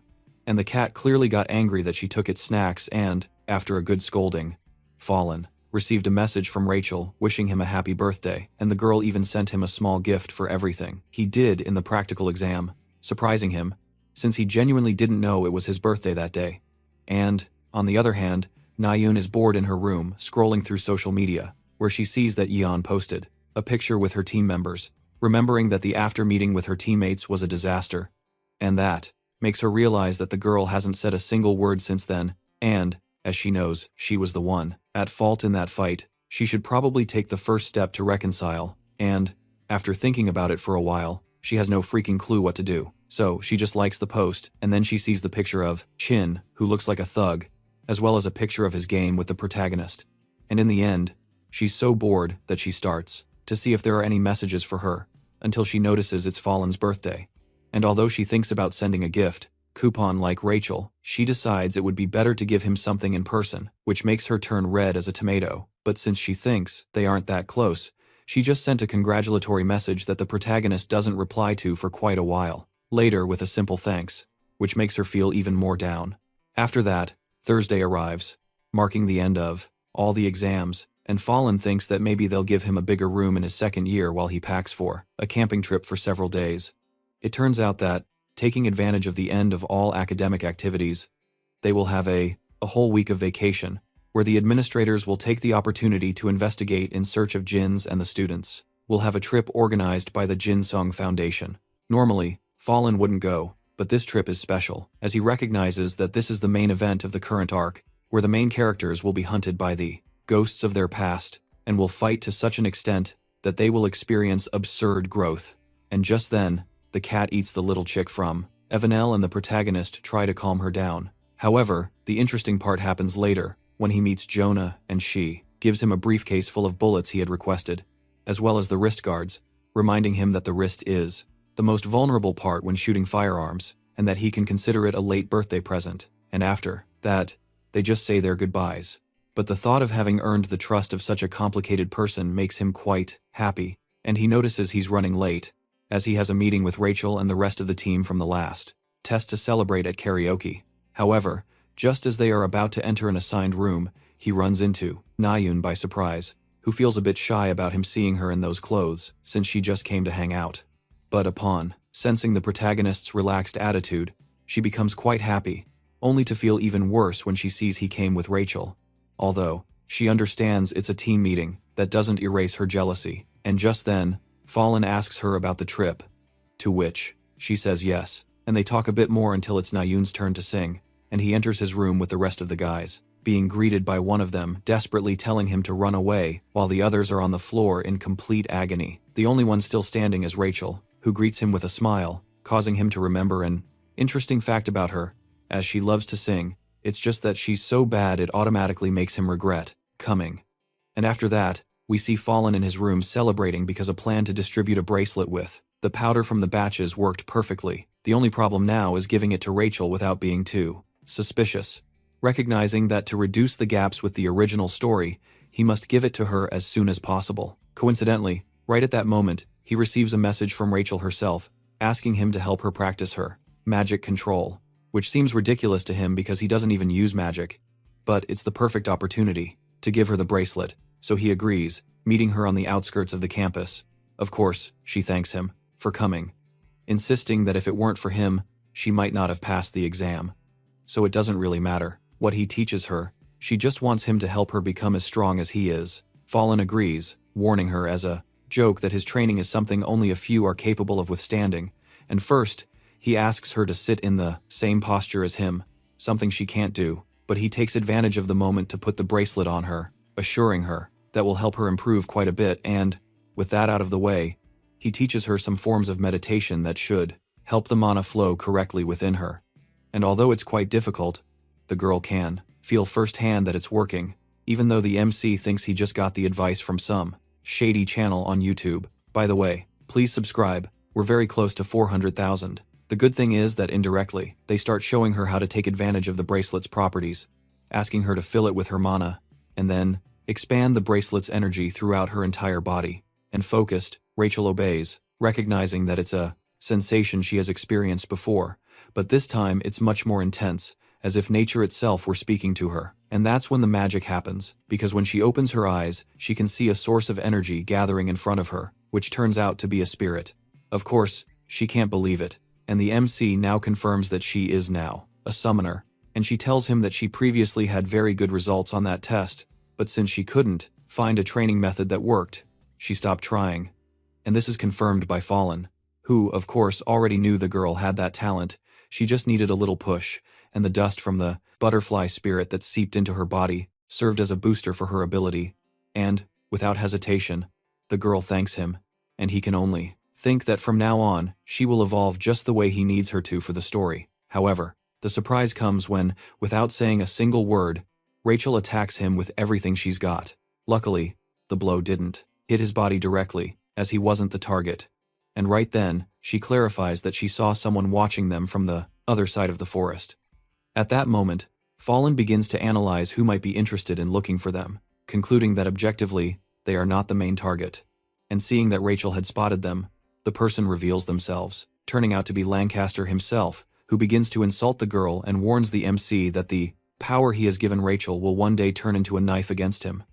The tension is so thick that it seems like she was about to start crying, but Fallen steps forward, stating that he doesn't have to worry about any of that. Instead, he recognizes that if the goal were to kill them, he would have attacked earlier when they were distracted, and asks him what he wants. Scared, Rachel tries to remind him that Lancaster simply hates her, but that only makes the guy mock her even more, telling her she's too arrogant to think he would go through all this trouble just to annoy her.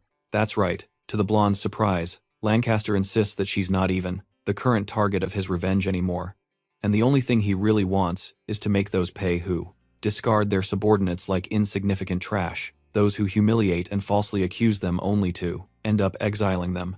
In short, his revenge is directed towards the entire British royal family. She is just a means to an end.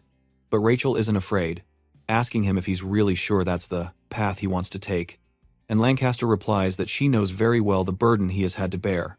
However, now he has only come to talk and leave them a small welcome gift, at which point, a lifeless human body falls in front of them. It turns out that person is the agent who had been protecting her from the shadows all this time. So with that, he makes it clear that he is always watching her and could get rid of her whenever he wanted.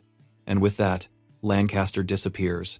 The protagonist thinks that this wasn't the reunion he had imagined. So even though he plans to report what happened to the Cube's authorities, the corruption in the place has only gotten worse, and they will surely cover everything up to avoid raising alarms. And later, Rachel tells the situation to one of the holes, who also finds it strange that Lancaster decided to attack in that way, and assumes that perhaps he acted so impulsively upon seeing her with Fallen, completely misinterpreting the whole scene with the bracelet as something romantic, and, therefore, exploding with anger seeing that she was moving on with her life, while he lost really important people during the London incident. More or less, he wants her to suffer the same pain he suffered, which definitely doesn't help Rachel get over what happened, acknowledging that a simple misunderstanding ended up causing the death of an innocent person. She knows her destiny is tied to her past, so she tells herself she can't afford to share those kinds of feelings with anyone, and she thinks about what Lancaster told Fallen, asking if the affection she showed him would be returned like a sword, wondering if the protagonist hates her for getting him into all this trouble. The thought hurts her,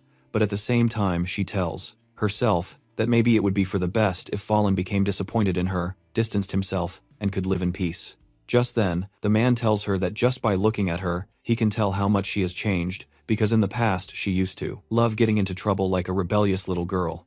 But now she carries a heavy burden, and to finish up, they need to coordinate her future escort.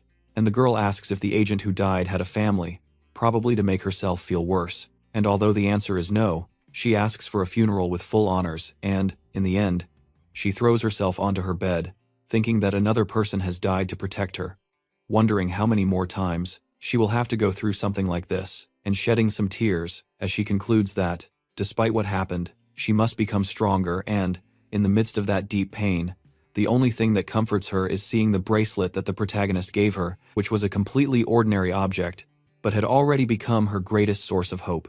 As for Lancaster, she reflects on everything that happened that day, saying, "Princess, affection is not something you can avoid just because you wish not to give it to anyone else." After that, some time passes and Fallen recognizes that the turning point of the main story is approaching, meeting up with the rest of the characters who will be part of the field trip. And the destination is Wind Mountain, located on the outskirts of Seoul. And in the original plot, Sujo and the others will be drawn to the spirits of the past, which will send them back to 1970, the very year that the rupture incident broke out, being a kind of magical space that recreates the past. Just then, Nayun asks him, what are they supposed to do there? Yin explains that the site has a high density of magical power, so they will take the opportunity to meditate, to which the protagonist thinks that this event will truly make them suffer like never before, but things will be different now that he is there to help them. Unfortunately, we see a time skip where, after walking for a while in the mountains, the kids wonder why the terrain keeps changing and, Just then, they noticed something even more chilling. Fallen had disappeared. Of course, to understand all that, we must go back a few hours in time, specifically to the moment they arrive at the base of the mountain and start taking things out of the car with Ayuna, who is excited that everything feels like a school trip. Just then, the driver tells them there is a guest house prepared at the summit, and a guest instructor will be waiting for them there. But their identity is a surprise, so they focus on climbing to reach the summit before 3. At first, everything flows very calmly as if they were on a normal stroll, until they notice that the time keeps passing and they simply aren't making any progress. So Jin, who had already been here several times, says that maybe they got lost. The problem is, we get to the previous scene where they notice the ground is flat despite having been climbing for a while. The worst part is that Fallen just disappears from one moment to the next. Of course, Nayun thinks it's some kind of joke from the boy and asks him to come out from wherever he's hiding since she saw him just minutes ago. But even though Jin insists he's probably just going slow, the tension keeps building until out of nowhere the ground beneath them begins to tremble, the sun disappears, and the grass grows up to their shoulders. Considering that this place is full of mana, assuming it must be some kind of magical phenomenon. But then they notice the light of a lantern approaching them slowly, and they prepare to attack, only to be surprised that it's just an ordinary man, who assumes they're just a group of lost kids. That's why he offers to guide them, warning them that they shouldn't be alone in this area, as it was very dangerous and they could get caught in a mana explosion. That last part confuses them since they had read about it in history books, it being a phenomenon very common during the years after the UDCAL, where mana condensed unstably in the air. Logically, they have many doubts, but Sujo suggests they follow the man to find out what's happening, trusting that Fallen will meet them at the summit. However, things get weird when instead of going up the mountain, he arrives at a completely destroyed city, and the man tells them this is the city Zhangyang, the only safe place in the area. Nayun insists that's impossible since they just passed through there, and it didn't look so destroyed. However, Sujin connects the dots, asking him what the date is, to which the man says that no one keeps track anymore, but it must be around 1972. Everyone is astonished, but slowly everything starts to make sense. They have traveled to the past. And if that weren't enough, an unknown guy tries to threaten Sayun with a knife, earning himself a beating from Jin. At that moment, the man who helped them asks them to calm down. However, he doesn't, in a good way, but shows them they're completely surrounded, as he led them straight into a trap. Of course, the guys get ready to fight, but the worst part is that no matter how hard they try, they're unable to use mana. Little by little, the bandits start gaining ground, cornering them against each other until they reach a point where Sujo asks them why the hell they're doing this, to which the man insists they do it because they can. Fortunately, right then he's neutralized with a direct shot to the shoulder and falls to the ground while everyone panics, screaming, "It has appeared again! It was the beast that devoured people." That's when we see that more than a beast, it's a guy with a helmet and an impressive motorcycle, who starts taking them out one by one, until the guys are the only ones left standing, and everyone is stunned. But Chin isn't in the mood for mysteries, so he runs out towards him, hitting him on the head with his spear, only to realize it's the protagonist. However, to understand this, we go back to the past again, where he admits he was wrong, because he thought he was going to be sent to the same point in time as them, but he couldn't have been more wrong, and it only took getting distracted for a few seconds to be sent to the same city, but 5 months before the others. Of course, it was very frustrating for him at first. However, he realized it wasn't as bad as it seemed, and decided to use the time to prepare everything for the rest of the group's arrival. That meant setting up a hideout where he could see them the moment they appeared, and attacking the enemy gang to hinder their growth, so they wouldn't be such a horrible challenge when they met the others. And so, he spent 40 whole days eating and shooting, growing and escaping, until the present, where he decides to lead them through the grass, while explaining that they are in another timeline, and here only 1 year and 3 months have passed since the outcall, so the world is a living hell.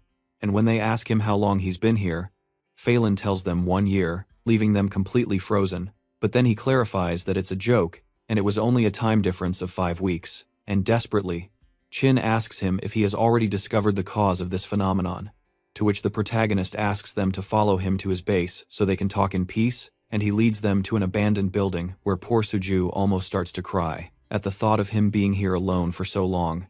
As for the girls, they are disgusted with the place, especially when a cockroach appears, until the protagonist shows them the real base and uses some stigma mana to activate an impressive tent. He also tells them it's time to eat something, but clarifies that the food he brought has already run out, so they must make a sacrifice.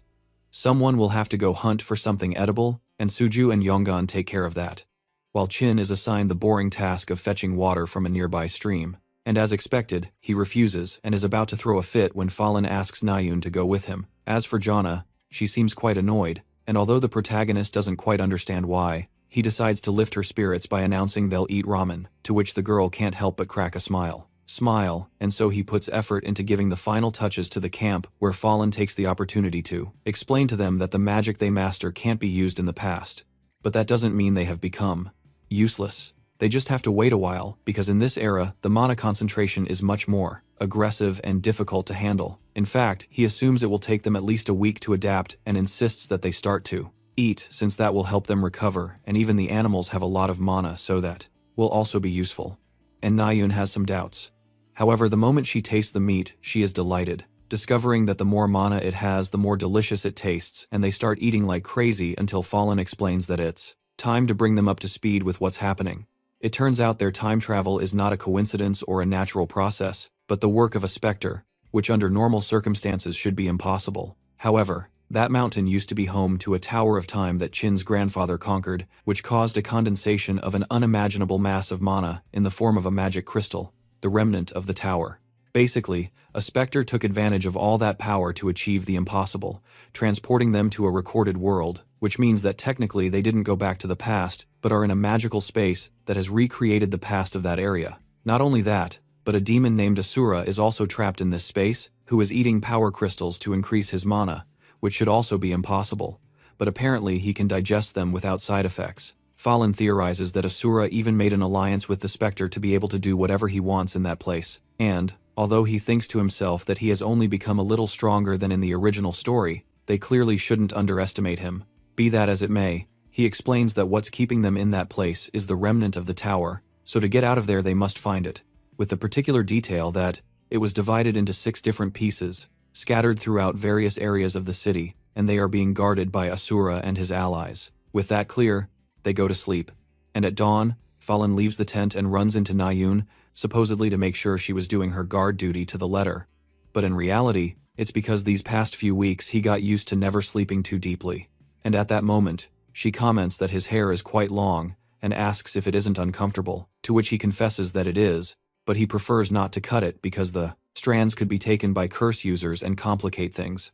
However, the interesting part comes when Na-yoon asks him if Seoul's St. Mary's Hospital is nearby, and he clarifies that it's about 30 minutes by motorcycle, insisting that she tell him why she's asking about it so suddenly, until she confesses that her mother was born there that year, and staying logical. Fallen doubts that the magical space they're in covers that area, leaving her quite melancholic, admitting that it's a shame. After that, they decide to start training, and we see her fighting against Sue, noticing that their bodies are indeed gradually getting used to this new way of processing magical energy, so it's possible they will soon recover their original conditions. Of course, that doesn't stop Na-yoon from being defeated for the 4th time, and she falls to the ground like a sack of potatoes, to the point where Chin throws a sweater over her, telling her to cover up and scolding her for having so little decency. The girl is spared from the lecture when everything is interrupted by Fallen's arrival with food, and they have another well-deserved feast, in which they agree that they'll never be able to eat the bland food of the real world again. However, Na-yoon tells them that she feels a lot of pain every time she uses mana, and the protagonist tells her it's normal, insisting that it will pass soon. But we see that he didn't suffer like them, since the magic resistance and extra abilities he has prevented it, nothing more than making the most of the conditions in that world. Stopped, but it's close.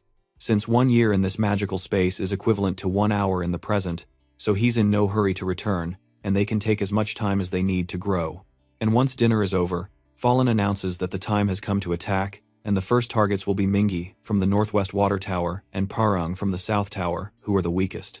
The mission will take place in 3 days, and they will be divided under the leadership of Suju and Chin, so everything flows wonderfully until the moment arrives, and Chin starts to cry, seeing that Suju will be working with everyone else, while he will be left alone with Fallen.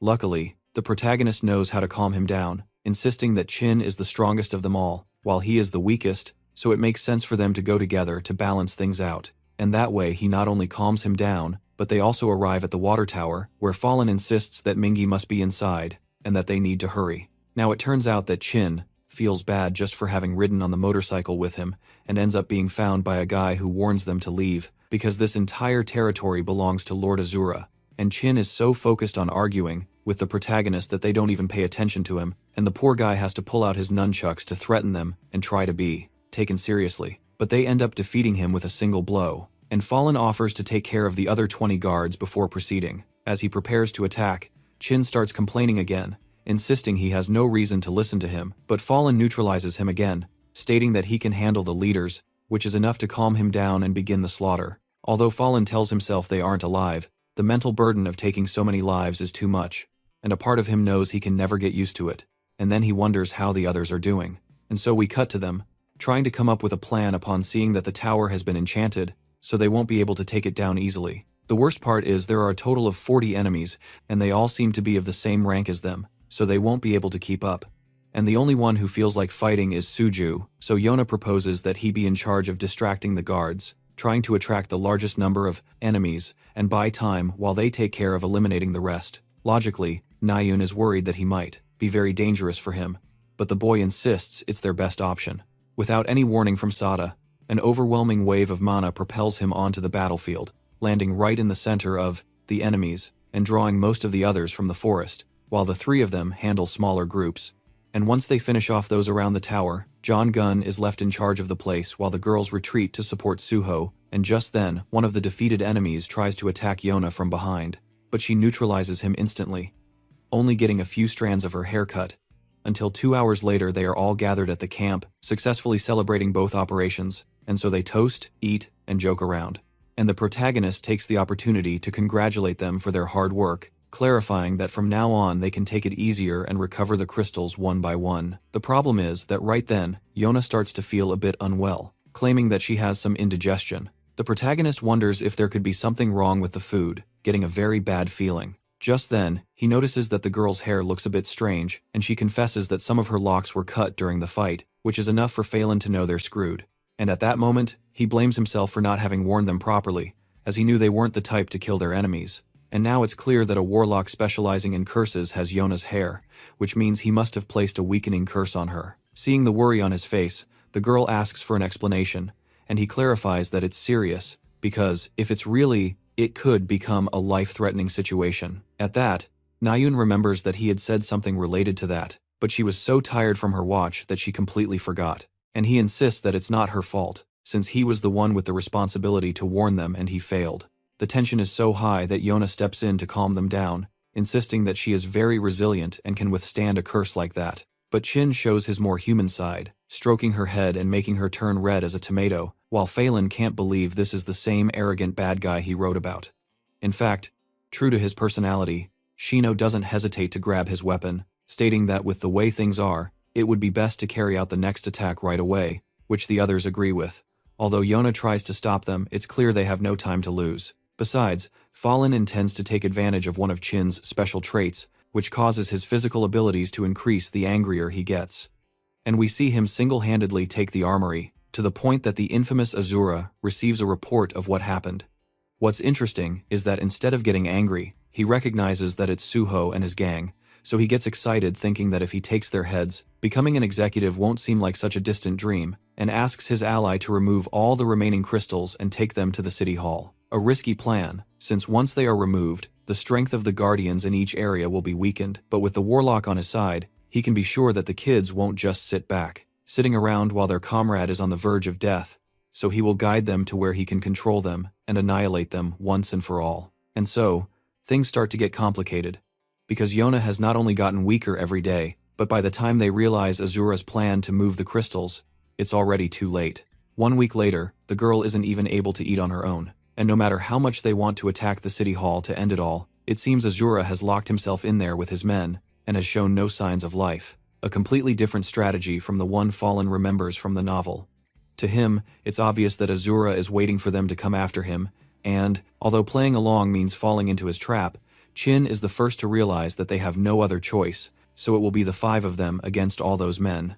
The only good thing is that by having all the crystals gathered in one place, the magical space is weakening, which also applies to the people. So, even though they are outnumbered, they have a great chance of winning. And Nayun is so angry that, even if she has to fight 200 people, she feels she'll be able to kill them all herself. The problem is that it won't really be 5 against 200, since one of them will have to stay behind to protect Yona, and Seeing that he has the stolen crystals, the protagonist decides he will take care of it, assuring them that with the motorcycle, he can escape with her if things get complicated, and Suju acknowledges that it's their only option.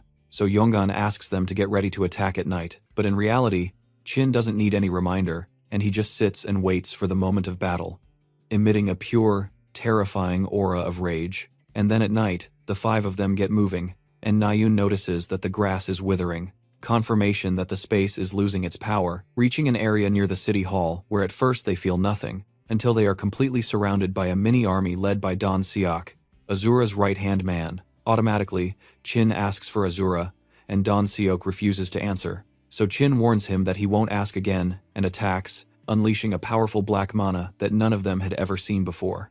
Of course, Azura isn't here. Although at first they wonder what the point of that is, the guy reminds them that they left their crystals behind with the injured girl, so Azura just went to take what belongs to him. And even though the guys knew it was a trap, they didn't expect this kind of trap. They insist they have to go back as soon as possible. However, with every second that passes, more enemies start to arrive, which means they're surrounded. It seems to be the worst-case scenario, until Sue starts to laugh and Danok asks him what the hell is wrong with him, to which he just replies that their leader must be very stupid for having gone there alone. In fact, we then see the moment when Azura arrives at the camp where Fallen was already waiting for him because he knew he would come for him personally, and he took the trouble of setting a nice little trap for him, which he fell into completely. And desperately, Yona gathers all her strength to warn the protagonist to run. However, he smiles confidently, assuring her that she has nothing to worry. And for his part, Sujo tells everyone that the situation is under control, since, after all, Fallen is even stronger than him. And so the protagonist is left sitting relaxed in front of Asura, who acknowledges that the Spectre's assumptions were correct. Someone stayed behind with the crystal fragments and the injured girl, two factors that will make this fight a piece of cake. With that in mind, he approaches, stating that he renounced his humanity to avoid falling for the sentimentalism of weaklings like him. But Fallen interrupts him, telling him to shut up and asking if he was foolish enough to come alone. Asura insists that he is not alone, and that he has more than 2,000 soldiers in his army. However, the protagonist treats him as if was hallucinating, calling him crazy and provoking him until Asura prepares to attack with every intention of putting him in his place. And that's where things get interesting, as he uses a large amount of energy to summon different portals through which beings from the demon realm begin to emerge. Fallen recognizes it as an impressive skill, the wave of demonic beasts. And the whole scene is also witnessed by Jana, who again insists that he should leave her behind, but he just smiles confidently, letting her know that all of this will be over very soon.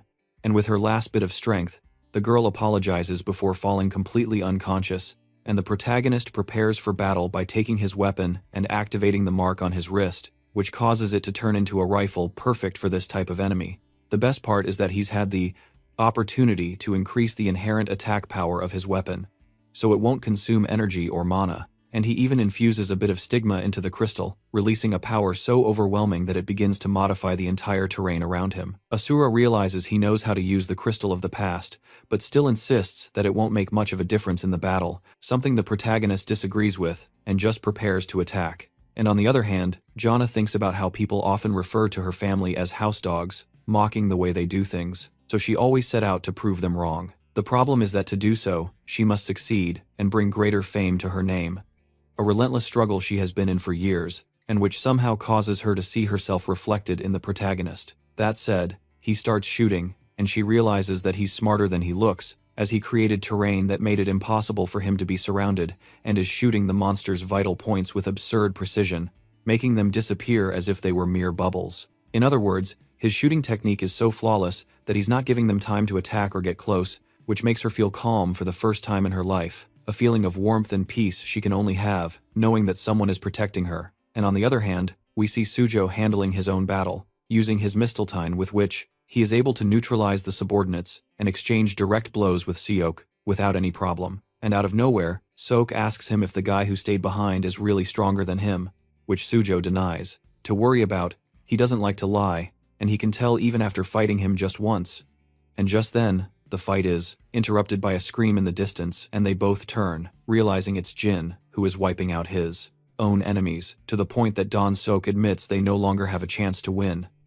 And Suju tells him that it's not too late to surrender, but he makes it clear that's not how things are done. So Suju decides it's time to end this, preparing to unleash one of his most powerful blows. Interestingly, Don Sok gets excited and drops his weapon, and as his body begins to grow to twice its size, he claims that he will also unleash his trump card. And, returning to the protagonist, Asura confesses that he didn't feel anything worthy of mentioning about Fallen at that moment. At first, he just thought he was a simple boy fighting after being cornered, but with every passing second and every demon eliminated, he started to feel the pressure, realizing it makes no sense. He can't quite understand why even after summoning an entire army of demonic beasts, he doesn't have a single scratch. And no matter how much he tries to analyze the situation, there's nothing that explains how an ordinary student could possess such an absurd reaction speed, a power that allows him to shoot without any openings, even in the moments he's reloading. Asura realizes that at this rate, there won't be any demonic beasts left. But it's the protagonist who breaks the silence, admitting there are too many and asking him what he wants: revenge, wealth, or success. However, he immediately states that it doesn't really matter. What his answer is, nothing will change, because he won't be leaving here alive. And quickly, Fallen prepares to deliver the final blow. But just then, he pulls the trigger and nothing happens, realizing he's out of bullets. Interestingly, that doesn't make him feel pressured, and he just states that he understands. He probably became a djinn because he thought he had no other option to become stronger. And Asura realizes he's out of bullets, mocking him for just stalling for time. But the protagonist thinks that if Asura took that path, it's because he wrote him that way. A simple character with no backstory, whom he created as a mere tool for the game's progression. That's why he states that it doesn't matter what led him here. The reality is that his story is about to end, and he finds a magazine that still has bullets, but at first glance, it's too big to use in his weapon. And with that in mind, Asura gets a confidence buff, preparing to attack, not realizing that Fallen modifies the shape of his weapon and aims, telling him clearly, it's over, and a part of him feels sorry for the extra. But before he can shoot, they are interrupted by Nayun, who arrives, not only with the rest of her team, but with the rest of Asura's army, who have clearly already given up. And, seeing them, Asura understands that they have betrayed him, and the worst part is he doesn't even have the mana to pretend that he'll keep fighting. He has no chance of winning left. The problem is that, out of nowhere, a kind of dark energy begins to emerge from within him, and, although he tries to stop it, it goes completely out of his control, turning his body into nothing more than a vessel from which the specter he had made a deal with emerges. Everyone is scared, but the protagonist clarifies that it can't do anything on its own, and advises him that he already knows what to do. So the other guy takes out his mistletoe, which has the property of growing stronger by gathering souls. And so, in a single move, the specter is absorbed by Su, and Fallen collapses to the ground from exhaustion, thinking he has no idea how the guy managed to convince the enemies, and that, after all, things turned out similar to the novel, and due to his effort, his stats also improve a ton, with the Master Marksman attribute rising to rank 5 Mastery, and he analyzes everything that implies until he notices that Nayun is looking at him very annoyed, expressing that nothing that just happened makes any sense. Fallen thinks she's referring to the demon corpses and assures her that they'll show up soon, but blushing, she tells him he put himself in great danger and that she was worried about him, to which he assures her it wasn't that serious, showing her his weapon, which made things much easier. Of course, she takes the opportunity to ask Suho if he brought the crystals, and he hands them over, explaining that, to get out of here, the first thing they must do is put them back where they originally were. It sounds like it doesn't make sense, but Fallen insists that this place was created naturally, and that it's unfair to leave without restoring it, so they can stay a few more days to put everything in order and use that time to train with their new allies. And so, time passes, and some people come by, even showering them with gifts as thanks for taking care of Asura, insisting that if it weren't for them, they would still be suffering under his tyranny, and they also invite them to eat. And clearly the guys are unable to refuse a delicious meal, especially since Fallen offers to grill the meat, and he takes care of that until he overhears Chin and Nayun talking about the people, about how things are in that era, and the boy takes the opportunity to ask them about their ancestors. To be more specific, they start talking about his grandfather, Chin Myun Chechul, who, according to the inhabitants, was a great hero, responsible for bringing peace to the Wangkak area. The weird part begins when they tell him that he's even still out there saving people, which causes Chin to turn as pale as a sheet, and for his mood to change completely. The others don't notice, but the protagonist realizes the 180-degree turn in his attitude, to the point that Chin gets up and leaves without saying a word. While they continue the conversation, of course, Fallen can't help but wonder why he got like that when they were talking about his grandfather, since he was the one who asked. And believing that one of the key points of Chin's personality in the story is his admiration for his ancestors. A reaction like that could mean something has changed in the story, so he decides to leave the cooking aside and follow him into the forest, where Chin starts walking to calm down. And in the midst of all that silence, it doesn't take him long to realize that Fallen is following him and confronts him, causing the protagonist to freeze up, not knowing what to say. And he can't think of any excuses. The best excuse he can muster is that he followed him to let him know the meat is ready. Chin's face says more than 1,000 words, and while the protagonist tries to find a way to continue the conversation, Chin himself is the one who asks him what he thinks of Chin Myun Chechul. Fallen knows this will help him figure out what's going on, so he replies that he's a hero who saved the world, someone who should be revered for his achievements, and to his surprise, Chin scoffs, stating that's what common people would think of him. With that, Fallen confirms that the negative reaction from before was no coincidence, but before he can do anything else, Chin lunges at him to strike him, and although he dodges, he notices the crater, the impact left on the ground, recognizing that if it had hit him, he wouldn't have come out unscathed. For Chin, such a level of strength means he is very angry, and that the mere mention of his grandfather was enough to activate his berserker mode. And as the blows continue, Fallen understands that he had never seen him get so angry so quickly, so he must have a good reason for such an extreme reaction. Chin insists that people like him are the problem, and that if they hadn't been so weak, his grandfather wouldn't have had to sacrifice himself and would still be alive with him. That confession took him by surprise, and the next blow landed squarely, causing Phelan to fall to the ground, telling him that he's right, but he doubts his grandfather ever regretted that decision, and although his tone is peaceful, it only fuels Chin's anger, who grabs him by the neck as Fallen looks him in the eye, reminding him that he also protected his family, and that's why he admires him too. Thanks to that, Chin calms down and starts to walk away, threatening that Phelan will pay for it if he dares to tell anyone about this. Phelan tells him there's nothing to tell, and the boy leaves, feeling more at ease seeing that. Technically, his backstory hasn't changed that much. The problem is that out of nowhere, he receives a notification that makes it clear he has no authority to see the plot change, but not Chin's, his grandfather's. Of course, to Fallen that makes no sense because he's a central character in the world's lore, meaning his story shouldn't have changed much, and after that, the protagonist returns to the camp with the others, where they task him with taking dinner to Jonah, who apparently still hasn't fully recovered. The thing is, when he arrives at her tent, Fallen notices that she's doing wonderfully and asks if she's faking it, to which she lies, saying she doesn't even have the strength to lift the spoon, so he decides to tease her by feeding her, knowing she's probably putting on a show to get Chin's attention. And Jonah complains that the food is bland, so he promises to make it up to her with some ramen, and in the end, she just thanks him for never turning his back on her, to which he jokes that it'll cost her, but she's more than willing to pay with interest. Yona even comments that they could be good friends, and he thinks of all the ways that could be convenient, until the girl suggests setting him up with Ayun. Of course, Fallen makes it clear that he's not interested in dating her, or Rachel, or anyone, as he doesn't have time for that stuff, but Yona doesn't believe him and keeps teasing him until he threatens to leave her without her precious ramen. Still, in the end, he doesn't stoop that low and asks the guys to prepare a bowl for her, while he leaves on his motorcycle, claiming he needs to go get some things. It turns out the main story, he left some special items in the background of that arc, so even though he doesn't know if they'll still be there, it's worth a try. However, we don't know what he found, since the next thing we see is Fallen finally getting a well-deserved haircut, looking so handsome that Nayun asks if they used magic, which is true, because the hairdresser has a buff to make his clients look perfect, even for several weeks, believing that the gifts are genetic, and Fallen is so impressed that he promises to find any descendant of the damn guy in the present so he can work his magic on him again. And meanwhile, everyone is quite melancholic,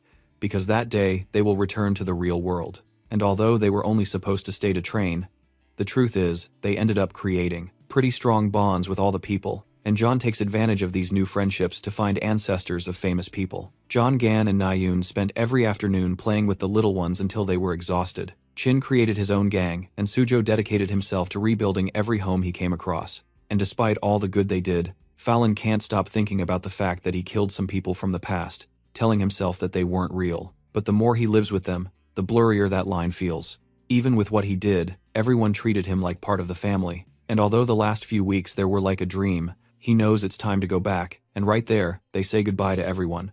Unconsciously, some ask if they will see them again, commenting that they at least hope to read about them in the newspapers, to which the protagonist doesn't have the heart to tell them that won't happen. since there are times when the less you know, the better. And so, the group gets ready to leave, and one by one, each of them approaches the protagonist to give him the respective crystal so he can activate the portal back home. The funny thing is that Yona doesn't hesitate to drag her companions out of the scene so that Na-yoon and Fallen can be alone during a sunset so beautiful that the girl asks him for some extra time to take one last look. He tells her she can do whatever she wants, and, after a few seconds, he prepares to take the step, infusing the magical power from the stigma of crystals, which causes it to fuse into a small sphere that later splits again between magical spaces and the real world. Impressed, Na-yoon asks him if she will forget everything she experienced in that place, confessing that she's afraid of ending up forgetting the beautiful moments, because the reality is that, no matter how hard she tries, she can't remember the voice of her mother.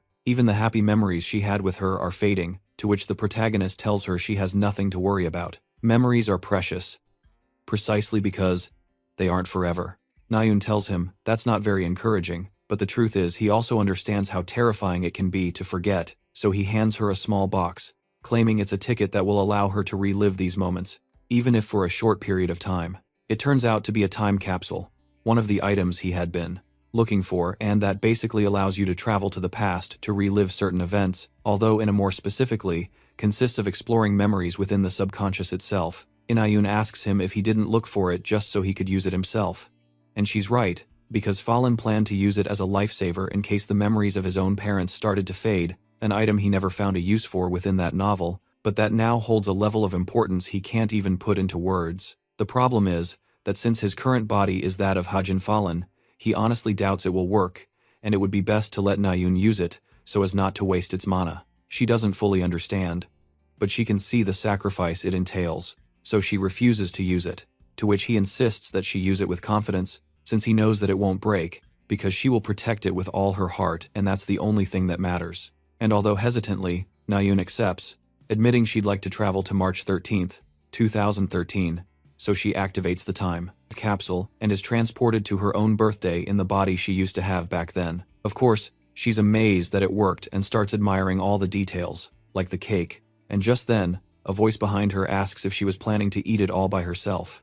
When she turns around, she sees her brother completely standing and healthy, which makes her so emotional that she starts to tremble, but she tells herself not to cry on such a happy day. With all her might, she puts on a smile, and little by little, the others start to arrive. That day is very special, because it was the only time in her life that her entire family was together for her birthday. However, her plan not to cry fails when her mother appears, apologizing for being late, and that smile that Na-yoon had started to forget over time appears before her more vivid than ever, and in the end, the girl can't help but run into her arms while crying her eyes out, which initially worries her father, but they assume it's a normal reaction for a child. And her mother doesn't hesitate to comfort her by hugging her tightly, assuring her that she will always be by her side. And so, the day continues. When it's time to sing happy birthday, her mother explains that if she makes a wish before blowing out the candles, it will come true. However, Na-yoon can only think of one wish, and it has already been granted. She was able to see her again, she thinks. She tells herself that she can be a little greedier and blows, wishing to keep these memories for the rest of her life. Not only that, but she turns to look at her brother, wishing to meet him again someday. Meanwhile, on the protagonist's side, he wakes up on Wind Mountain, where Na-yoon is already waiting for him, showing him that the capsule didn't disappear even though she used it, but now it requires an absurd amount of mana to work so he can keep it. The girl insists on looking for the others, but Fallen starts walking in the opposite direction, saying he's going home and is too tired to continue with their original plans. Before they part ways, Na-yoon thanks him for today, and he can see the happiness shining in her eyes, making him wonder what kind of past she saw.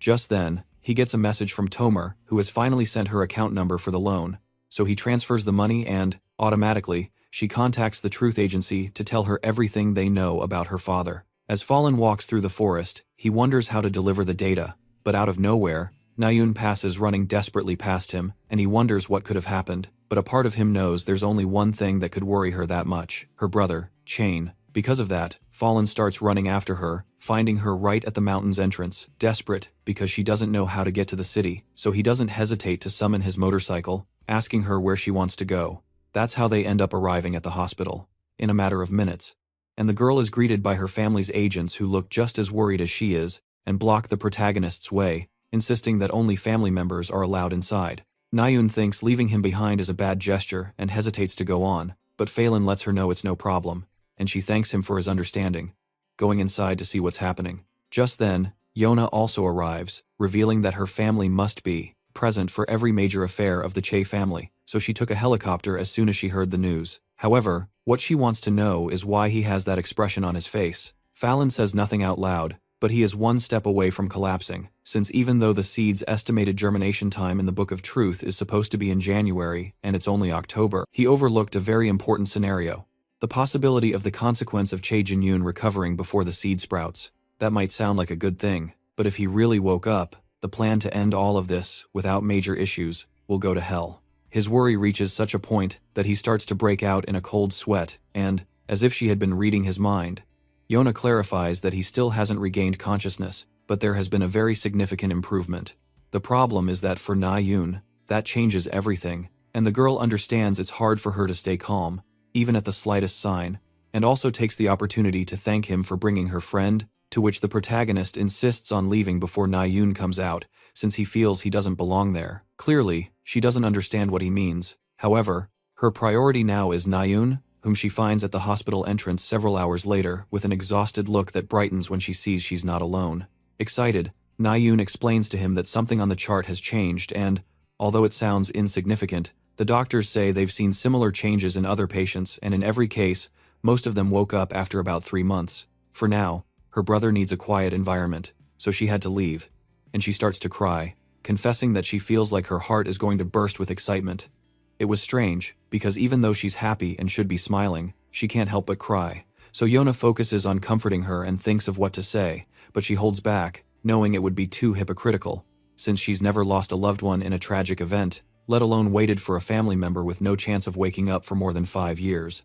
It sounds short. However, all that time, anger turned into regret turned into despair, and despair turned into the most bitter feeling of all, resignation. And now, just when she had finally given up, a glimmer of hope appears, so Jen focuses on supporting her the only way she can, with no empty words, just a shoulder to cry on. And at that moment, the rest of the guys arrive at the hospital very worried, which makes Na-yoon remember that Fallen was the one who brought her there, and she asks for him, to which Jonale says he just left, thinking he should have had the decency to wait, considering how worried he looked. And as for our protagonist, he arrives at the dorms feeling heavy and out of breath when he receives a message from the boss inviting him to join the Violet Banquet, offering him an account with over 300 million. However, Fallen can't stop thinking about today's events. He was lucky she didn't wake up, but he has to see this as an ultimatum, a reminder of what he has to do. And between killing a person confined to a hospital bed and someone capable of moving on their own, it's clear which is the easier and safer option. And in another message, the boss asks him when he can take the next mission, and the surprise here is that he offers to do it immediately, knowing that taking this path is the only lifeline he has left to cling to. And on the other hand, we cut to the offices of the Benevolent Creationist Guild, where her assistant congratulates Vice Captain Sunga for reaching rank 250 in the global rankings, and she asks if he has any interesting news. Her assistant thinks for a moment, until he remembers there's a big rumor about a new mercenary joining the Geronimo group, which excites Sunga, since they often turn to them when they need extra help on certain missions against the Yens, and she's even happier to discover he's a sniper. However, what most catches her attention is that not even intelligence agents have been able to access information about who this person is or if he even exists. The only thing they know is that he uses the alias Demonic Wolf, of course. At the same time, we see that it's Fallen, and that's the name he was assigned by the boss.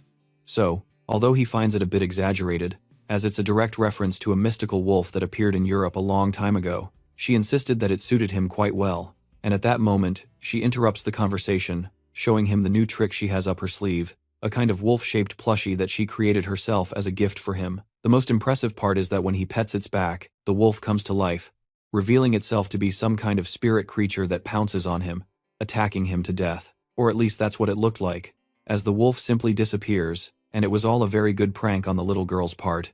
And in response, Fallen punishes her with some tickles until he notices something strange, a wolf-shaped tattoo, right where the spirit attacked him. It turns out that, after all, it wasn't a joke, as a notification clarifies that a spirit wolf now resides within him and has just recognized him as its master, so it will come out to protect him the moment it detects a mortal threat. Offers other benefits. But the fact is that Van Engel just gave him the most broken gift he has ever seen. It all starts with a new skill he has just developed on his own.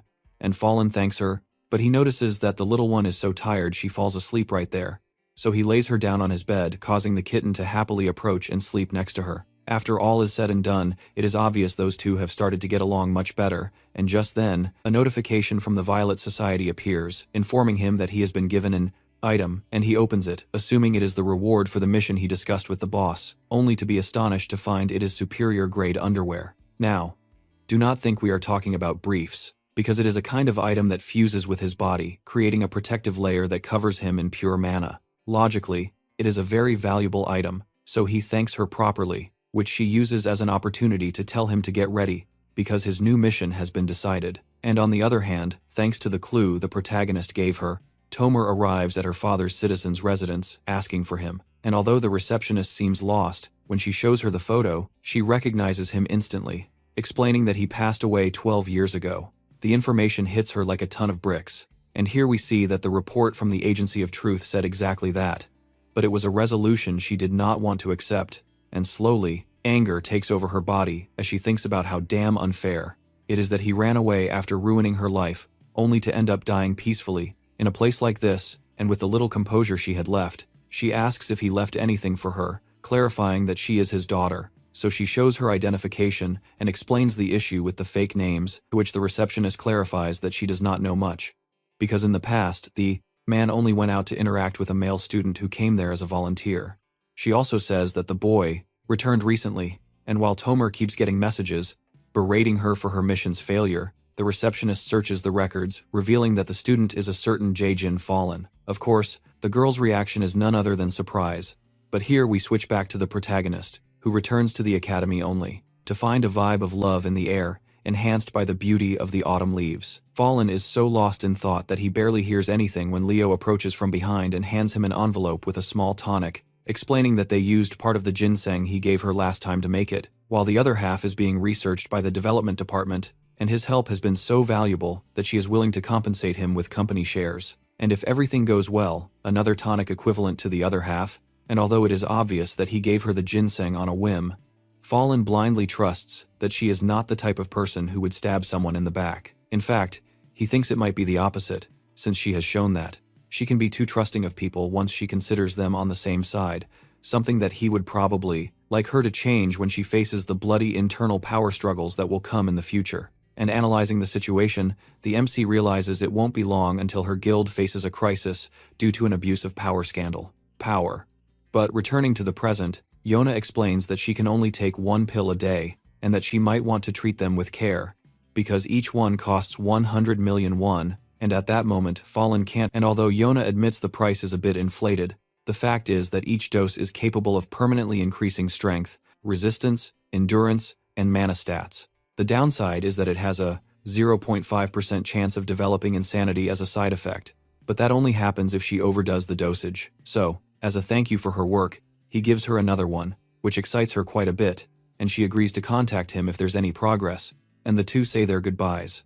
And that's when Fallen receives a rather strange message from Tomer, so she assumes he must have visited the care home and opened Pandora's box, so she decides to give him some time to clear his head, and after that, she receives her new mercenary mission, which is to raid a human trafficking truck operated by the demonic group Y-John, in China, more specifically, in a lawless zone on the border with Mongolia and Russia, where demons organize and carry out the worst kinds of crimes. In fact, the place is known by many as Pandemonium, and she doesn't hesitate to get moving the next day, arriving in the vicinity, where she starts to get a very bad feeling, and reads the messages from her boss. Her boss warns her that not all demons are the same, and that's because they are classified by rank. And the most ironic part is that the weaker they are, the more prone they are to committing brutal crimes without a second thought. Long story short, she will encounter scum without a shred of guilt, which doesn't reassure her much, but right then the cargo trucks begin to arrive, so she summons her sniper rifle and starts taking out the drivers one by one. Of course, this catches the attention of the guards, who get out of their cars and try to secure the merchandise, but they also start to go down, and only then does Fallen decide to reveal herself to them, who feel quite confident seeing that she's alone. However, at that moment, she takes the opportunity to take one of her pills, which, with all her extra bonuses, cause all her stats to increase by a factor of 1.55 for 5 minutes and counting. Adding that to her new armor, she's more broken than ever, allowing her to fire a triple shot that annihilates them all in a single move, and just like that, the only thing left is to free the hostages, and she's about to do it, when one of the smugglers gets up and starts charging at her with everything he's got, ready to stab her in the chest. Everything happens so fast that Fallen can only think about how stupid she was for letting her guard down, and she braces for the hit, when a powerful blue energy starts to flow from her chest. And that's when we see that it's the wolf, which doesn't hesitate to clamp its jaw around the attacker's neck and bite down, tearing him apart bit by bit, until he breathes his last. The shock is so great, the MC can't quite process the situation until several seconds later, remembering that strange notification that appeared when she accepted the gift from the goddess. The little one, understanding that she was saved by a hair, decides to end it quickly, and opens the door to the path where they meet the kidnapped people, letting them know that everyone in Jeans is dead, and without wasting time, he gives them a communicator watch, with which they can call for help to get home. And just like that, the next thing he does is send a message to the boss, notifying her that he has completed the mission. But we see that it's not necessary, as both she and the rest of the team had been watching everything in real time, amazed that he needed only 21 seconds to eliminate 20 enemies. Of course, what draws the most attention is his weapon, which is clearly capable of being upgraded and transformed using magic. And the long-haired man does not hesitate to state that, for a rookie, he must be in the high intermediate rank. The blonde girl thinks he's exaggerating, as she just believes that he is an intermediate, and if she had to compare him to someone, she would say that Fallen is as strong as the famous Kim Suho. Of course, she doesn't know how strong he will be in one-on-one combat, but at least against several people he has proven to be very competent. And she insists that Jun Yoon is the best at evaluating people, only they would have to wait for him to return from the demon realm. At this point, the doubt they all have is what the heck was that wolf that came out of his chest, to which the boss mentions that she will ask him personally, and although the others doubt that he will tell her at the first chance, she assures them that Fallen trusts her. For his part, the protagonist arrives at the dormitory thanking Evangel, as he has no doubt that he is only alive thanks to her, confirming that the wolf is a familiar created with a piece of her soul, which has insane stats, and being his first familiar, it has impressive growth potential. Not only that, but being tied to the little one, the more powerful she becomes, the more broken it will get. And just then, she wakes up a little, sleepily asking for food, to which he just hugs her asking her to sleep, as she can eat everything she wants later, and he still hasn't fully understood what he feels, but he can be sure that this person has become a source of comfort, an impressive one on this lonely path that he started a year ago, and even though at first he was desperate to go back, he wonders if he will really be able to leave all that behind when it's time to return to his old life. And later we see him in zombie mode, trying to concentrate in class after having slept 1 hour, and he thinks that Tomer has not communicated with him again since that strange message he received last time. Be that as it may, he has prepared something that will make her his ally, and he wonders if she has already found the letter, to which she sits quietly by his side. She passes him a note and asks if he has ever worked as a volunteer. Quickly, he answers yes, and she continues asking him if he met someone named Argus. So knowing where this is going, Fallen tells her yes, and that they were very close, emphasizing that he was always a very lonely man.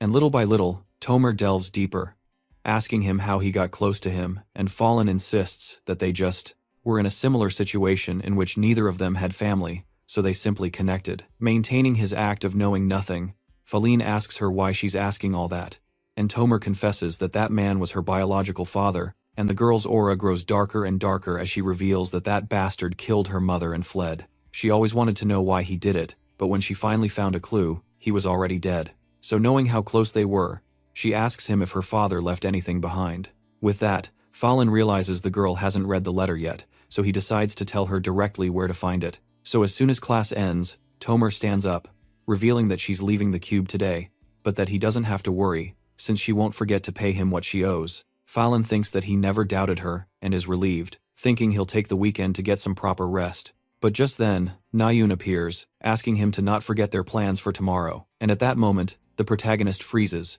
as he has no idea what the heck she's talking about, while she gets a little indignant that he doesn't know. And Sujo seems to clarify that she invited him to a meal as a thank you, and they agreed to go out after the practical exams. Fallen racks his brain and remembers very clearly saying no. But Leona shows up, insisting that they later change the plan so that everyone who was on the previous trip would go. Not only that, but they're also going to karaoke. And our protagonist was just about to say no, when Nayoon instinctively fixes his hair, leaving him so flustered that he forgets what he was saying. And she makes it clear that, so he knows they won't fall for his excuses, he has to go. Meanwhile, we cut to Tomer, who is running through the cemetery searching for her father's urn, until she finally arrives and is astonished to see so many flowers, which doesn't make sense for someone who spent his last years completely alone. And then she sees they have a note from Fallen, confused as to why he would still be visiting after so many years, and notices the flowers seem to be treated with mana, keeping them from withering. And slowly, her anger returns, outraged that he spent his final moments in such a peaceful place and that he even receives flowers on his grave. After taking her mother's life and ruining her own, she angrily throws the flowers to the ground, wondering what the point of everything she's done in her quest for revenge was. And finally, she finds the letter. In it, her father let her know he was a whirlwind of conflicting emotions. Because while he hoped she would never read it, he also wished with all his heart that she would. He also wondered what kind of emotions would be going through her mind as she read it, knowing that no words would be enough to heal the wounds in her heart, wounds that he himself had caused. Still, he hoped he could clear things up and tell her what really happened. The fact that her mother had sold their souls to the jinn, and with that, we flash back to the past, where a young Tomer insists on going to the amusement park with her mother. However, Argue was very uncomfortable about it, saying they needed to go home because mom and dad had something to talk about. Back then, the whole context went right over the little girl's head, but the look Argus gave the woman was one of pure distrust. When they got home, he started yelling at her, asking if she was crazy and if she was really going to sell their own daughter to the jinn. The worst part is that the woman saw nothing wrong with it, claiming that it was the only alternative. They had to become even stronger, and that Tomer would eventually understand her decision. Of course, that was enough for Argue to realize that his wife had gone crazy, and when she asked him to stop interfering in her affairs, calling for Tomer so she could go to the supposed amusement park, and Argue did what he had to do. From there, everything happened so fast he didn't have time to think, so he threw her to the ground, knocking her unconscious. Just then, Tomer was coming down the stairs, and he realized that if she found out her mother was a jinn, his little girl would be seen as an accomplice and her life would be ruined. So he grabbed her by the shoulders and asked her to go get help, to say that her father had hit her mother. After that, he took her life, and, in the present, Tomer can't help but start crying, understanding that everything that happened was part of her father's plan, to allow her to move to Korea and live a normal life. Of course, he had hoped that they could reunite years later, but when he arrived in Korea, he couldn't find a single clue that led to her. And even though it all makes sense, Tomer is unable to believe his words and starts to rip the letter apart, until she finds something else inside the envelope, that brilliant yellow item she once gave him for his birthday, that matched perfectly with a brooch he had given her. That night, Fallen was ready to go to sleep when he received a message from Tomer with a single word, "Thank you," and it was also the last message sent by the girl before she disappeared without a trace. And although Fallen knows they will remain connected by the debt they share, he also has a feeling that they will become great allies. And after that comes the outing with the group to the very famous restaurant that Nayoon had promised, and our protagonist admits that the food is even more incredible than he expected. Meanwhile, she just watches him eat with a smile, assuring him that he can keep his expectations high. However, she says it with an attitude that doesn't go unnoticed by Fallen, who wonders if something has changed between the two of them. But Nayoon quickly diverts the conversation to the others, pointing out that this reminds her of the days they spent together in the past. And she also explains that her skills have improved a lot, and she's on the best streak she's had in a long time, to which Jong-gun jokes that she still ended up in a draw with Rachel, and then Chin asks Fallen how he's preparing for the final exams, bragging that he doesn't need to study, and that's the difference between them, because they come from opposite lineages, and blah blah blah. The funny thing is that the tone he uses isn't particularly bad, and Sujo laughs as if it were a private joke between them, so Fallen is surprised to see them acting so close, something that could have never happened in the original story. But regardless, all that analysis takes a backseat when he tries another bite and the meat melts the moment it touches his mouth, so he eats in peace until Nayoon serves him another plate and winks at him as if she were his sugar daddy. He's left with doubts. Things between the two of them have changed, and he wonders if it has to do with the time capsule, or if she could possibly be interested in him. Automatically, Nayoon feels his stare, thinking he wants more. and she doesn't even bother waiting for his answer when she orders another serving of that delicious meat. Her intentions are a little obvious, but Fallen convinces himself that she's just very grateful. And after that, they go to karaoke, where everyone does their respective performances, live streaming them on their accounts. And unlike Rachel, everyone is pretty decent, but the one who stands out the most is Fallen, who leaves Nayoon completely immersed in the song, something Yona notices instantly. And just then, the protagonist messages the girl to go outside so they can talk about something quickly, appearing surprisingly cheerful and asking her to make him a new batch of bullets. The interesting part comes when he hands her an envelope, insisting that he needs the bullets to be filled with what's inside, a request that Yona's team can do with their eyes closed. However, the girl doesn't recognize exactly what that strange plant is, but she knows very well that Fallen isn't willing to tell her, so she just tells him that she'll let him know when they're ready. With that, of course, the protagonist decides to leave, asking her to say goodbye to the others on his behalf. And everything proceeds normally until Yona receives a message from her subordinates, informing her that they have urgent news. It turns out they are still investigating the protagonist and have finally found something very suspicious, as the boy was born in the same year as the Wango incident, an event that seems to be important, but for some reason, all related documents were sealed. The weirdest part is that during the investigation, one of the informants was attacked and, although he is recovering without major issues, this is a sign that they are getting into something serious. For that very reason, Yona asks to temporarily halt the investigation and wonders what the Wango incident is and why it sounds so familiar. Thinking back, she remembers reading something similar in her father's diary and that he reprimanded her for it. So the plan is to go home and start digging, and as she's about to return to the building, she bumps into Nayoon, who had gone out looking for the protagonist. So she tells her that he went home, and she gets a little jealous, trying to ask what they were talking about without being too obvious. Of course, Yona is still able to read her clearly and tells her she's too adorable. After that, the girl gets home and, taking advantage of the fact that her parents are on a trip, she goes in ready to find out what that book contains and why her father insisted on keeping it a secret. And so she enters her father's study, feeling nostalgic for all the time she's been away from it, and uses her powers to move the desk where the secret safe should be. The difference from the last time she was there 10 years ago is that now it has a password that she clearly doesn't know, so she tries the most obvious options, their birthdays, but none of them work. That's when it occurs to her to combine her date of birth with her mother's, and this time it opens, revealing that the box contains a single book, the diary, her father's personal belongings.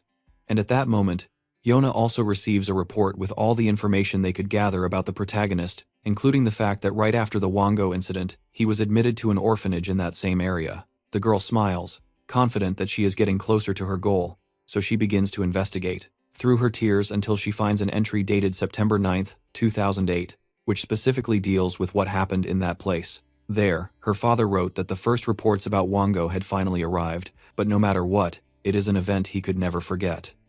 Meanwhile, we switch to Fallen, who is enjoying watching the sun, look of concentration on Van Angel's face as he watches cartoons, wondering if Van Angel is really smart enough to understand what the heck is going on the screen. And he remembers that he has Homer's ring, which is capable of increasing its wearer's intelligence percentage exponentially every 24 hours. As you can imagine, he wonders if it could be used on non-human beings, and the Book of Truth basically tells him there's no problem, although its effect will be slightly more limited, and for a moment he thinks it's crazy and that he should use it on himself, but upon seeing the close relationship between Haiyan and Van Angel, he knows it wouldn't hurt to help them become closer. That's why he ends up putting the ring on the base of his tail, wondering just how smart he can become. As for Yona, the girl can't help but start trembling right there, as she reads that her father was in charge of carrying out that massacre. However, to better understand this, we must delve deep into the past, where her father explained that Jin Jongun was an honest and respected man who always opposed injustice. Unfortunately, that made him a thorn in the side of President Jim Soha, who decided to get rid of him by accusing him of being a spy for Jin. The worst part is that Changul also wanted Jongun 6 feet under, so he went ahead with the false claim from Konijin and, to avoid suspicion of murder, ordered the elimination of all his followers. As you can imagine, Yona's father was the one in charge of carrying out that massacre, and he did it by planting a monster in Wango, basically leading Jin and his people to certain death. What's more horrible is that by doing so, he ended up involving many civilians, and in the end, both his target and a lot of collateral damage, everyone was massacred, and Yona reads the words without understanding what the heck it all means, how her father could have done something so vile. And the diary continues with him confessing that he tried to bury what happened deep in his heart. But the next day, he was informed that one of Jin Zhang's men had been at the location with his wife, and that she was pregnant. Quickly, Yona understands what that means. And although she tells herself that they can't be the parents of Fallen, the diary continues with the woman giving birth at the scene.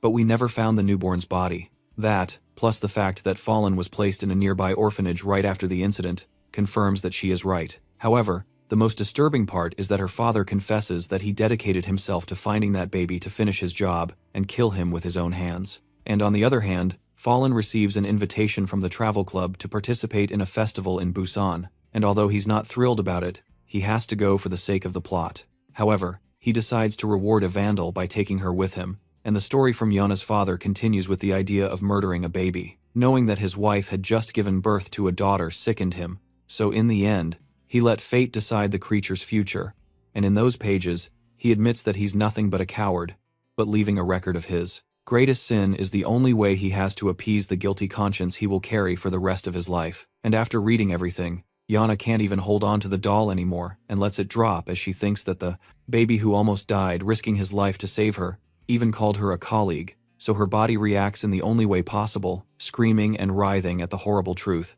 And after a few days, Fallen arrives in Busan, and together with Evandel and Yana, they stay at Lotus Hall, the best hotel in the city, after thoroughly enjoying the first few days of the festival. Besides, he's in a super good mood, since by pure luck he managed to book the most exclusive suite of all, which turns out to be a spectacle, not only for its overflowing luxury, but also for the impressive view it offers. However, everything changes in an instant when, watching the crowd walk down the street, he notices a rather strange person who, even from a distance, feels his gaze and turns to stare right at him. The worst part comes when the man just smiles, as if to say, "I've got you." And although Fallen tries to convince himself that it's impossible they saw him, the logical part of his brain knows this can't mean anything good. That's why his first instinct is to hide behind the railing, while his instincts as the novel's author activate, screaming at him that this is a being from another world, just like Kim Soo-ho. And second by second, information starts to flood his body, revealing that this is a villain shaped by a sense of loss and constant betrayals. A complete opposite version of this story's protagonist. The type of final boss that either kills you or gives you the best development of your life. And just then, the guy greets him with a smile far too different from the one he originally wrote, which lets him know that the co-author has sunk their claws into one of the core elements again. And, out of nowhere, the woman next to the man looks at him and emits a murderous aura that reveals his assumptions are a bit wrong. Yes, he just ran into one of the main villains of the story, but it's not the man, but the woman, Jin Sayuk, destined to be the total antithesis of Kim Soo-ho and who in the original story is a boy, being the greatest threat of the final arc. After that, the man beside her asks who that guy was who was watching them, and although she claims he's a nobody, it's obvious to them that he's on the same level as Soo-ho. And as for Fallen, he can only think that if he had a bullet with a mistletoe leaf, he would burn all his SP to eliminate her on the spot, but he can't act recklessly, especially when he doesn't even have a clue who the guy next to her is. And, without a doubt, he's someone smart, as he insists that to be able to spot them from such a distance, the protagonist can't be an ordinary person, and would surely have the guts to fight her, which, Jin Sayuk sees it as a challenge and almost attacks the protagonist. But the man tells her he was just kidding and forces her to continue on her way, but not before giving a final taunting look at Fallen, and when they finally disappear from his sight, the protagonist lets out a sigh, relieved to have identified her at this point in the story, though he still doesn't understand who that guy is who seems to be just as strong as she is. Just then, Van Angel asks for permission to swim with Jaeon in the pool, and they start competing with each other, while Phelan wonders what the hell good the original plot is with so many changes to the story. And considering that Sayuk has disappeared, he assumes they'll have to face each other soon, so it's time to start preparing. And the next day, he meets with the guys from the travel club, after leaving Evangel in a safe place. There he meets Ayun, Jonggan, and Sujo, who are surprised to see him arrive early for the first time, and he learns that Jana will join them later because she is sick and was hospitalized for an emergency. Nayun reveals that the poor girl suffered from stress-induced gastritis. He hasn't seen her in a week, and most worryingly, every time she asked how she was, her friend simply ignored her. And thinking about it, Fallen realizes he hasn't had a chance to see her either, but he doesn't think too much about it, assuming she might have eaten something bad, and with that, they cross the portal and arrive in downtown Busan, where the plan is to explore the street food stalls, as well as some antique shops, which does excite Fallen, who thinks he might find some strange item. And just then, Na-yoon surprises him by putting a cap that is ridiculously expensive on his head and buying it without even asking him, something that happens over and over again throughout the trip, and still unwilling to accept the girl's feelings. Fallen thinks it's because of his brother's good condition, and he just goes along with it, until Na-yoon even takes his arm, and although they have a good time, he can't stop thinking that he shouldn't be so close to her, and he's supposed to have a mission, to kill her brother, and getting along with Na-yoon will only make her feel betrayed and hurt when he can no longer postpone it. And Fallen knows he must keep his distance, and tries to do so, but just then, Na-yoon covers him with a scarf, and the moment is so magical that he can't do it. It all feels so good and dark. Cowardly thoughts appear in his mind, telling him that everything will be fine as long as Na-yoon doesn't find out what he eventually has to do. Yes, a very selfish idea that he regrets almost instantly, giving her back the scarf quite abruptly and rushing away from her without even saying goodbye. Of course, Na-yoon is left very confused, but we move on to the final event of the day, the amusement park, a place seemingly full of dreams and fantasy, that was being used as a stage by several groups of smugglers. And in the original story, after a deal goes wrong, a group of smugglers ends up causing a scene, and, the way things are going, Sujo will handle any distraction that Sayuk will use to attack. And Fallen thinks about all this as he walks with the others until they are interrupted by Jana's arrival, who is acting shy around him. And although he tries to ask her how she's feeling, the barrier created between them seems impossible to overcome. That's why he decides to give her some space, and they enter the park, saying they will explore the place in groups of 2. At which point Yana musters up her courage and grabs the MC's wrist, making it clear they will go together. And both Na-yoon and he are astonished, but seeing her serious face, Fallen decides to play along, assuming she has something to tell him, and they arrive at the Ferris wheel, ending up completely alone in a car. There, he confirms his suspicions, noticing that she won't stop looking at him, sighing, and moving her hands excessively nervously, so he decides to break the ice by asking her what's going on. And we remember that everything Yona read is Kim Chung-dong's past, not Phelan's, although she believes it is.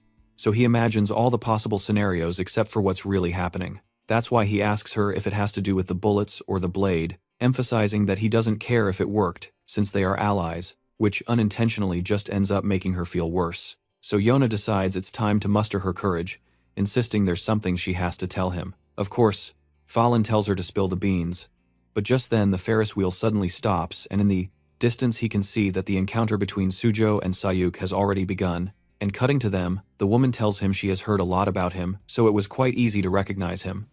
And the strange thing is that Sujo recognizes her, asking how she got there, and his reaction is just what Sayuk expected, and she mocks him, insisting that it's a very stupid question. Or did he think he was the only special one that day? Automatically, the boy changes focus, asking her why she is there, and beside him, Na-yoon notices that she had never seen him so angry, while Sayuk refuses to answer, and just insists that he should treat her more politely, and even if they are in different worlds, he can't forget the relationship they had in the past. Sujo. He tells her she hasn't earned his respect, and Sayuk points out that he has become insolent, activating her powers to teach him a lesson. However, everything is interrupted by Na-yoon, who takes a step forward, telling her that she won't let her treat him like that. The problem is that, before Sujo can react, Sayuk hits her so hard that she sends her flying to the other side of the park, crashing against a wall and falling to the ground completely unconscious. He tries to go help her, but Sayuk surrounds him with spears, warning him not to even dare turn his back on her, or she'll have no choice but to eliminate him. And in the distance, Phelan watches everything petrified, as he didn't think Sayuk could land a blow strong enough to knock out Na-yoon with a single one. And this can only mean that things have escalated much further than in the main story. And with that in mind, he decides it's time to join the battle. But before he can get out of the car, Yona grabs his arm with a trembling hand, asking him to wait, because she won't have the courage to tell him everything later. And Phelan doesn't understand what could have her so worried, and wonders if the episode of Yona's authority scandal has already started. And little by little, everything starts to make sense, assuming that's what has her so worried.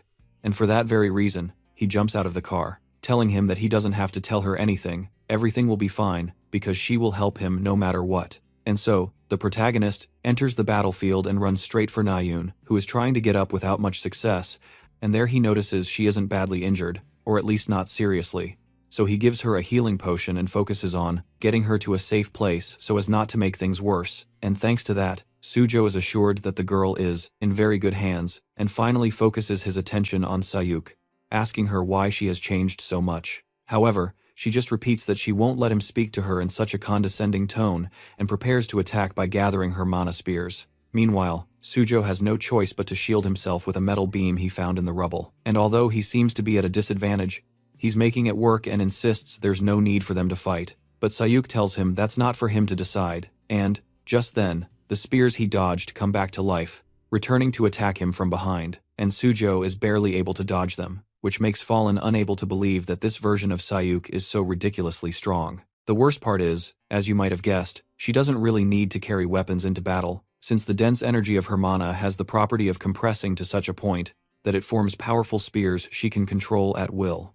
Not only that, but Sujo doesn't have his Mistletoe with him, and although he manages to hold out for a while, the metal beam he's using eventually gives way, and he takes the full force of every blow and, in the blink of an eye, the hero who should be her equal falls to the ground, and Sayuk prepares to deliver the final blow when Fallen intervenes, getting in the middle and warning her that it's been enough. Of course, she gives him a nasty look and recognizes him as the meddlesome guy from last time, asking if he's these kids' master or something. The protagonist denies it, but, out of nowhere, 2 spears fly past his face at full speed, followed by a third that he barely manages to dodge thanks to his skill. That impresses Sayuk, but she makes it clear that no matter how much he asks, she's not willing to stop and could kill him, right here, if he keeps sticking his nose where it doesn't belong. Her attitude lets Fallen know that a confrontation is unavoidable, and, lacking any weapons, he decides to pull a little ace from his sleeve. He knows that Sayuk is an arrogant person, easy to provoke, so he shows her what he has to attack with, a coin,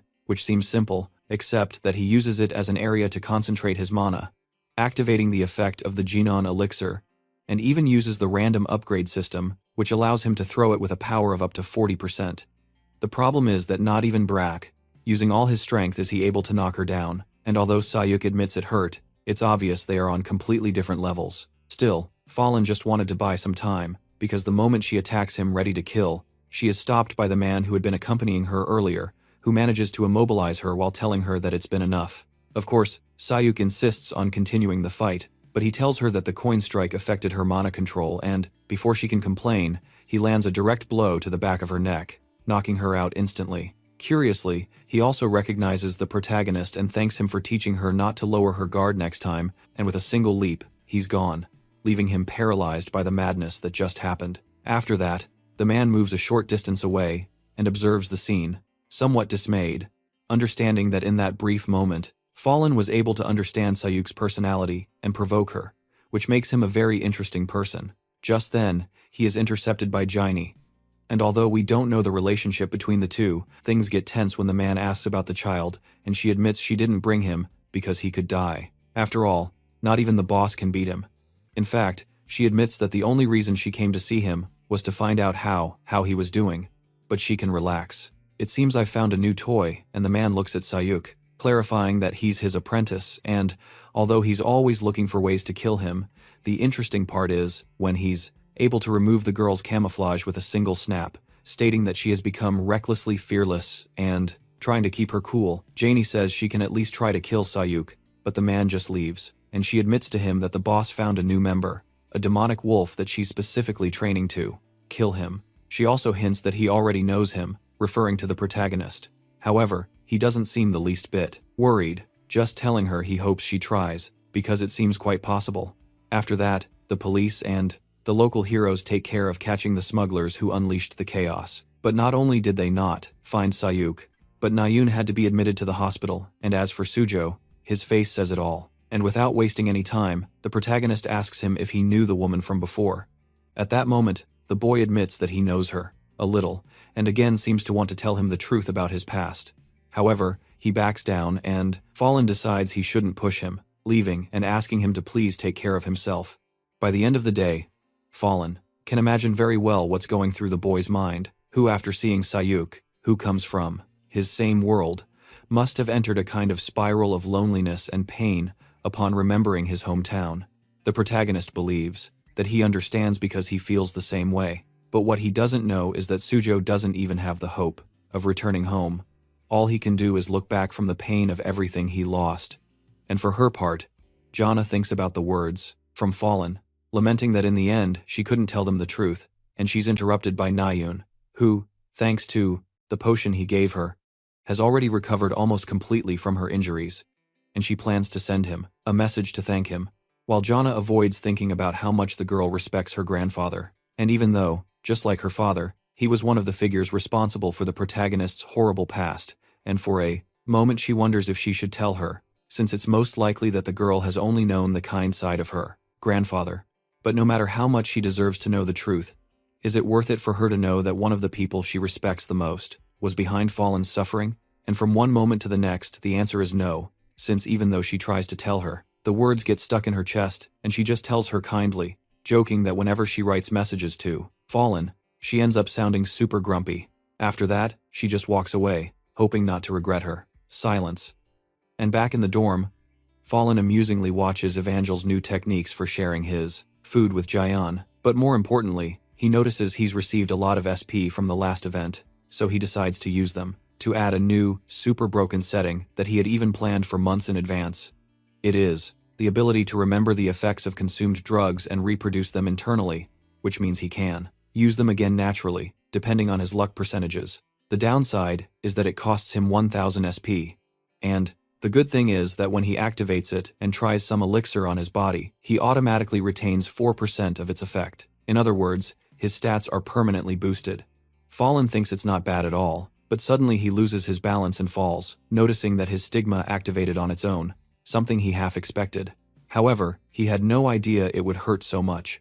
And from the other room, Evangel asks if he's okay, and he tells her everything is fine so as not to worry her, swallowing the pain that grows to the point where he falls unconscious. After that, Fallen doesn't wake up until morning, realizing that the little girl eventually found him lying on the floor, and, worried he was sick, she lay down to sleep next to him, which touches him deeply, and without waking her, he apologizes for the trouble. And we cut to Jin, Suho, Yuna, and Nayun, who are meeting up to study together at a cafe, and Nayun starts teasing him, noticing that he's been talking for a while with Sung-ah, which definitely doesn't sound very appropriate. However, things get interesting when they say it's time to pick a date for a trip, and she suggests next week, only to be shot down by the fact that Suho already has plans with none other than Fallen. Of course, this takes everyone by surprise, and although he claims they're just going to hang out, the real plan is to clear a dungeon together. Interestingly, Suho insists they're just going for a ride on his motorcycle, as if he knows the protagonist's intention for them to get stronger without interference. For her part, Nayun gets a bit jealous, and later that night, we return to Fallen, who arrives at an abandoned house, not quite sure if this is the meeting spot, asking aloud if anyone is there, until, out of nowhere, he is attacked with deadly intent, and his spirit wolf automatically comes out to protect him. The strange thing is, his attacker isn't a person, but a flying nightmare, a 6th grade monster, that would have definitely torn him to pieces if not for the wolf.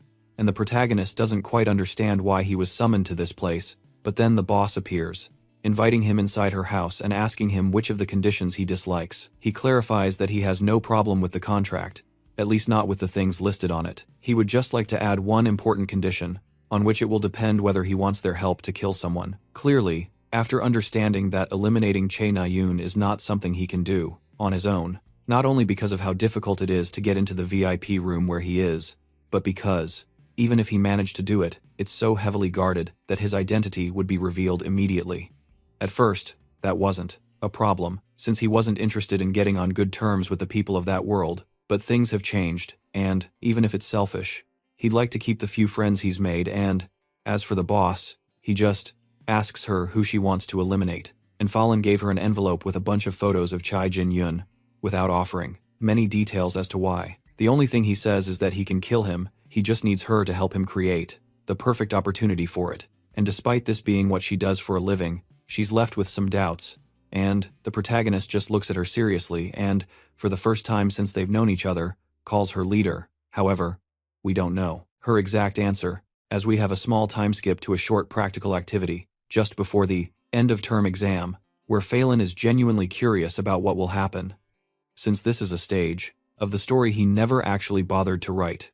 In any case, the test consists of climbing a tower full of traps, and to do so, everyone is transported to different random areas, starting right in a space that is completely dark, where Fallen uses his powers to scout before they give the signal to start, and, in doing so, he finds a route, but it's not much use to him, since they turn on the lights right then, and announce that they must follow 3 rules: cooperate with those in white, be careful of traps, and maintain trust.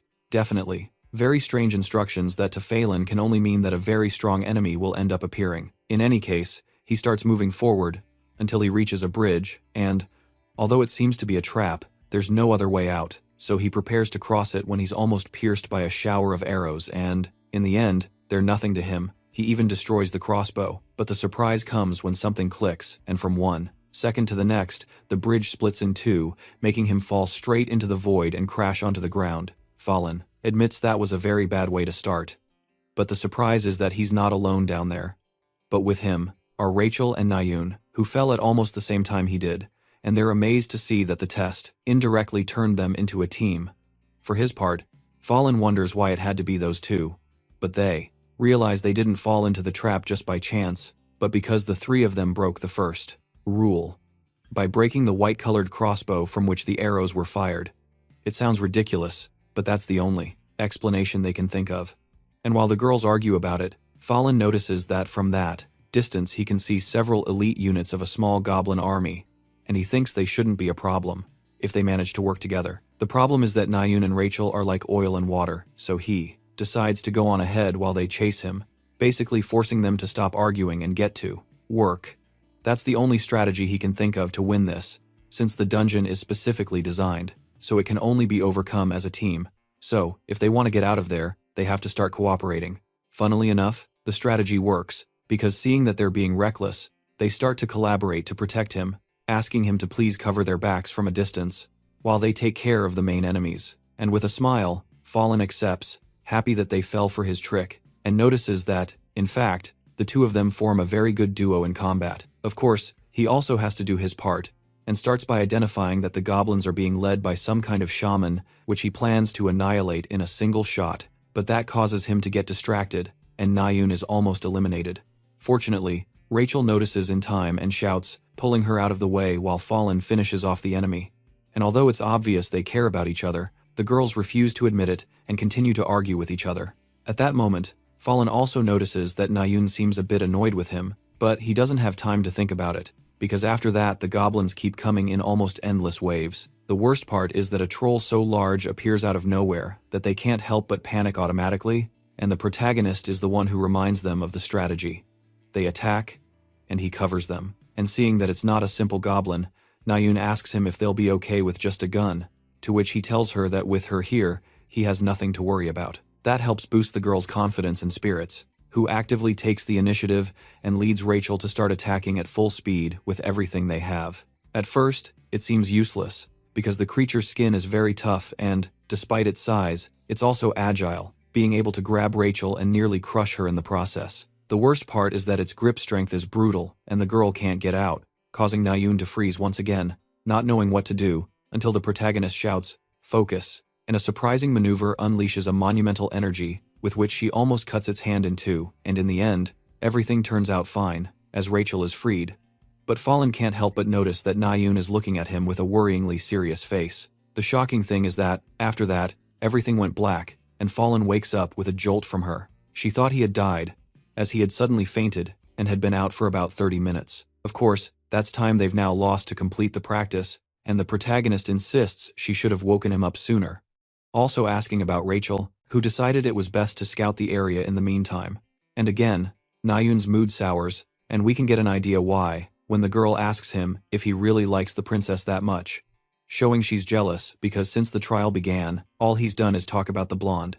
As usual, Phelan ignores what the girl really means and states that if he doesn't pay her as much attention, it's because he doesn't need to worry about her, to which Na-yoon complains that it's obvious he's decided to completely ignore her since their last trip, and making a quick save, Phelan clarifies that he means she's strong and doesn't need his protection, which leaves her even more confused, and explains that Rachel has been learning a new combat style recently, so she hasn't gotten used to it, and he should be more alert in case she needs help, ignoring the fact that they're training together. Na-yoon is glad to know that at least she's stronger than Rachel now, and to clear up her doubts, she asks him, directly, if he isn't ignoring her because he hates her, and Phelan doesn't understand why she thinks that way, but remembering the whole issue with her brother, he realizes he made a mistake. He thought that by avoiding the girl, he could spare her great pain in the future. However, That ended up causing her great pain in the present. Of course, he makes it clear that he doesn't hate her, as he has his own style of affection for all the characters, but he can never go any further than that. And at that moment, he asks about her brother, remembering how upset he looked at the hospital when he took her. She tells him everything that has happened lately, not knowing that Fallen isn't listening, because what he really wants to ask, what truly matters to him, is how she will feel if her brother is killed.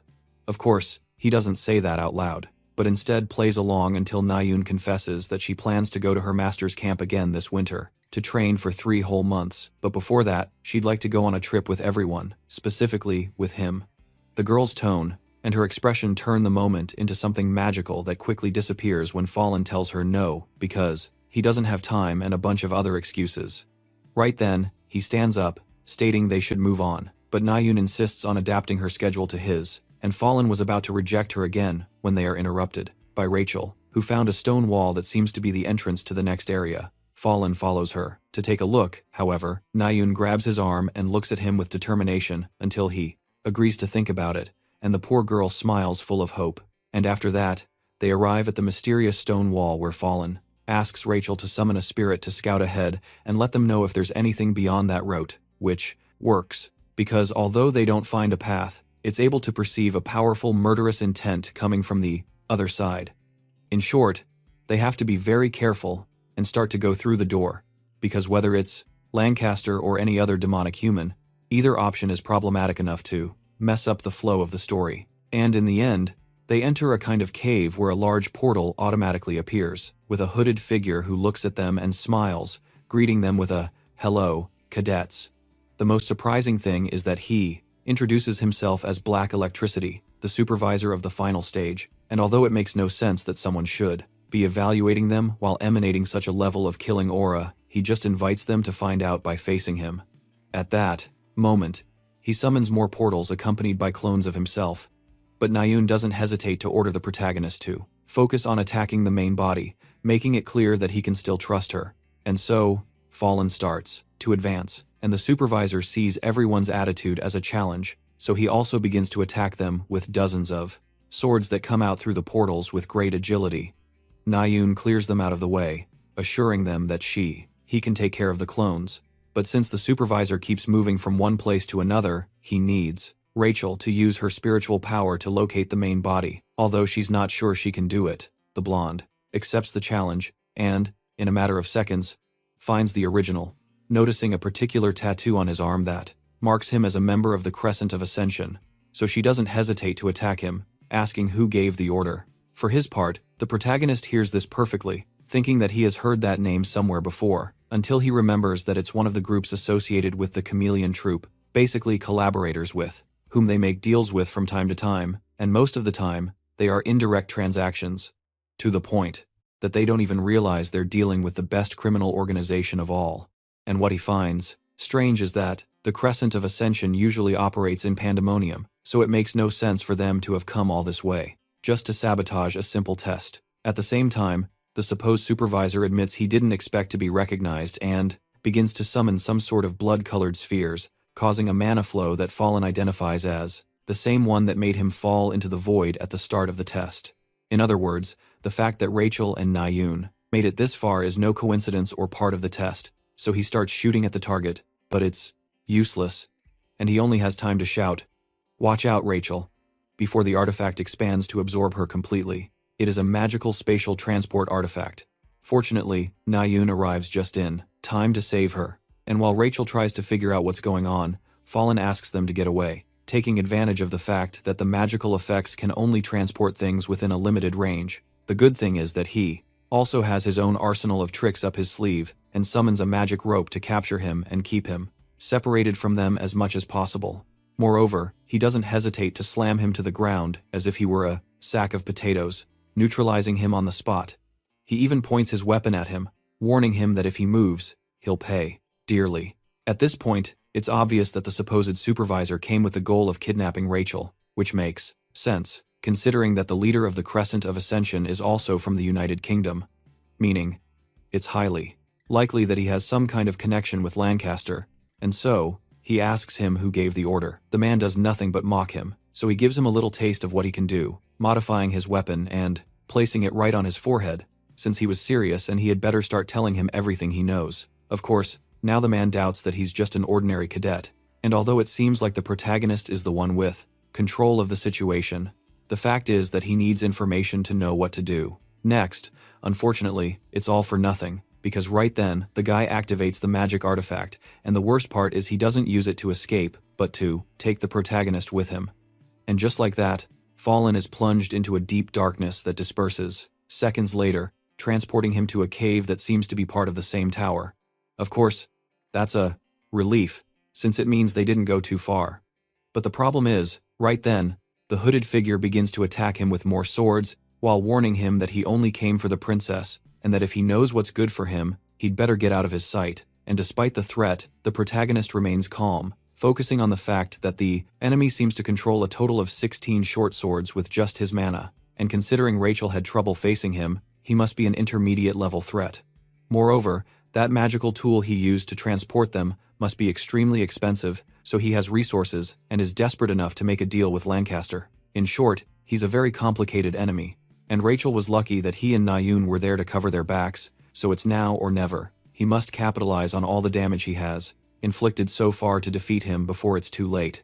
For that very reason, Fallen decides not to hold anything back for the rest of the battle, and automatically recreates the effect of Jinin's tonic, which he begins to spread throughout his body at an impressive rate, applying a level of physical enhancement that not even he himself expected. And, unaware of who he's facing, the hooded figure throws a sword in his direction, which Fallen stops in a matter of seconds using bullet time.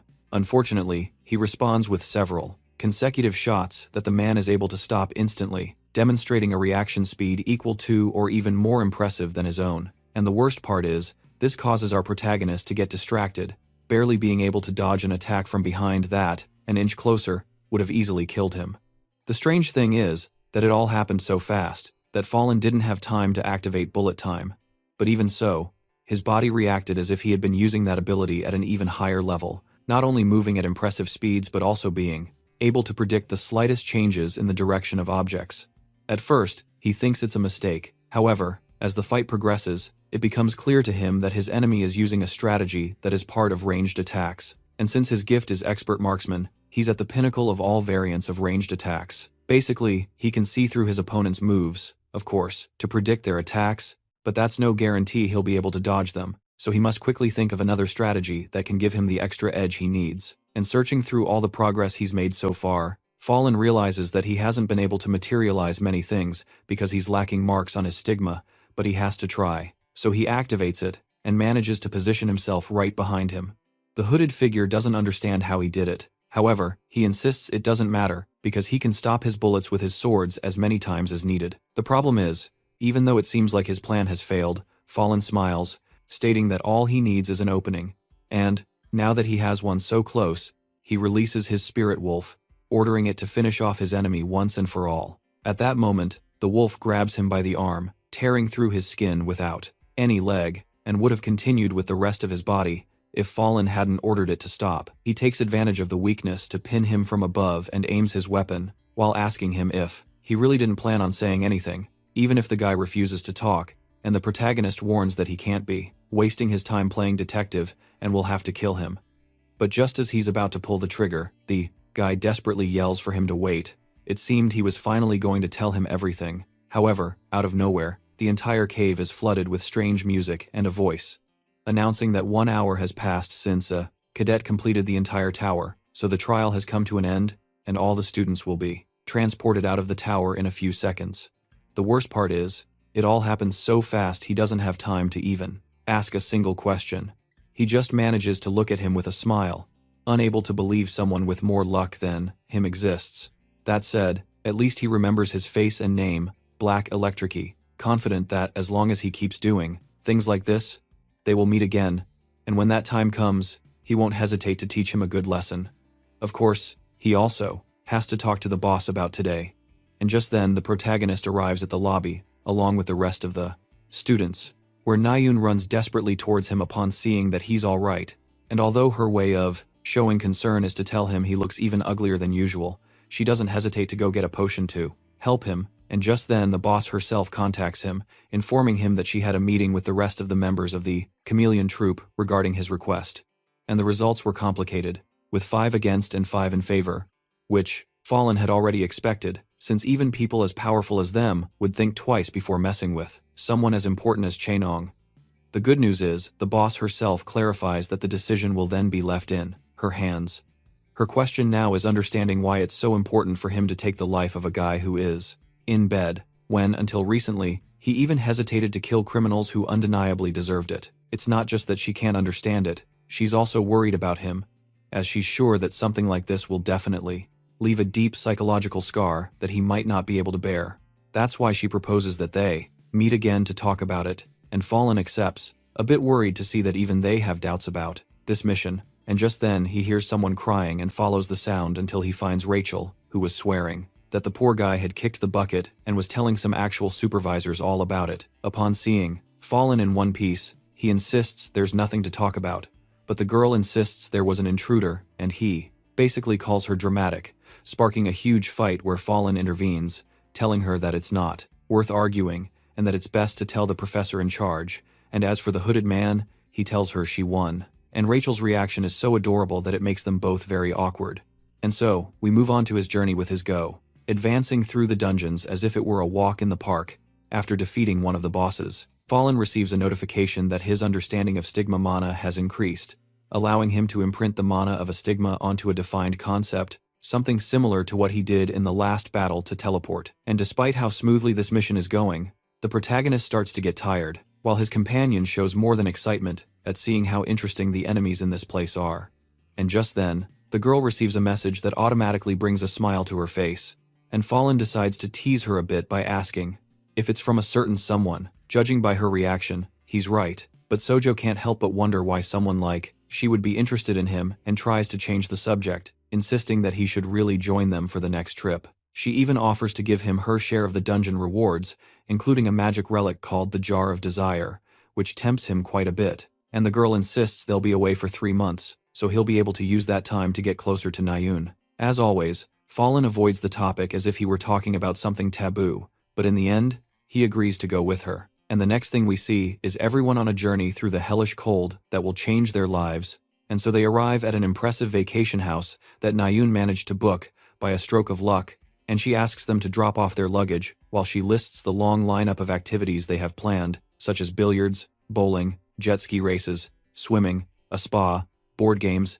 and many more. Jonggun asks her if they're on vacation or at a military academy, but spirits don't drop one bit, and everyone can tell that the girl is even more cheerful than usual, probably because she got her way and is happy that the protagonist decided to join them after all. In fact, after dropping off their bags, she and Fallen are left as the ones in charge of preparing dinner, and the poor girl is so bad at it that she turns a delicious steak into an impressive piece of charcoal, to the point that Fallen asks her to just leave everything in his hands for peace of mind. And despite that, you can feel a vibe of pure flirting, at least from the girl's side. And that doesn't go unnoticed by the others, including Chin, who tells Nayun she doesn't have to force herself to help since she's already done enough. And Sojo shamelessly states that they look good cooking together and trying to stay calm, but blushing heavily, Nayun asks them not to get the wrong idea. However, her facade disappears the moment Fallen feeds her a piece of meat. Of course, the protagonist's idea was to test if it was ready, but the effect on the girl is immediate, and after that they spend the rest of the night.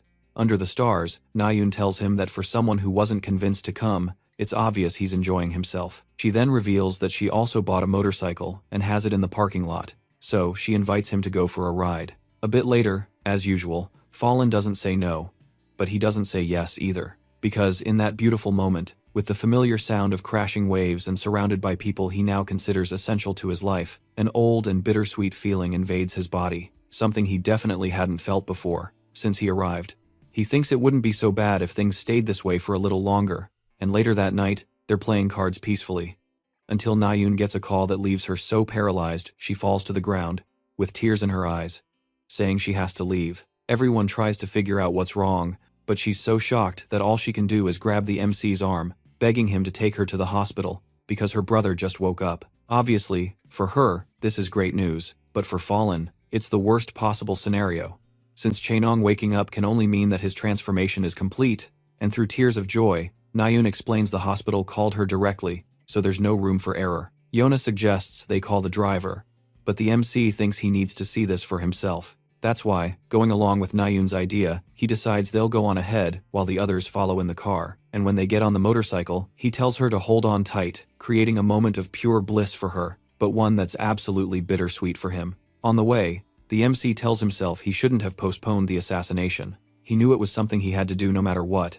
but he was so tormented by it that he decided to intentionally ignore it. And now he's reached the point of no return, wondering if there's really any way to avoid it, or at least not have to be the one to do it. All the while, Nayun is crying tears of joy on his back, and after a moment, Fallen, paralyzed, realizes this isn't something he can put off. Even though it's even harder now, it's his duty as the author of this story to put an end to Jin's life. When they get to the hospital, the emotions are so intense that Nayun is genuinely overwhelmed, barely able to get off the motorcycle. It only gets worse when she admits her family will be a little late because they're on a business trip abroad, meaning she'll have to face this situation all alone. That's why, once she calms down and goes inside, she doesn't hesitate to explain that Fallen is a friend, asking them to please let him come in with her. The MC doesn't know if this is a good or bad thing, but he follows her in silence to the doctor's office, where the doctor explains to them that it's a miracle, and although he isn't fully recovered yet, her brother's condition is very good. The only thing to keep in mind is that, even though he's awake, having been in a coma for 4 years, his memory hasn't completely returned, so it will take some time and a lot of rehabilitation for him to get back to his old self. In fact, she can only visit him for a couple of minutes, but that's more than enough for her, as she can't contain her excitement. Meanwhile, Fallen feels like he's standing on a bed of thorns, since he's going to be the executioner who will eventually be responsible for wiping that smile off her face. And when they enter the room, he opens his eyes and, with a smile, says Nayun's name, causing her to fall to her knees in tears of joy. The worst part, or the best, depending on who you ask, is that the guy can speak perfectly, telling her that she's grown up so much these past 4 years, and he asks if she kept her promise to find what she really wanted to do. With a smile, Nayun tells him she started using the sword again, and the reunion is magical. That is, until Jin notices the MC standing in a corner and Nayun happily introduces them, explaining that this is the friend who helped her find her passion and be honest with herself. The look on Fallen's face says it all, but we cut to the boss, whom she visits with a report on Jin Yan's situation, asking if she really plans to go ahead with the protagonist's request, although she says nothing. Her gaze makes it clear that she's already made a decision, clarifying that there's no need for everyone to know. Jain admits it's a good way to earn Fallen's loyalty. However, they don't even know why they want to get rid of Jin Yan, and will end up making an enemy of the old man. At that moment, the boss tells her not to worry, because the Dantian where Jin Yan contained his mana was destroyed that day. So she doubts that someone as ruthless as Chao would care what happens to someone with no potential to become a hero, not even if he is his grandson. And even with that in mind, Jain has a very bad feeling about the protagonist, because she already spoke with the detective, and he got very nervous when she mentioned his name, as if he had discovered his past and it was something very dark. She has no way to prove it, but she's sure there's something strange about Fallen, a truth that could endanger someone if it's discovered. The boss admits it's a reasonable deduction and suggests that they look for more information externally, to which Jain suggests going to the Fallen Flower Guild, which in just 6 months has gained an enviable reputation, as well as the popular Truth Agency. And upon seeing the card, the boss comments that it has a lazy-looking design, but Jain insists that they specialize in finding even the most hidden truths, and she thinks about it for a moment before asking her to please only contact the Fallen Flower Guild. The interesting thing is that Jain also tells her that all the preparations for Jin Yan are complete, and the plan is perfect. All that's left is for Fallen to look it over and give the green light so they can begin. And after that, a few days pass, and the rest of the kids go to the hospital, where Jin Yan is able to recognize all of them from his sister's descriptions. This leads to some funny and happy moments, showing that his condition has done nothing but improve over the passing days. The problem is that, as he recovers, Fallen notices that the demonic energy has reached 97% progression throughout his body, which means there are only 2 months left before he becomes a Jin once and for all. And amidst the others' laughter, the protagonist can't help but think that there's no time to lose, but he's interrupted by Jana, who notices how stressed he is. He assures them he's just tired, but Jin Yan takes the opportunity to thank them for coming to visit him and keeping Nayun company every day since he woke up, which they clearly see as a kind gesture, when in reality he's just waiting for the chance to be alone with him. Unconsciously, Nayun tells her brother that Fallen is his fan and jokes, offering to take a picture of them together. Of course, the protagonist refuses, but he takes one of them, and in the end, it's Jin Yan who notices his sister is in love with him and practically forces them to spend time together. And after a while, the kids leave the room and the opportunity Fallen was waiting for appears as he stays behind, not knowing what to say or do in a situation like that. And in the end, he starts by asking him how he feels. Jin admits that he's not really sure, to which Fallen is more direct, questioning if he has felt any kind of strange impulses, like malice boiling in his chest or demonic energy instead of mana flowing through his veins. Of course, he doesn't understand what he's referring to, but Phelan feels he can't say anything more because what he really wants to ask is if he knows that he will become a demon and if he is willing to give his life for the sake of his sister. And Fallen hopes that Jin can help him alleviate the guilt of what he is about to do. Gets stuck in his throat, and feeling like the pressure is about to crush him, Jin strokes his hair, innocently, stating that he seems to need some support. And the moment is interrupted by Nayun, who jokes a little upon seeing them like that. Although, of course, on the way home, she doesn't hesitate to thank the protagonist for being there with her. And for years, what she wanted most was for her brother to wake up. Of time, had turned them into strangers. So his presence at this time has been a vital support. That's why she shyly asks him if he's free on Christmas, explaining that she's going to a camp, but that they can go out together until 6. Fallon accepts, and when the day comes, we see them watching the news where they announce that the Creationist Benevolence Guild declared a future raid on the Tower of Miracles, which is the tallest of all, causing their stocks to rise by 10%. Speaking with Suju, he asks if he's worried, to which the boy is sure that they will return safe and sound, something the protagonist is not so sure about, since although things can always change, in the main story this raid ends in failure. At this point, the truth is he doesn't know what other changes the co-author might include. The only thing he knows for sure is the true identity of the boss. In that moment, Suju asks him if he's not going to meet Ayun at 7, something he had completely forgotten, since he hadn't really wanted to say yes. And although he's already late, thinking the girl must have already gone home, seeing the snow fall gives him a very bad feeling, and with that in mind, he starts to move, telling himself there's no way the girl would have stayed waiting for him in the snow, but that it wouldn't hurt to go check, and he's just going to verify to make sure she went home. However, at the meeting point and, freezing to death, Nayun was waiting for him, and she scolds him for being late, insisting that she had a whole list of planned activities, to which Fallen just tells her to get on the bike. He will decide where to take her, because after all, dates are supposed to be